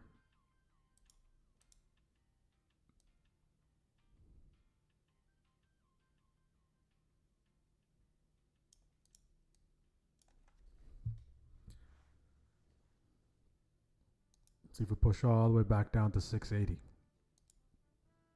That's the next level.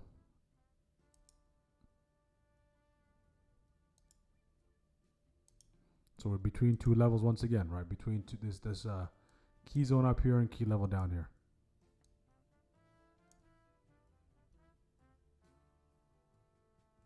If we break 680, we have weekly downside target. Second target on the weekly. This is a key zone here.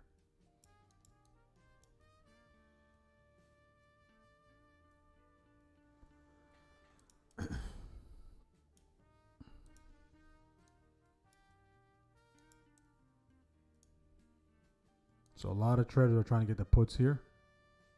So what's more comfortable? Puts here. Or if you're going to take risk, puts off this key zone. Right, very difficult to short off of support. Very difficult to short off of support.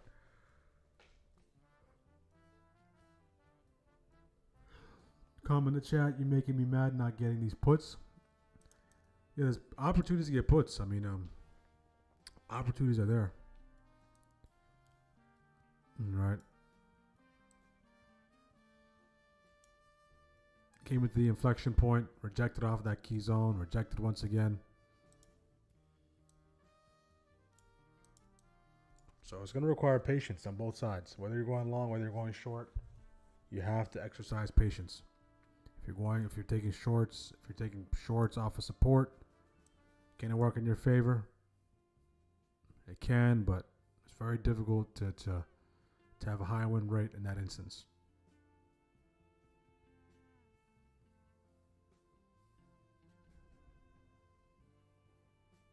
All right, so puts, this is the key zone for those puts. So the same area I went long, all right, into that territory. There's put opportunity here, put opportunity here, put opportunity there.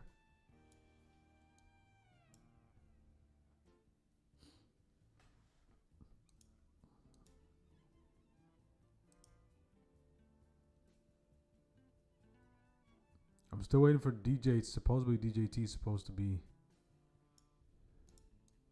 in the briefing, so we'll see. We shall see.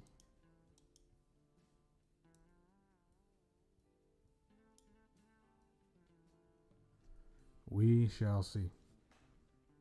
It's looking like it wants to reclaim. Looks like it wants to reclaim here possibly. If you're just jumping on the stream, make sure to like, make sure to subscribe. We are live trading SPY. Tricky conditions to say the least, but we're still navigating, looking for opportunities. Last 2 trades worked in our favor. First 3 trades stopped down. So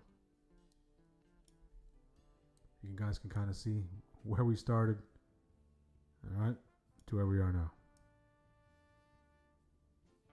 And this doesn't include a couple of trades we failed to get filled on, a couple of other things that took place, but we're not going to make excuses and say, hey, you know what, I was in this trade, I called this trade, I didn't get filled for the trade.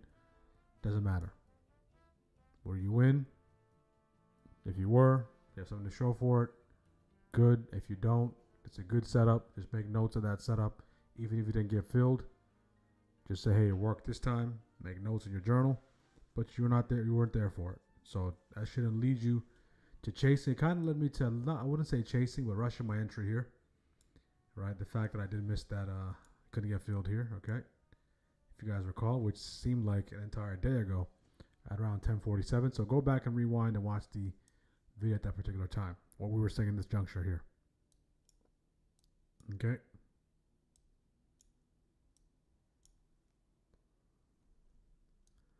Go back and check it out. We'll continue to sell here. See if we can get into the 680s. This is where we can see a response. 679.81 to 680. If you're riding the waves, wave riders, you're having a great time. All right, this would be your initial. This inflection point is your entry, like we discussed, into the lower lows. So now you're very green. Okay, now you're very green. You have room into this territory here. Now if we give up 680, wow, that's going to be something. That's going to be something. Okay.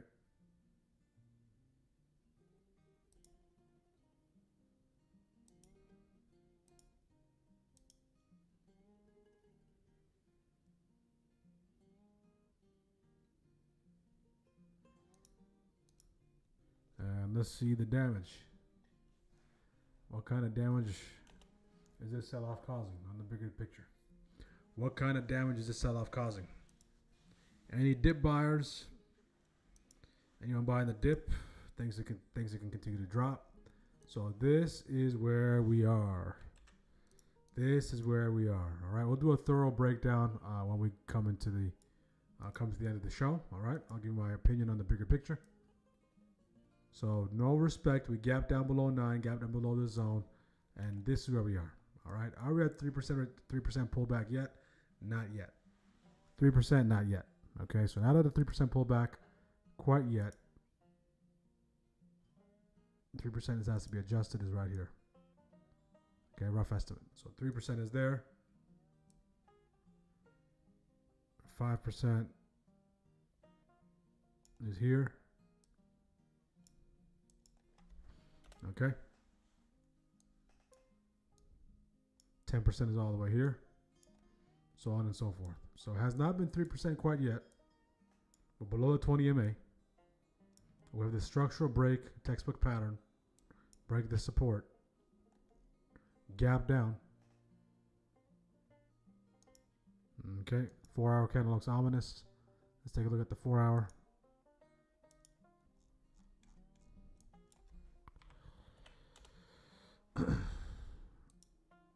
Yeah, that 4-hour candle, no matter how you look at it, is bearish. Whether extended trading hours or regular. Shooter extended. Alright.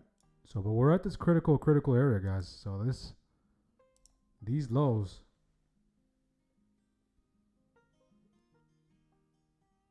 we're at these lows, right? These lows of the beginning of the year. So we're basically at the very lows of the year. So I'd be surprised if we don't get any response from where we are. All right, if we get no response, this opens up the door for this gap from December. That early December gap. You have a couple of pivots in between. All right, so critical area. We'll see. Do we gap down tomorrow? Do we gap up tomorrow? It's up for grabs. Okay, it's up for grabs.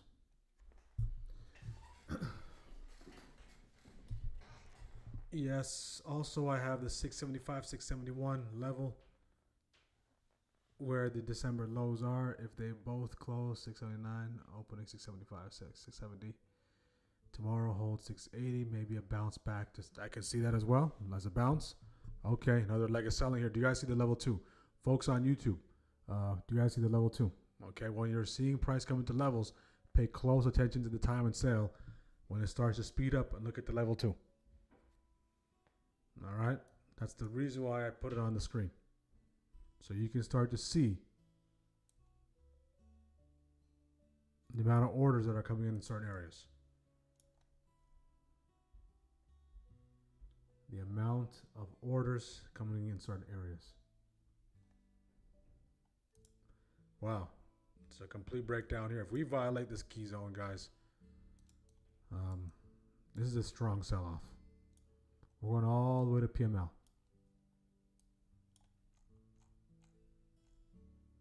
So PML is all the way down here, 679.09.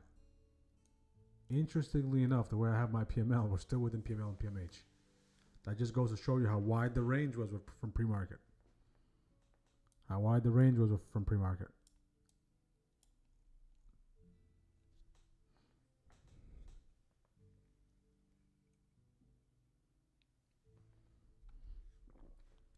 I want to see what kind of response we get here of that key zone.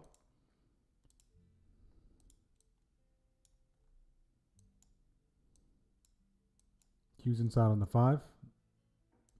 Game plan chart. How are we looking? Look at that, guys. Starting to break. It was more than just starting to break. Complete break.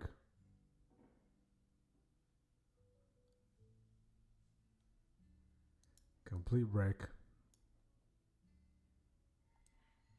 Complete break here. You know, babysitting puts. And you want to put babysitter.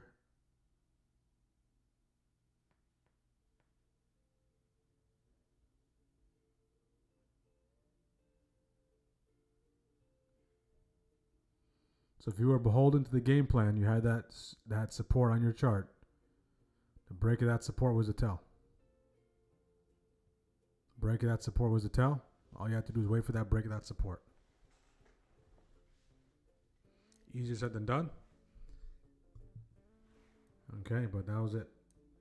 So I'd be surprised if we don't get some sort of response, even a dead cat bounce off of this area here. At least launch us back into these lows here. We have shift lows here as well. Prior shift lows. If we continue to sell off from this point on, we're below 680. Okay, we're below 680. Selling pressure is real.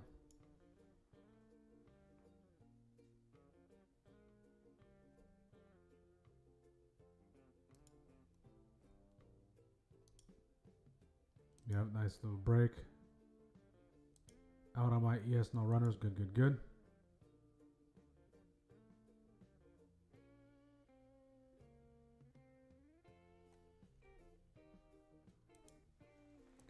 Wow. So is the VIX back above 20? Yep, the VIX is right at 20.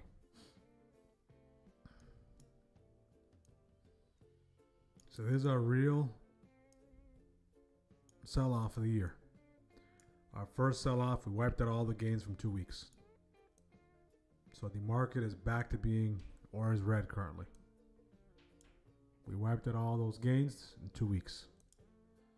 Right, just imagine if you're trading for 2 weeks, okay? Then you wipe out all your gains from 2 weeks.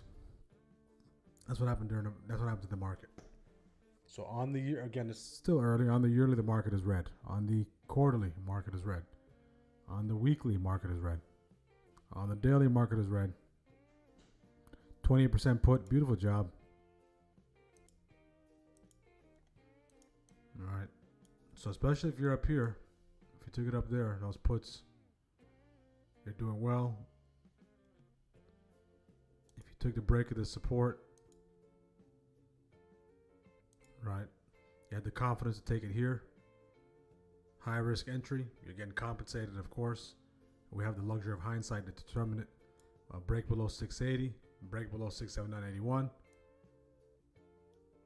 But the best seats are here.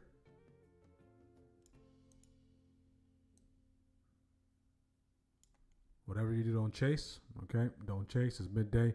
Babysitting out the money spy, put 17%. Beautiful, beautiful. Beautiful job, JB. Is that the first trade, your first trade back? If it is, welcome back.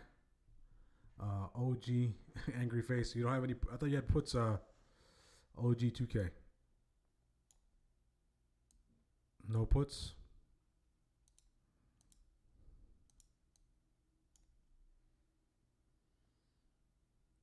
The key number moving forward at this point will be January open 686. Absolutely. Yeah, we are. This is our first 100% back. And great to know JB. A great way to kick it off. So again, in the pre-market, all right, in the pre-market, as bearish as it can be, all they did was stall.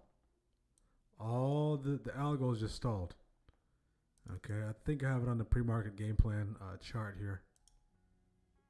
All right, okay. But in pre-market, we were talking about the importance of waiting for this. We're seeing this bounce, okay? As it's bouncing, after gapping to downside, we drew that trend line. Waiting for that trend line to crack. I have it put out till tomorrow and over 100%. This is the first time I haven't scalped in almost a year. Today's a perfect day, right? Beautiful job, OG. OG play 2K. Is that NBA 2K?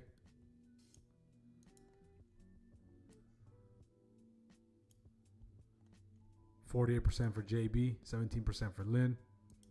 Let's go, let's go, let's go. It's gonna require patience, guys. That's all I can say. It's gonna require patience. Everyone was looking for this breakdown off the open. They got exhausted.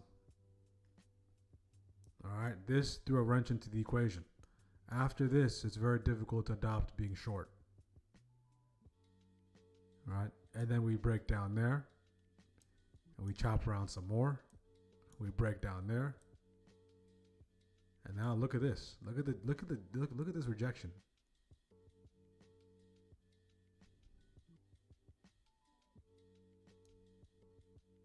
Look at that rejection.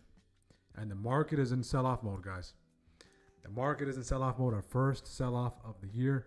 We'll see how things shake out. Primary thing I'm paying attention to is how quickly we respond. I still haven't taken a trade outside of that bounce. All right, did take that bounce. That dead cat bounce went long. Extracted TP. I used to play 2K, now I play SPY.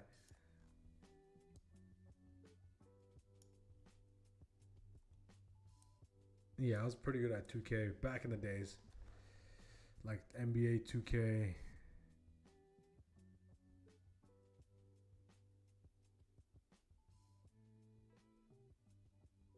Like NBA 2K. 2K15 or 2K10 or 2K12.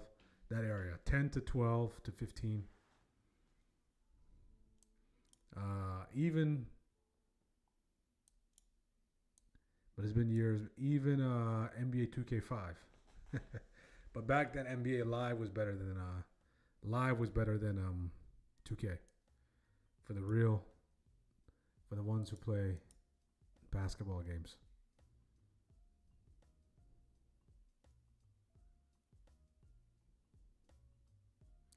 I hit both my levels today. I did not play them correctly. I'm going to mark the levels and play for tomorrow. Good. And I'm glad that you didn't chase. Beautiful breakdown there, JB. Rode it with that yellow. That yellow is 13, right? Still a 13. Lucky number 13 EMA. Rode it all the way to the downside, close to 50%.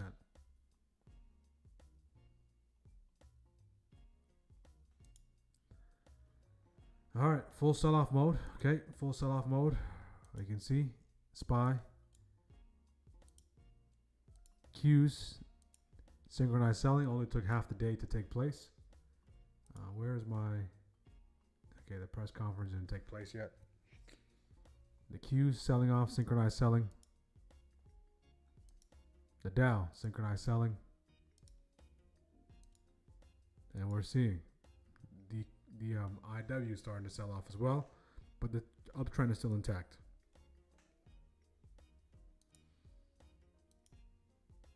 My goodness, this is some synchronized selling. When all the indexes are selling off simultaneously, that's when you get those flush moves. And now we're at PML. 679.09. We're at PML. We are at PML. Do we get a response? Do we slice right through it and disregard and continue to sell off is the question. All right. There's the question.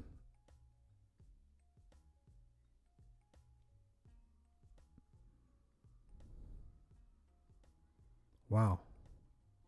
Even from that key zone to where we are now. All right, that's a pretty significant push to the downside.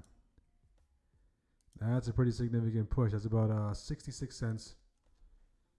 Okay, you could squeeze 20 to 30 bucks per contract out of that.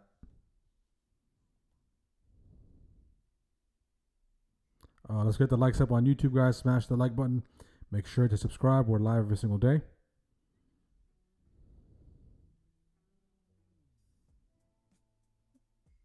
All right, so make sure to smash the like button. First time viewers, let us know where you're joining from. Long time viewers, take the next steps. Join our community. Access the resources. Enjoy the delay-free, ad-free stream. Up 150, I don't want to sell. But geez, I also want to sell before close. Are they further dated? Are they further dated? 1 DT? 1 DT? Are they 2 DT, 3 DTs?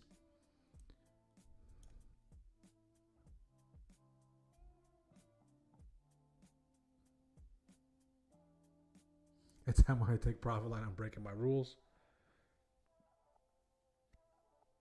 Yeah, 150, that's a good TP, right? 150 is a great TP.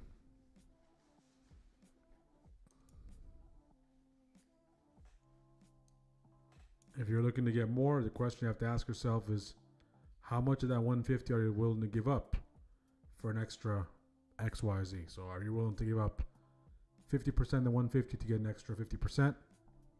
20% of it to get an extra 20%, whatever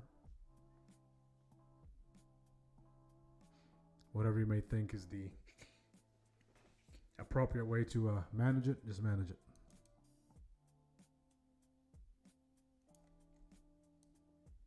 This stretch right here, guys. This stretch right here. Let me just adjust that. That rejection off that inflection point. Okay, there you go. So we talk about that inflection point in detail. That's where you want to be. All right, that's where you want to be.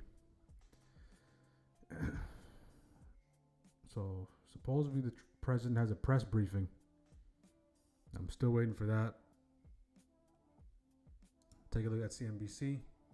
Gold and silver hitting fresh records. Gold above 4,700 an ounce for the first time. This would also be its biggest daily gain since October. Silver above 94 an ounce. And currencies are on the move with the dollar going the other way and on pace for its worst day since August. The euro, Swiss franc are higher. As for Japan, we can check there on the yen as the dollar hits the highest level against it since July of 2024.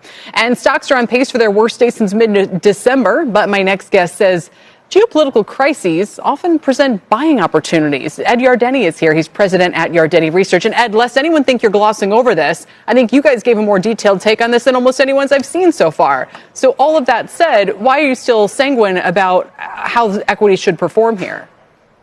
Well, we had a example of this kind of situation last year in April with the tariffs that were apparently imposed, and then there was a walking back of it. All of this is negotiating.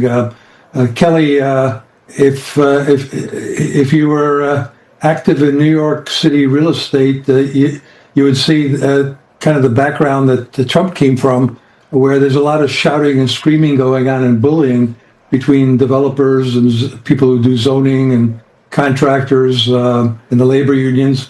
And then after that, they walk out of the room and smiling and holding hands. So this certainly has the potential to be negotiated in a fashion that will calm everybody down. We're about to get into any sort of confrontation with NATO other than a negotiating one. Then if I were to say, what about the larger concern, which is expressed in the market from time to time here? All right, market is on full sell-off mode. We're seeing synchronized selling across the board. If you're just jumping in, good afternoon. If you've been here the whole time, hopefully you're finding value. We're currently sitting right at pre-market low on SPY, which is 679.09. So we did see a significant sell-off, guys. This is that weekly candle so far. We got as high as, let me take off the extra, okay, President speaking. As you know, this is the anniversary, first anniversary, January 20th, and it's been an amazing period of time. We have a book that I'm not going to read to you, but these are the accomplishments of what we've produced. All page after page after page, individual things. I could stand here and read it for a week and we wouldn't be finished. But we've done more than any other administration has done by far in terms of military, in terms of ending wars, in terms of completing wars. Nobody's really seen very much like it. I think it's appropriate that because Minnesota is so much in the fray, and I say to my people all the time, and they're so busy doing other things, they don't say it like they should. They're apprehending murderers and drug dealers and a lot of bad people, and these are just some of the more recent ones that we have, and I can show you some of the people, vicious, many of them murderers. These are all out of Minnesota, just Minnesota. I say, why don't you talk about that more? Because people don't know. Do you want to live with these people? We're dumping. Across all the international murder. Dow is below PML. These are people that are they're apprehended and either put in jails in their country from where they came, and the countries respect us, and so they actually put them there. In the old days, they didn't respect our country. Biden wouldn't do this because he let them all in.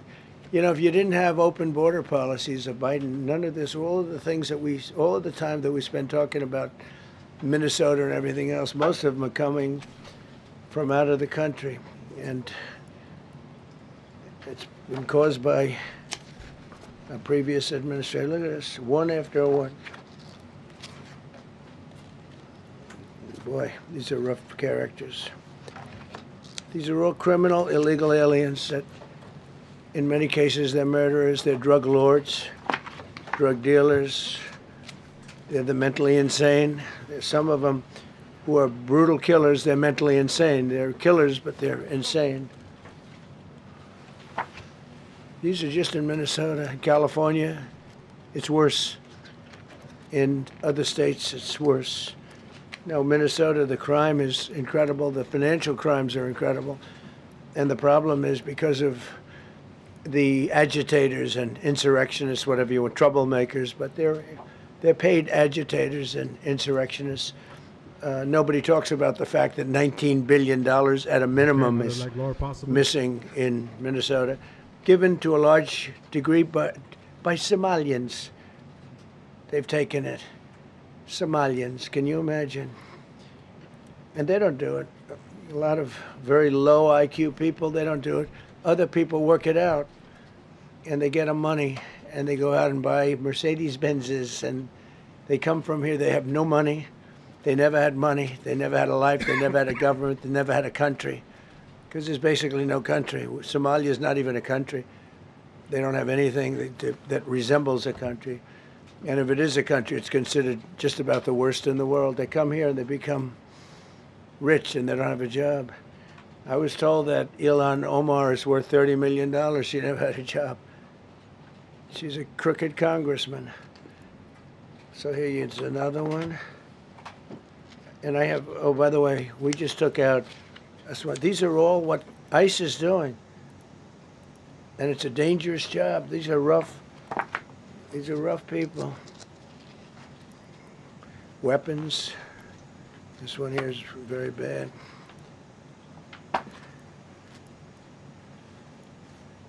I'm going through this because I think we have plenty of time. I'm going to beautiful place in Switzerland, where we'll be, I'm sure I'm very happily awaited for. In Switzerland, they don't know about this. They don't have this problem. They have other problems, but they don't have this problem.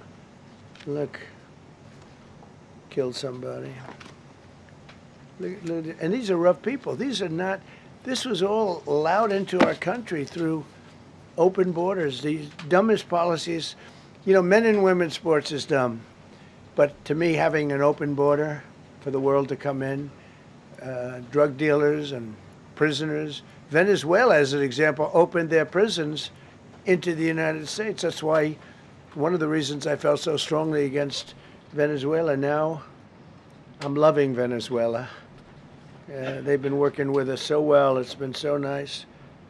And an unbelievably nice woman also did a very incredible thing, as you know, a few days ago.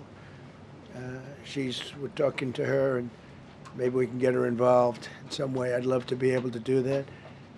Maria, maybe we can do that. But we're dealing with the people and the president and all of the people in Venezuela, and we've been doing great. The oil companies are getting ready to make massive investments there. They have more oil than even Saudi Arabia. There you go. These are real. These are rough. This is all Minnesota, every one of them. This is one state out of many. And these people are, let's see, yeah, these are all, so far, people that came from outside of the country. They were allowed in by Sleepy Joe Biden, Crooked Joe Biden, whichever you like. You can call him whatever you like. They're both right. He's sleepy and he's crooked. He was the worst president we've ever had. And we've had some bad ones, too. I can tell you, all you have to do is look at trade. You're not getting bored with this, right? I hope you don't. But these are people that you have to see. Strong-arm rape, aggravated assault with a weapon, and many other crimes.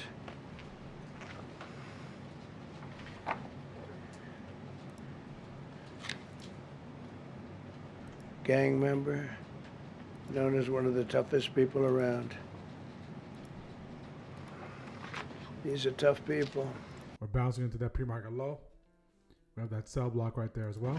So this is what the people are trying to protect, because all ICE wants to do is get them out of our country, bring them to prisons and jails and mental institutions from where they came. That's all they want to do.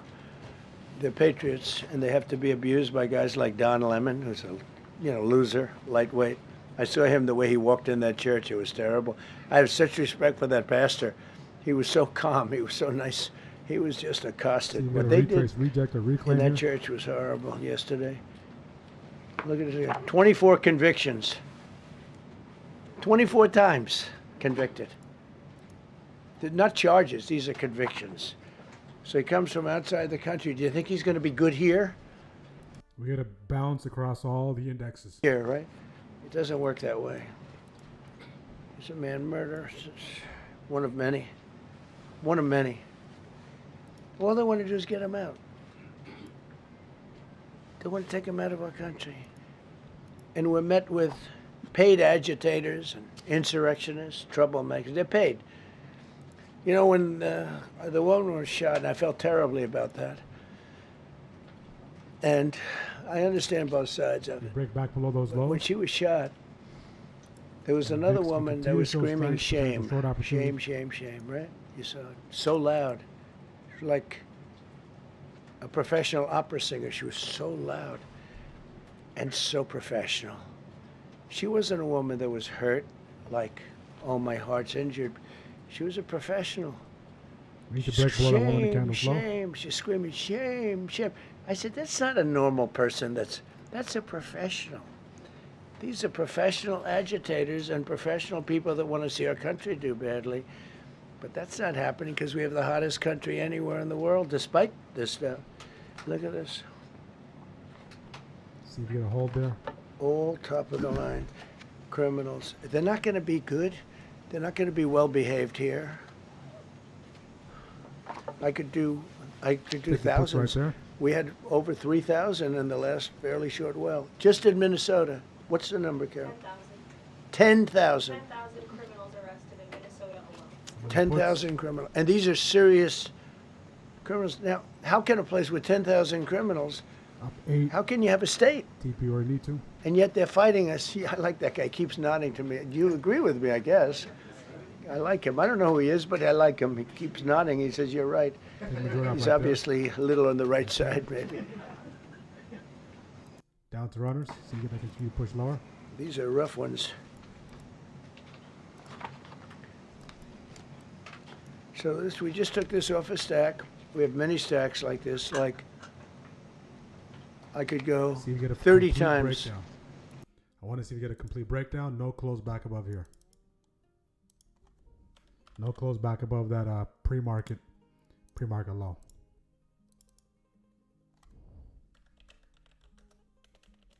See if that continued sell here. Already took a majority off at 10.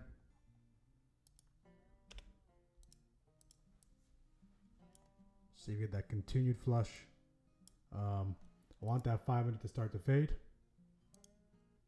Ideally, don't give back this ground.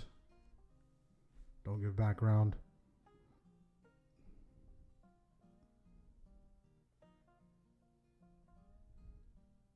If we reclaim PMH, I'll close out. Reclaim PMH, I'll close out.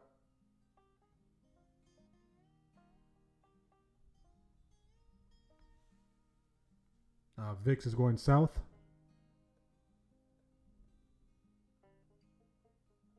Okay, I'll close the runners there.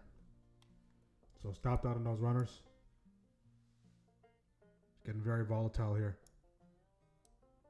So small green off of this transaction.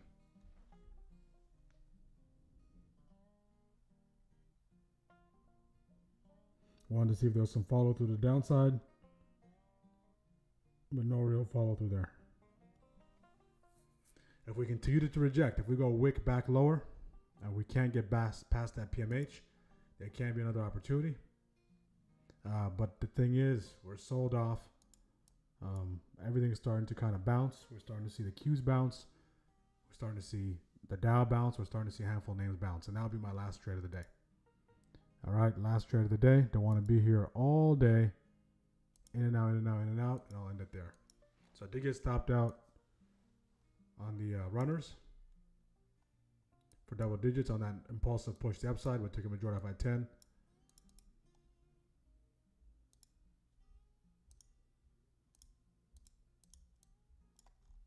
I was seeing a lot of back and forth. A lot of back and forth in this area. So pivotal point. Pivotal point to say the least.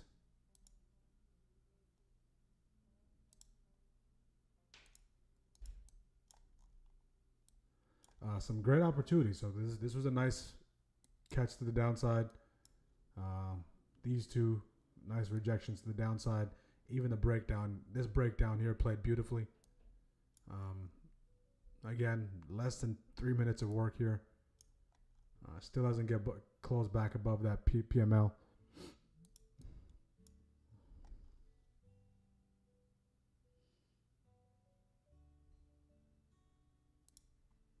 All right, so if you're still short, have your line in the sand in place. Have your line in the sand in place. You don't want to see that reclaim, especially if you're short. If you're short like down here, right, you already stopped out. If you're short, at least off that pre-market low, you did see a nice little drop, then a pop back the upside, so maybe you're on the verge of getting stopped. If you're layering into your position, maybe some of you like to scale in, right? Maybe you're getting back in this territory.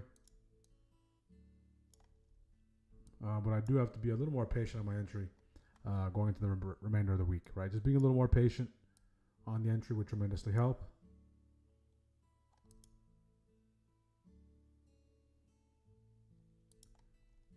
And now the last 3 trades. All right.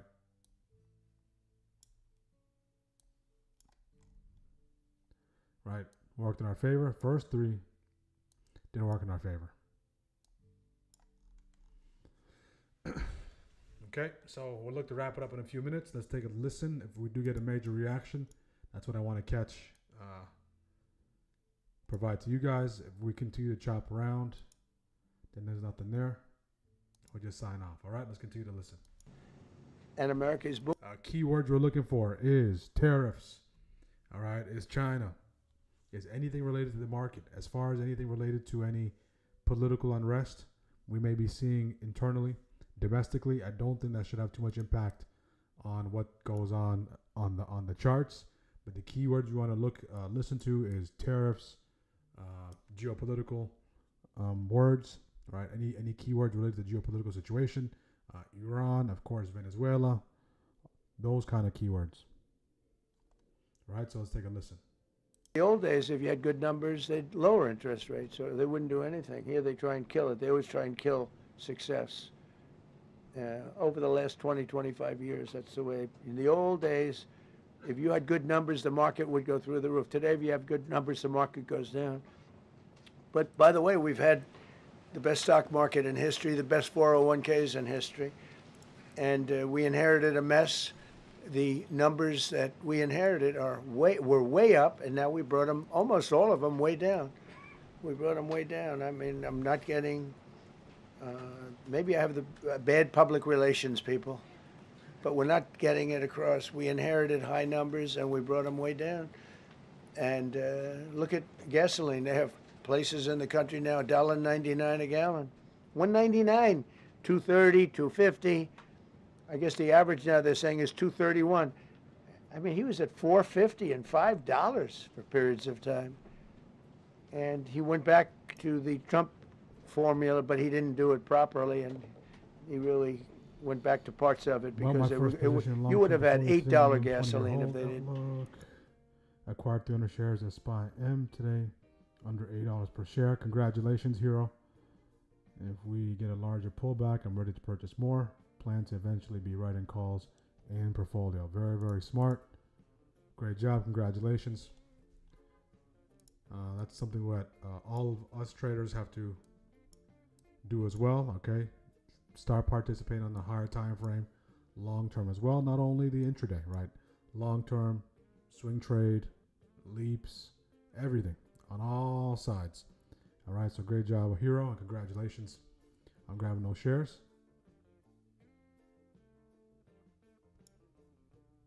That's a good pickup. Let's continue to listen. I'll be done for the day.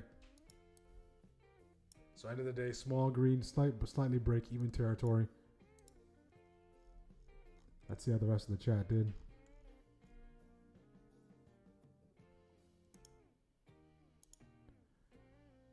Okay, still 57% of you are green, guys. 57% of you are green.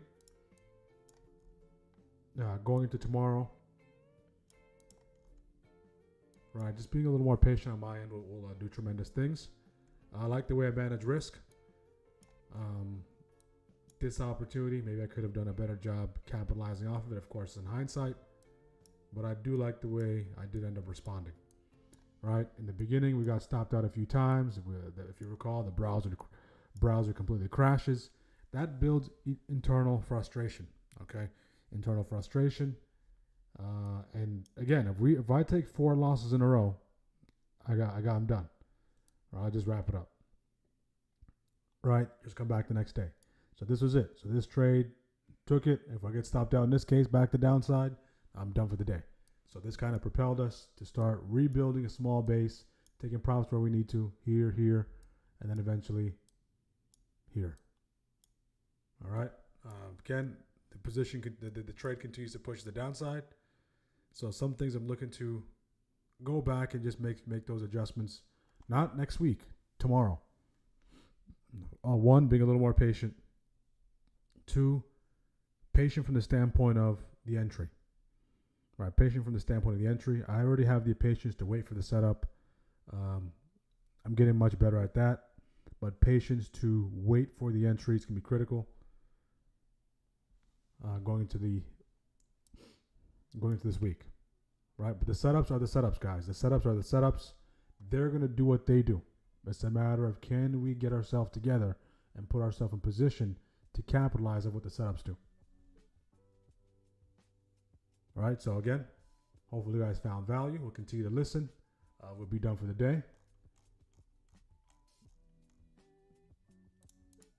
Okay.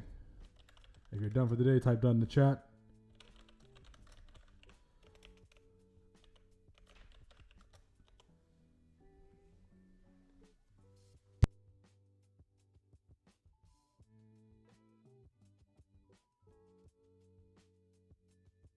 All right, so let's see what takes place here as DJT continues to speak. Michigan that they were going to close 2 years ago, and now they just announced that they're going 24 hours around the clock making cars. Tariffs did it. I don't know what the Supreme Court's going to do. I think to me it reads so plainly. Couldn't be plainer. You're allowed to do a license. Tariff is probably less severe than what a license could be. But think of it. You're allowed to do a license, and then they have a clause at the end, something to the effect, or what is necessary, something to that effect. And what is necessary with tariffs. I don't know where there's a case even there, but we've taken in hundreds of billions of dollars, and if we lose that case, it's possible we're going to have to do the best we can in paying it back. I don't know how that's going to be done very easily without hurting a lot of people. But we're waiting for that case anxiously, and we have tremendous national security because of tariffs and tremendous income. You know, we have, and by the way, no inflation. So everyone said, oh, tariffs will cause inflation. We have no inflation. We have very little inflation. Biden had inflation, and he didn't do tariffs. We had a huge problem. We have a 62% reduction in our trade deficit. So if you had a 1% reduction, a normal president would have a 1%, 2% reduction. Everybody would be high-fiving. Had a 62% reduction. Next year, we won't have a trade deficit. We secured most favored nations agreements to slash drug prices by as much. And to me, I think this might be the biggest thing of all. We get zero talk about it. The New York Times had a story way in the back of the paper, a little story about it. I think it's the biggest thing there is when you talk about health care. Drug prices will go down more than ever before for any country, because we were priced at such a level that we were subsidizing the entire world, big place of the world. We were paying 10, 12, 13 times more than other countries. 13 times more, not 13%, 13 times more. A pill that was selling in London for $10 would sell in New York for $130. It's 13 times. More than that even. But we secured most favored nations agreements to slash drug prices by as much as 300, 400, 500, and even 600%, including with Pfizer, AstraZeneca, Eli Lilly, Novo Nordisk, Gilead Sciences, EMD, Serenio, and many others. Provide the opportunity. If you look at some of the prices that are coming down, where a price would come down $1,300 coming down to $87. Think of it. So something that was costing $1,300 is now costing $87. And the fake news doesn't want to write about it. That's why I do this. I don't like to do this, to be honest with you. But I do it because got to get the word out. We signed one big, beautiful bill. I call it the Great Big Beautiful Bill, delivering the largest tax cuts in history. No tax on tips, no tax on Social Security, no tax on overtime. We made interest on car loans tax deductible for U.S.-built automobiles only. So if you buy an automobile built in the United States, we're not doing it for Germany and Canada and different places. We're doing it only if it's built here. We want them to be built here. A lot of the Canadian auto plants are closing and they're moving into the United States. Same thing with Mexico, same thing with Germany, and same thing with Japan and other countries. They're moving into the United States because of tariffs. Because they don't want to pay the tariffs. It's too much. They can't pay the tariffs. So they're coming here. Nothing different than what other smart countries did. But it works better for us. Under my leadership, it's not done properly, but it's done properly. We have, again, more plants being built than at any time in the history of our country. Passed the largest spending cuts in American history, and that was true in my first. We had a tremendous first term also. We rebuilt our military. We had one of the best. We had the best economy in the history of our country, but we're blowing it away now. When this stuff starts opening up, you're not going to see anything like it probably ever again. We slashed the federal budget deficit by 27% in a single year. Think of that, 27. You could do it 2%, 1%, 0.5%, 27%. And that's with all of the things we have to do, all of the people we have to put on the payroll to get rid of people that are murderers. Again, when you see people in Minnesota that are murderers, these people are fighting to keep them there. And I say to Christie and to Tom Homan, the great people, they're working so hard. Look at the border. The border is now secure. First time, Biden said you couldn't do it. You need legislation. I had no legislation. I said close the border. Within 1 month, we had almost nobody coming in. Now for the last 8 months, nobody came into our country illegally. And I find that hard to believe because you'd think somebody, because it used to be millions of people just poured into our country. And the people that do that are Democrat sort of aligned. So, they're not doing me any favors. We had nobody come in. We have a very strong border. We have very few people coming up. They're not going to make the trek because they know they probably won't be coming in. So it's not as hard as you think. But I didn't have to go back. Remember they said, we need legislation to close the border. They had millions of people coming in a month. We have nobody coming in, and we're getting the murderers out. Murderers, people from prisons and jails. Many countries opened up their prisons and dropped them into the United States. Those are the people we're getting out. And we have a lot of heart. And I said, you got to lighten up on this. We have a lot of heart for people. They came in illegally, but they're good people, and they're working now on farms, and they're working in luncheonettes and hotels and all. And we're looking to get the criminals out right now, the criminals. And I think it's very important. Every once in a while you see a story, we take somebody. He should be out because they came in illegally. So in theory, they should be. But we're focused on the murderers, the drug dealers, the mentally insane. We have a lot of mentally insane killers. You can't even talk to them. It'd be nice if you could have a little reason, but you can't even reason. These are seriously ill people. You have a couple of countries where they were loaded up. Their mental institutions and insane asylums were loaded to the gills. They couldn't get. They're empty now. But they're filling up because we're bringing them all back. We know where they came from. And every country accepts them. Under Biden, they wouldn't take. They had so little respect that they'd bring them there, and they wouldn't take them. They said, get the hell out of here. They would be bringing a plane in to land in a country. And Okay, we're headed to session lows here. What a nice little break. If you were a little patient, that rejection played out nicely. So it went from being a scalp to a nice trade.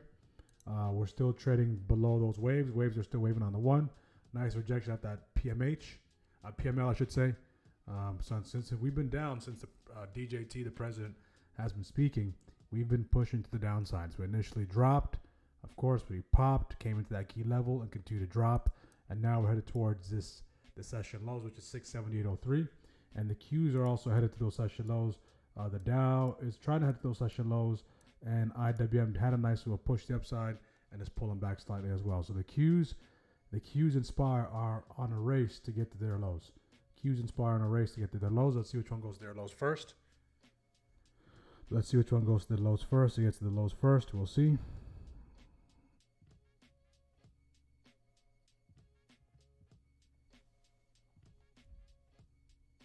Country would be Venezuela very quickly. Using tariffs slashed the U.S. trade deficit by an incredible 77%. The trade deficit is down, and that doesn't include the last month where we had our best month. We slashed the trade deficit by an incredible 77% in 1 year with no inflation, something that everyone said could not be done. So we had essentially no inflation. In fact, the last month we had almost no inflation. But we slashed the trade deficit by 77%. If you slashed it by 1%, that was good. Again, we did that with tariffs and intelligence. We did that with November 5th, great election. We secured historic trade deals to reduce barriers on U.S. exports with countries covering 40% of all U.S. trade. Think of that. American exports are up by more than $150 billion this year. People said, oh, we're not an exporting oil. Okay, could have done a better job maybe letting that position cook a little bit. But we're seeing a nice little break there. Continued push. If you took that last idea, you're well in the green. That led you right into session lows. So nice little dead cat bounce again. Once again, dead cat bounce. Rejection off that key level. You go down by 3%. If Kamala got elected, the 41% up would be 41% down. We removed over 270,000 bureaucrats from the federal payroll. That's another thing. So we have, we announce our unemployment numbers, call it unemployment or employment, and they were very good. But we could make them great. But we've slashed tremendous numbers of people off the federal payroll. Because ultimately, if you're on the federal payroll, I mean, we have jobs where they had 10 people for every job. So we cut. Now, if you want to see some good numbers, I'll hire 1 million people. We cut millions of people off the federal payroll. I don't like doing that, but the good news, I don't feel badly because they're getting private sector jobs. And they're getting sometimes twice as much money, 3 times as much money. They're getting factory jobs. They're getting much better jobs and much higher pay. But all I have to do is say, like, what the Democrats do all the time. They hire 1 million people, and then they hire another million. They load it up, and it says, oh, they only have a 3% unemployment rate. It's a fake rate. So with us, we're proud of the fact that we cut so many because, again, I don't want to cut people. When you cut them and they go out and get a better job, I like to cut them. VIX is and sometimes they have to be forced to do that because, it's like they want to stay where they are. They don't know. And then all of a sudden they end up, we have many cases, Caroline, where people were devastated. They hated Trump.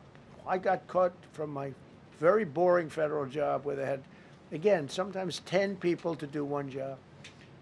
And they were very upset. And now they ended up with a job where they get paid 3 times more money. They're ending up buying houses. It's like crazy.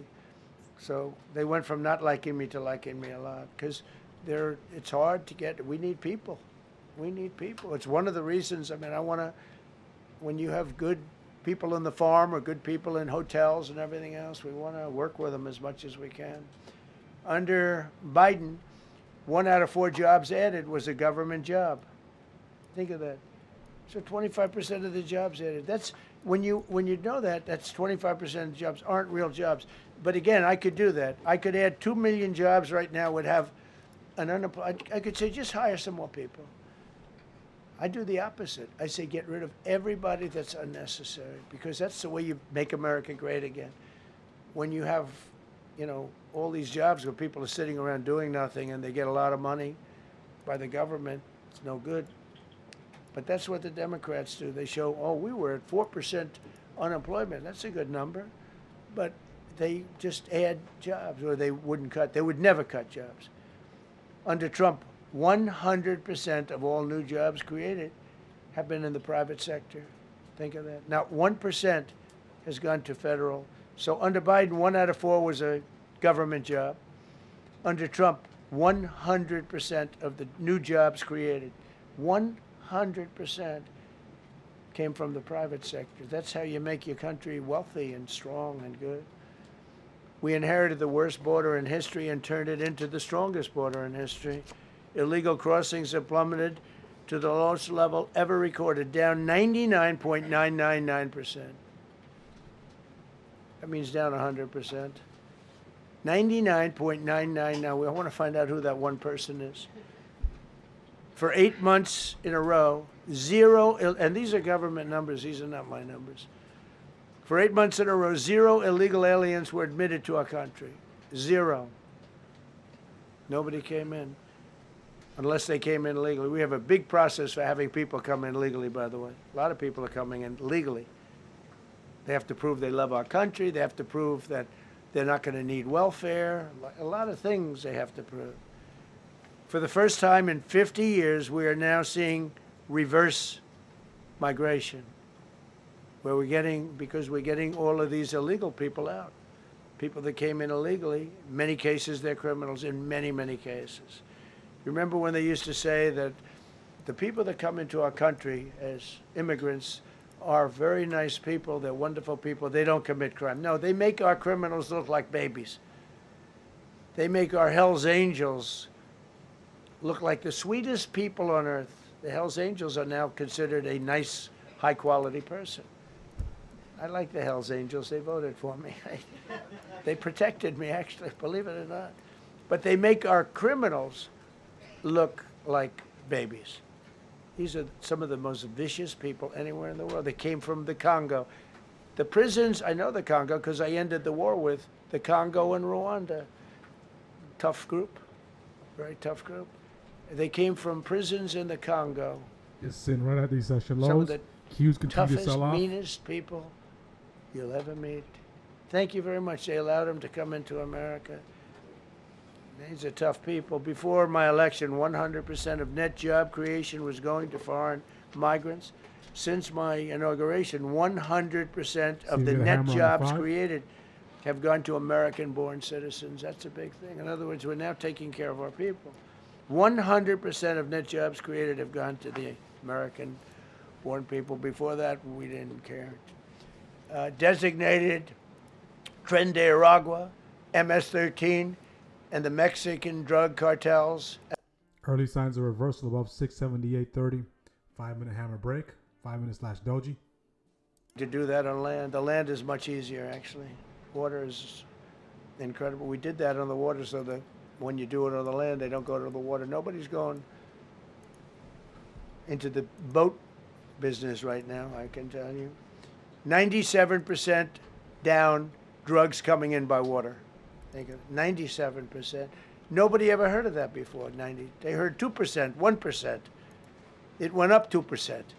97, and we're looking for the 3%. Who the hell are the 3%? They're crazy. But we've taken out almost 100% of the drugs coming in by water. Now we're going to be very shortly starting drugs coming in by land. At least needs to get We above know exactly where they're 678.30. coming from. Remove tens of thousands of illegal alien gang members, drug dealers, murderers, child predators, human traffickers, fraudsters, savage criminals, and others. We removed them from our country. 4 minutes away from the end of They're the out. shift. They're gone. In some cases, they're so dangerous that we put them in jail because we don't want to give them to their country. Their country doesn't do anything, and they end up coming back. We have some that we're just, they're so bad that we don't want to really release them. We want to put them in a jail where we know they're properly ensconced. Think of that. Remove tens of thousands of illegal alien gang members, drug dealers, murderers, child predators, human traffickers, fraudsters, and savage criminals. Why wouldn't you want them removed?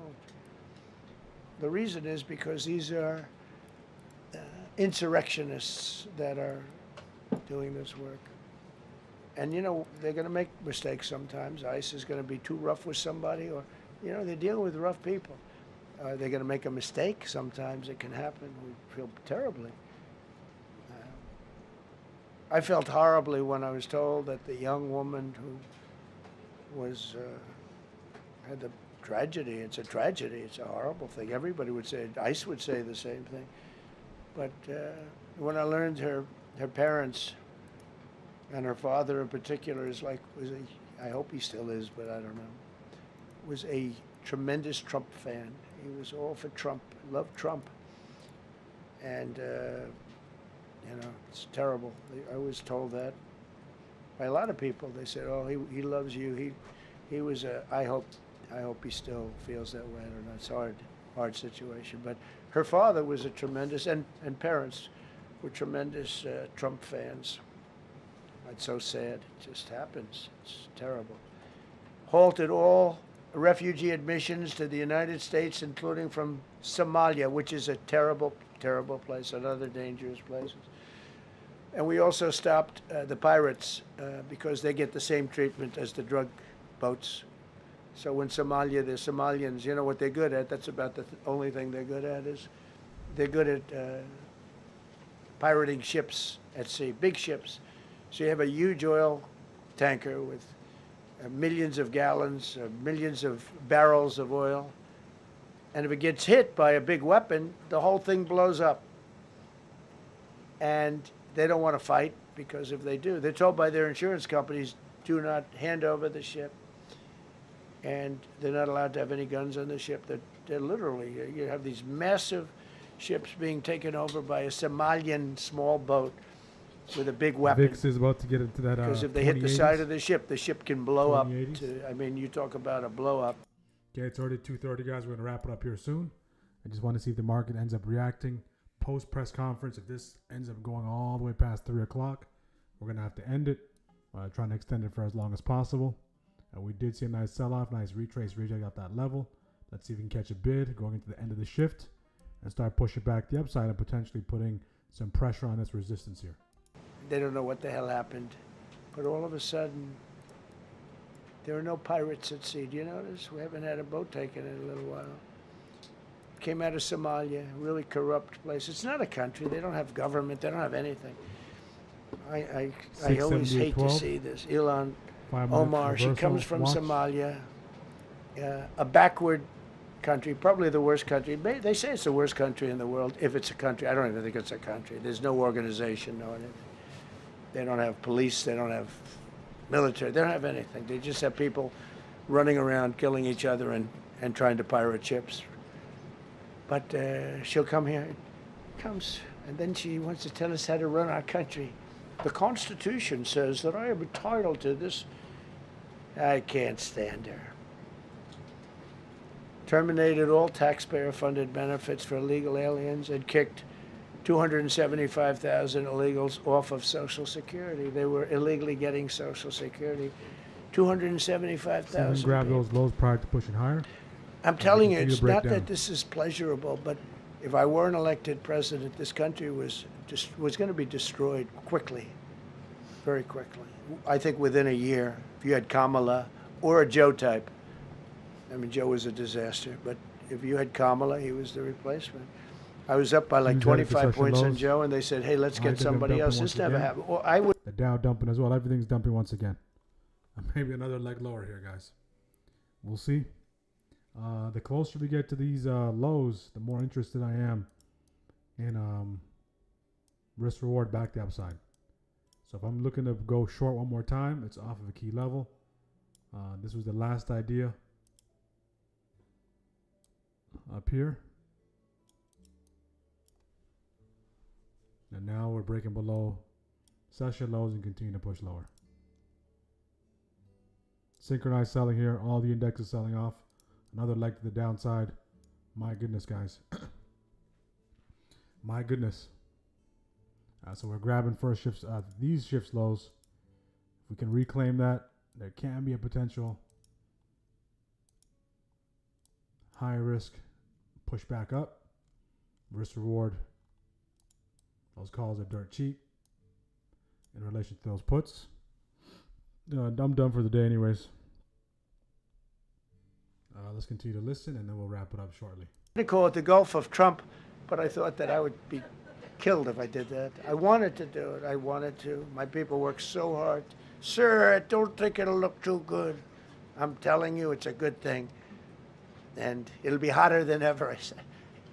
No, but I decided not to do that. I'm joking, you know, when I say that. I was not going to call it the Gulf of Trump. Because tomorrow it'll be, Trump wanted to call it the Gulf of Trump, but he was rebuffed by his people. My people don't rebuff me too much. The Gulf of Trump, that does have a good ring, though. Maybe we could do that. It's not too late. No, we have the Gulf of America now. It's great. Our country is proud for the attack on Venezuela, the attack on the Iran nuclear capability, wiped it out. I mean, first administration, Soleimani, the father of the roadside bomb, al-Baghdadi, the father of ISIS, who was rebuilding ISIS. We wiped them out. Done a great job. Signed an order that will end birthright citizenship for children of illegal migrants. You know, that case is in court right now. That case was meant for the children of slaves. Go hammer. All you have to do is look at the years. Look at the years where the cases were filed and where the decisions were made. They were right at the end of the Civil War. They're trying to say that, you know, China's making a big business out of that. They come to the country, they have a child, the American citizen, they get all the benefits. It had nothing to do with that. That was for the children of slaves.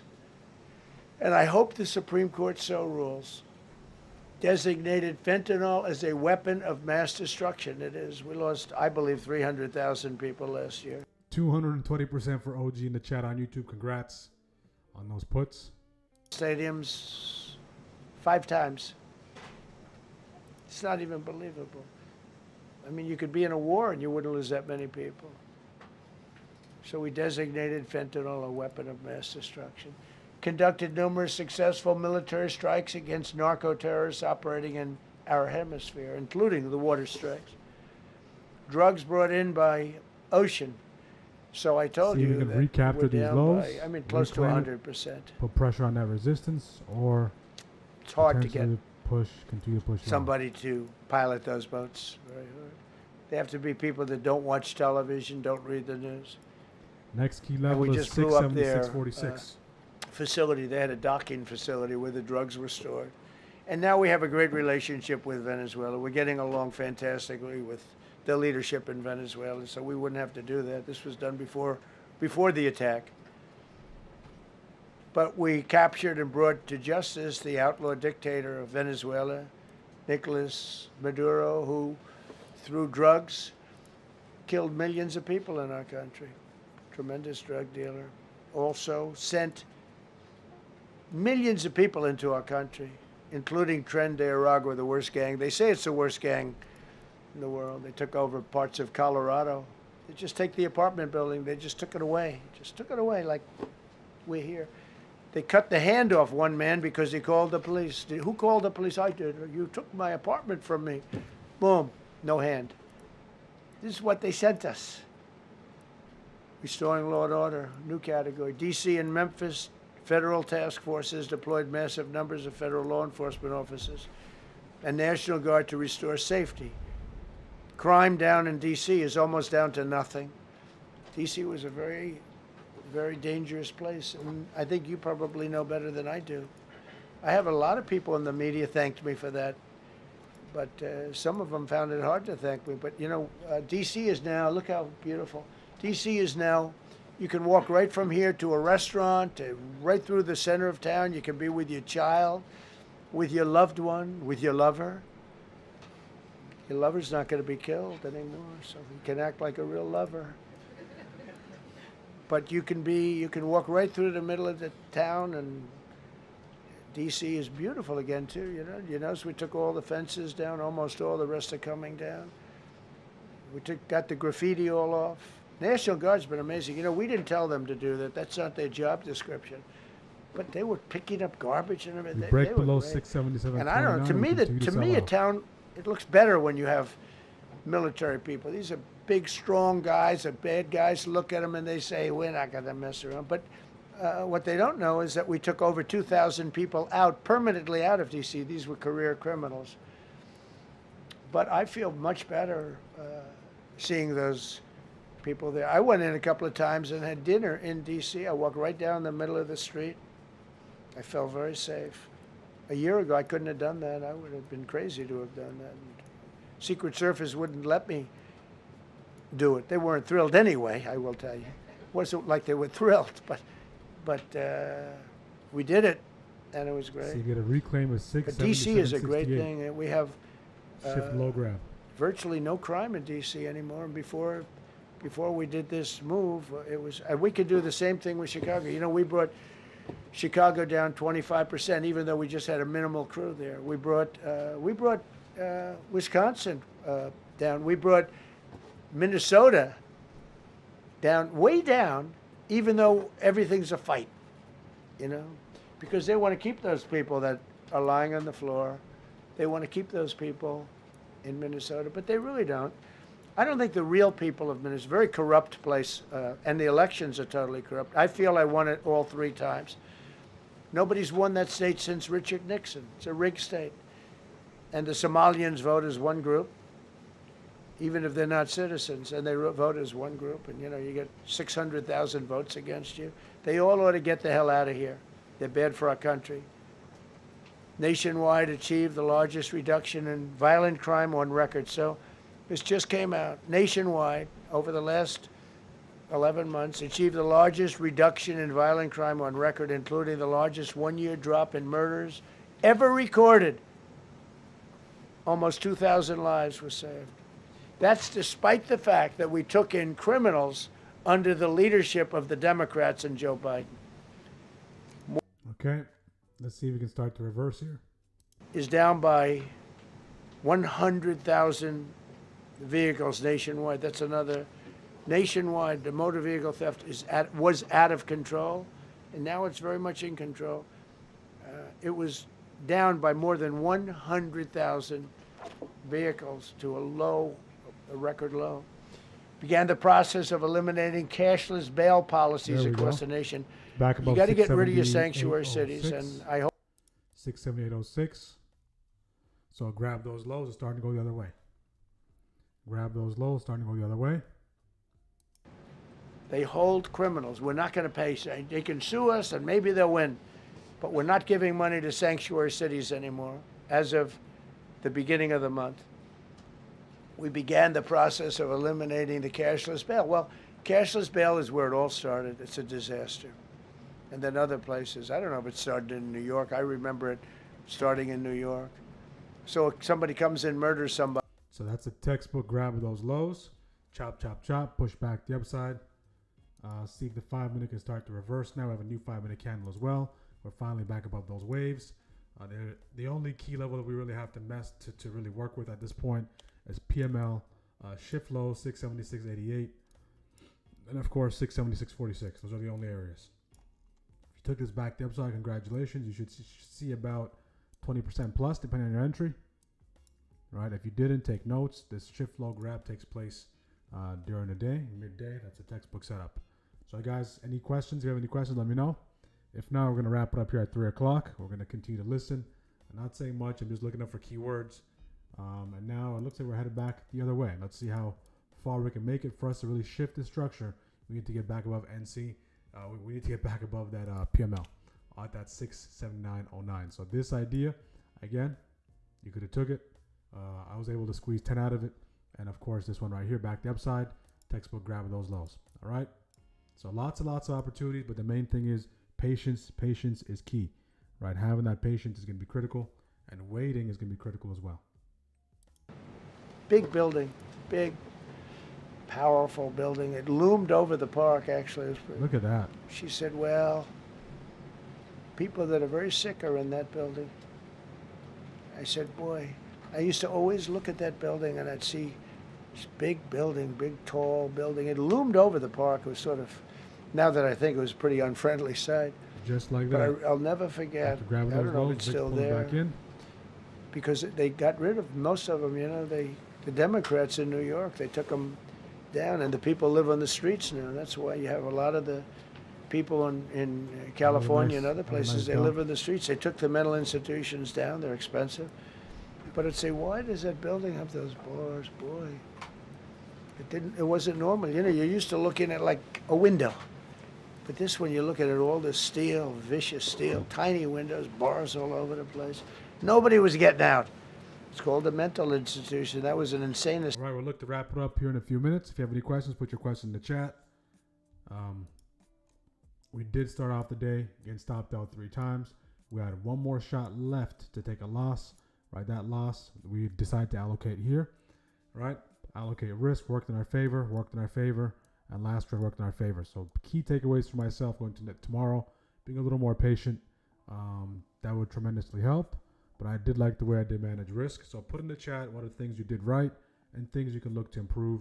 Don't always look to tear yourself into pieces when you're doing your assessment. Okay, so always give yourself some credit for at least showing up, for consistently showing up or doing one thing right. All right, and look for a couple things to improve. It's the first day of the week. Tomorrow look to be a little more sharper, take advantage of those opportunities. But we can see a lot of those setups. We start to catch those setups a little later in the day, right? So first few minutes, a lot of back and forth, right? A lot of back and forth.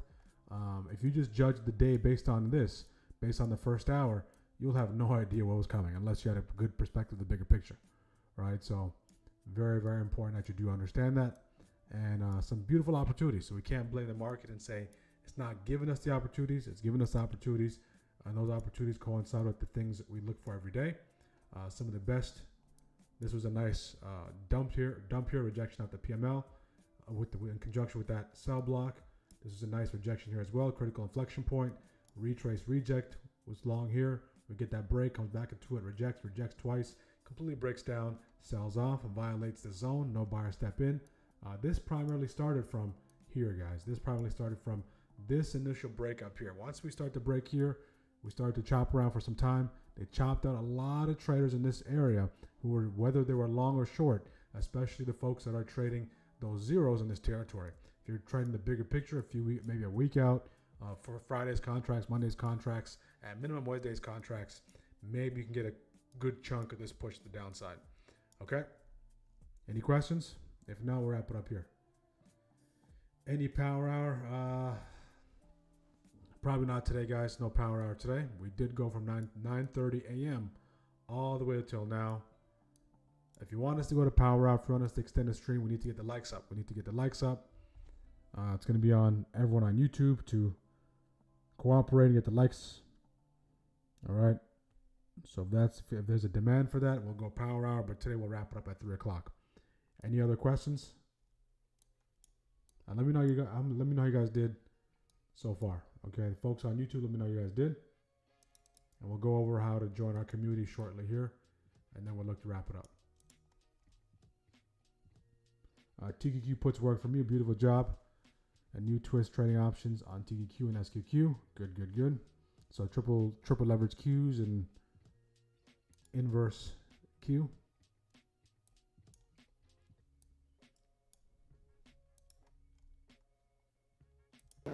They got a big dam. I got to work that one out now, too. Armenia and Azerbaijan. President Putin told me Yeah, I did see your order, Fido. Appreciate the order. Everyone else, if you haven't ordered your merch yet, make sure to go order it. Got some more things coming out. That's all available at smartactiontrade.com.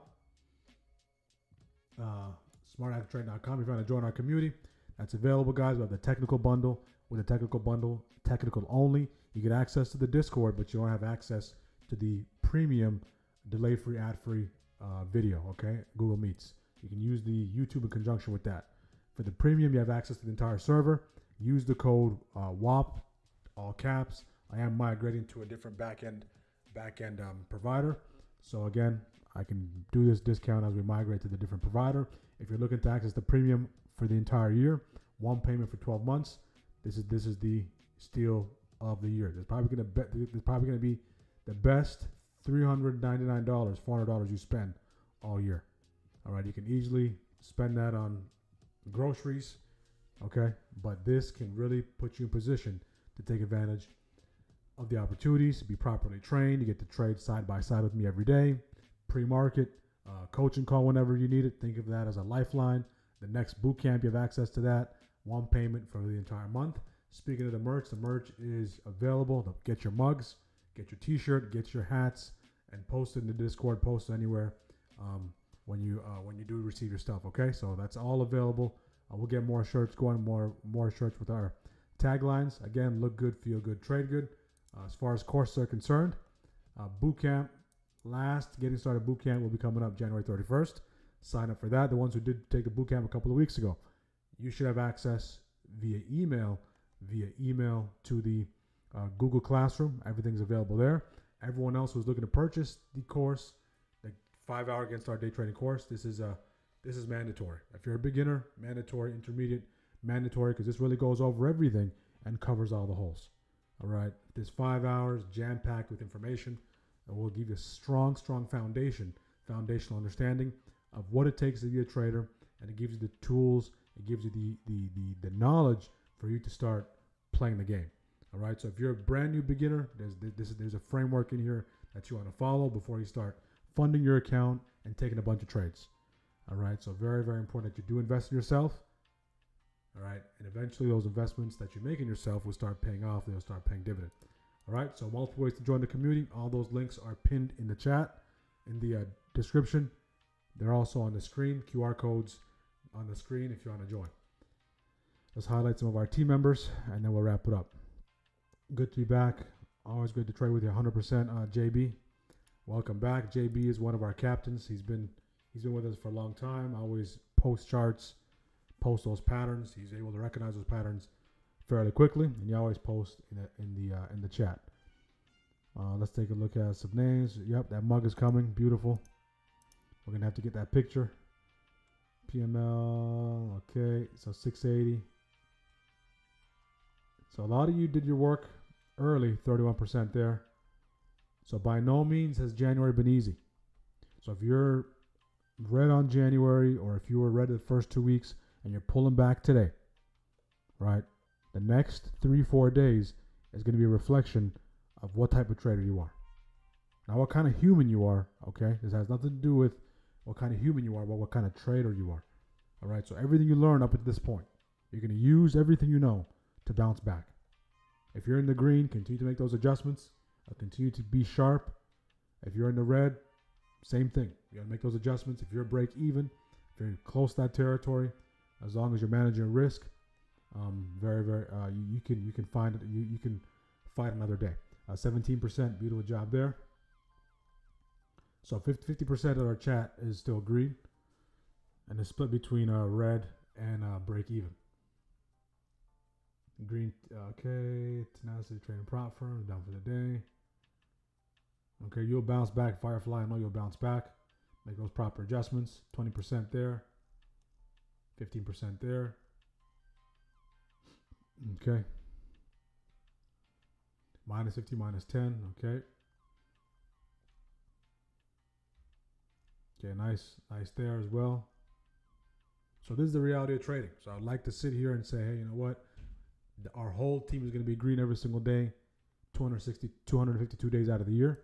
But the reality is that's not going to happen, right? But the way you deal with those losses, the way you respond from those losses, are what going to define you as a trader, right? How do you respond? Remember the protocol we laid out earlier on. If you have a red day, the things you need to do the next day, right? Things you need to do the next day, maybe it's size down, but your primary objective becomes seeing green.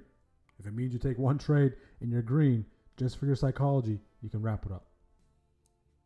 Because now your focus can be Thursday. Keep in mind it's a short week.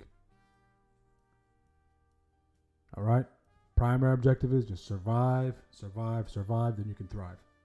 The market conditions have not been easy, to say the least. You guys are doing a tremendous job navigating. I'm doing my best to provide those opportunities. Right, you guys know the nature of the markets. Things can happen at any time. Right, so, and at the same time taking those trades. But we're going to continue to show up. We're going to show up tomorrow and do the same thing and look to take advantage of those opportunities. All right. Any questions in the chat? Any questions, strikers? I believe in the party every day, taking 10:30 a.m. Next 6 weeks and working Sunday night, Monday night, Wednesday night, Thursday night, and Friday night. Yeah, that's a lot. That's a lot you're doing, JB. So tremendous job on taking on the responsibility. It's not easy, but you can do it. It's doable, guys. It's doable. So trading, you can make it fit. You can make it work. You can make it fit in your schedule. We have those frameworks in place, right? The different shifts. This nice little grab. That's about a 20% pop the upside. Be done for the day. This retrace reject. So it's not. It looks easy, but it's not easy. It's much harder. Okay, to do it on your own when you're on your own. To do it on your own when you're on your own. After you learn these concepts, you try to apply it. It's completely different, right? So that's why we have the community, to look out for one another, to support one another, and continue to capitalize on those opportunities and share those opportunities with our team members. All right, on that note, we'll wrap it up here. Thank you guys for tuning in on YouTube. Hopefully you found value. Make sure to like, make sure to subscribe. If you're ready to level up your trading, all the links are in the description. We have the QR codes on the screen. You can join. Use the code WOP to save 25%. We do have our pre-market prep stream at 9 a.m. That's the most important part of the program. That is the most important part of the program that you need to be a part of. Okay, so that the premium members have access to that. The technical folks, if you join the technical, you have access to the entire Discord. You have access to the entire Discord, but just not the live trading part, the live trading screen share part. All right. On that note, we'll wrap it up here. Have a fantastic rest of your day, guys. Stay safe, and God bless each one of you. Tired of wasting hours staring at charts, over-analyzing trades, and still ending the day with inconsistent results? You're not alone. That's exactly why the Spy Strikers Trading Mentorship Discord community was created. Here, you can trade just one ticker for 1 hour and make strides towards consistent results. Join the Spy Strikers community and get daily live trading, clear pre-market game plans with key levels and high probability buy and sell zones, over 4 hours of delay-free, ad-free live trading and training, plus high win rate trade alerts, automated technicals that simplify charts, and full access to my strategies and indicators. This isn't a signal service. It's a community focused on process over profits, giving you all the resources, guidance, and training to help you succeed. You'll also get a full watch list, 1,500 plus hours of live trading videos, courses, an educational library, ebooks, and dedicated support. Stop guessing. Start trading with confidence. Become a Spy Striker today, and take your trading to the next level. Tired of wasting hours staring at charts, over-analyzing trades, and still ending the day with inconsistent results? You're not alone. That's exactly why the Spy Strikers Trading Mentorship Discord community was created. Here, you can trade just one ticker for 1 hour and make strides towards consistent results. Join the Spy Strikers community and get daily live trading, clear pre-market game plans with key levels and high probability buy and sell zones, over 4 hours of delay-free, ad-free live trading and training, plus high win rate trade alerts, automated technicals that simplify charts, and full access to my strategies and indicators. This isn't a signal service. It's a community focused on process over profits, giving you all the resources, guidance, and training to help you succeed. You'll also get a full watch list, 1,500 plus hours of live trading videos, courses, an educational library, ebooks, and dedicated support. Stop guessing. Start trading with confidence. Become a Spy Striker today, and take your trading to the next level. Tired of wasting hours staring at charts, over-analyzing trades, and still ending the day with inconsistent results? You're not alone. That's exactly why the Spy Strikers Trading Mentorship Discord community was created. Here, you can trade just one ticker for 1 hour and make strides towards consistent results. Join the Spy Strikers community and get daily live trading, clear pre-market game plans with key levels and high probability buy and sell zones, over 4 hours of delay-free, ad-free live trading and training, plus high win rate trade alerts, automated technicals that simplify charts, and full access to my strategies and indicators. This isn't a signals service. It's a community focused on process over profits, giving you all the resources, guidance, and training to help you succeed. You'll also get a full watch list, 1,500 plus hours of live trading videos, courses, an educational library, ebooks, and dedicated support. Stop guessing. Start trading with confidence. Become a SPY striker today, and take your trading to the next level. Tired of wasting hours staring at charts, over-analyzing trades, and still ending the day with inconsistent results? You're not alone. That's exactly why the SPY Strikers Trading Mentorship Discord community was created. Here, you can trade just one ticker for 1 hour and make strides towards consistent results.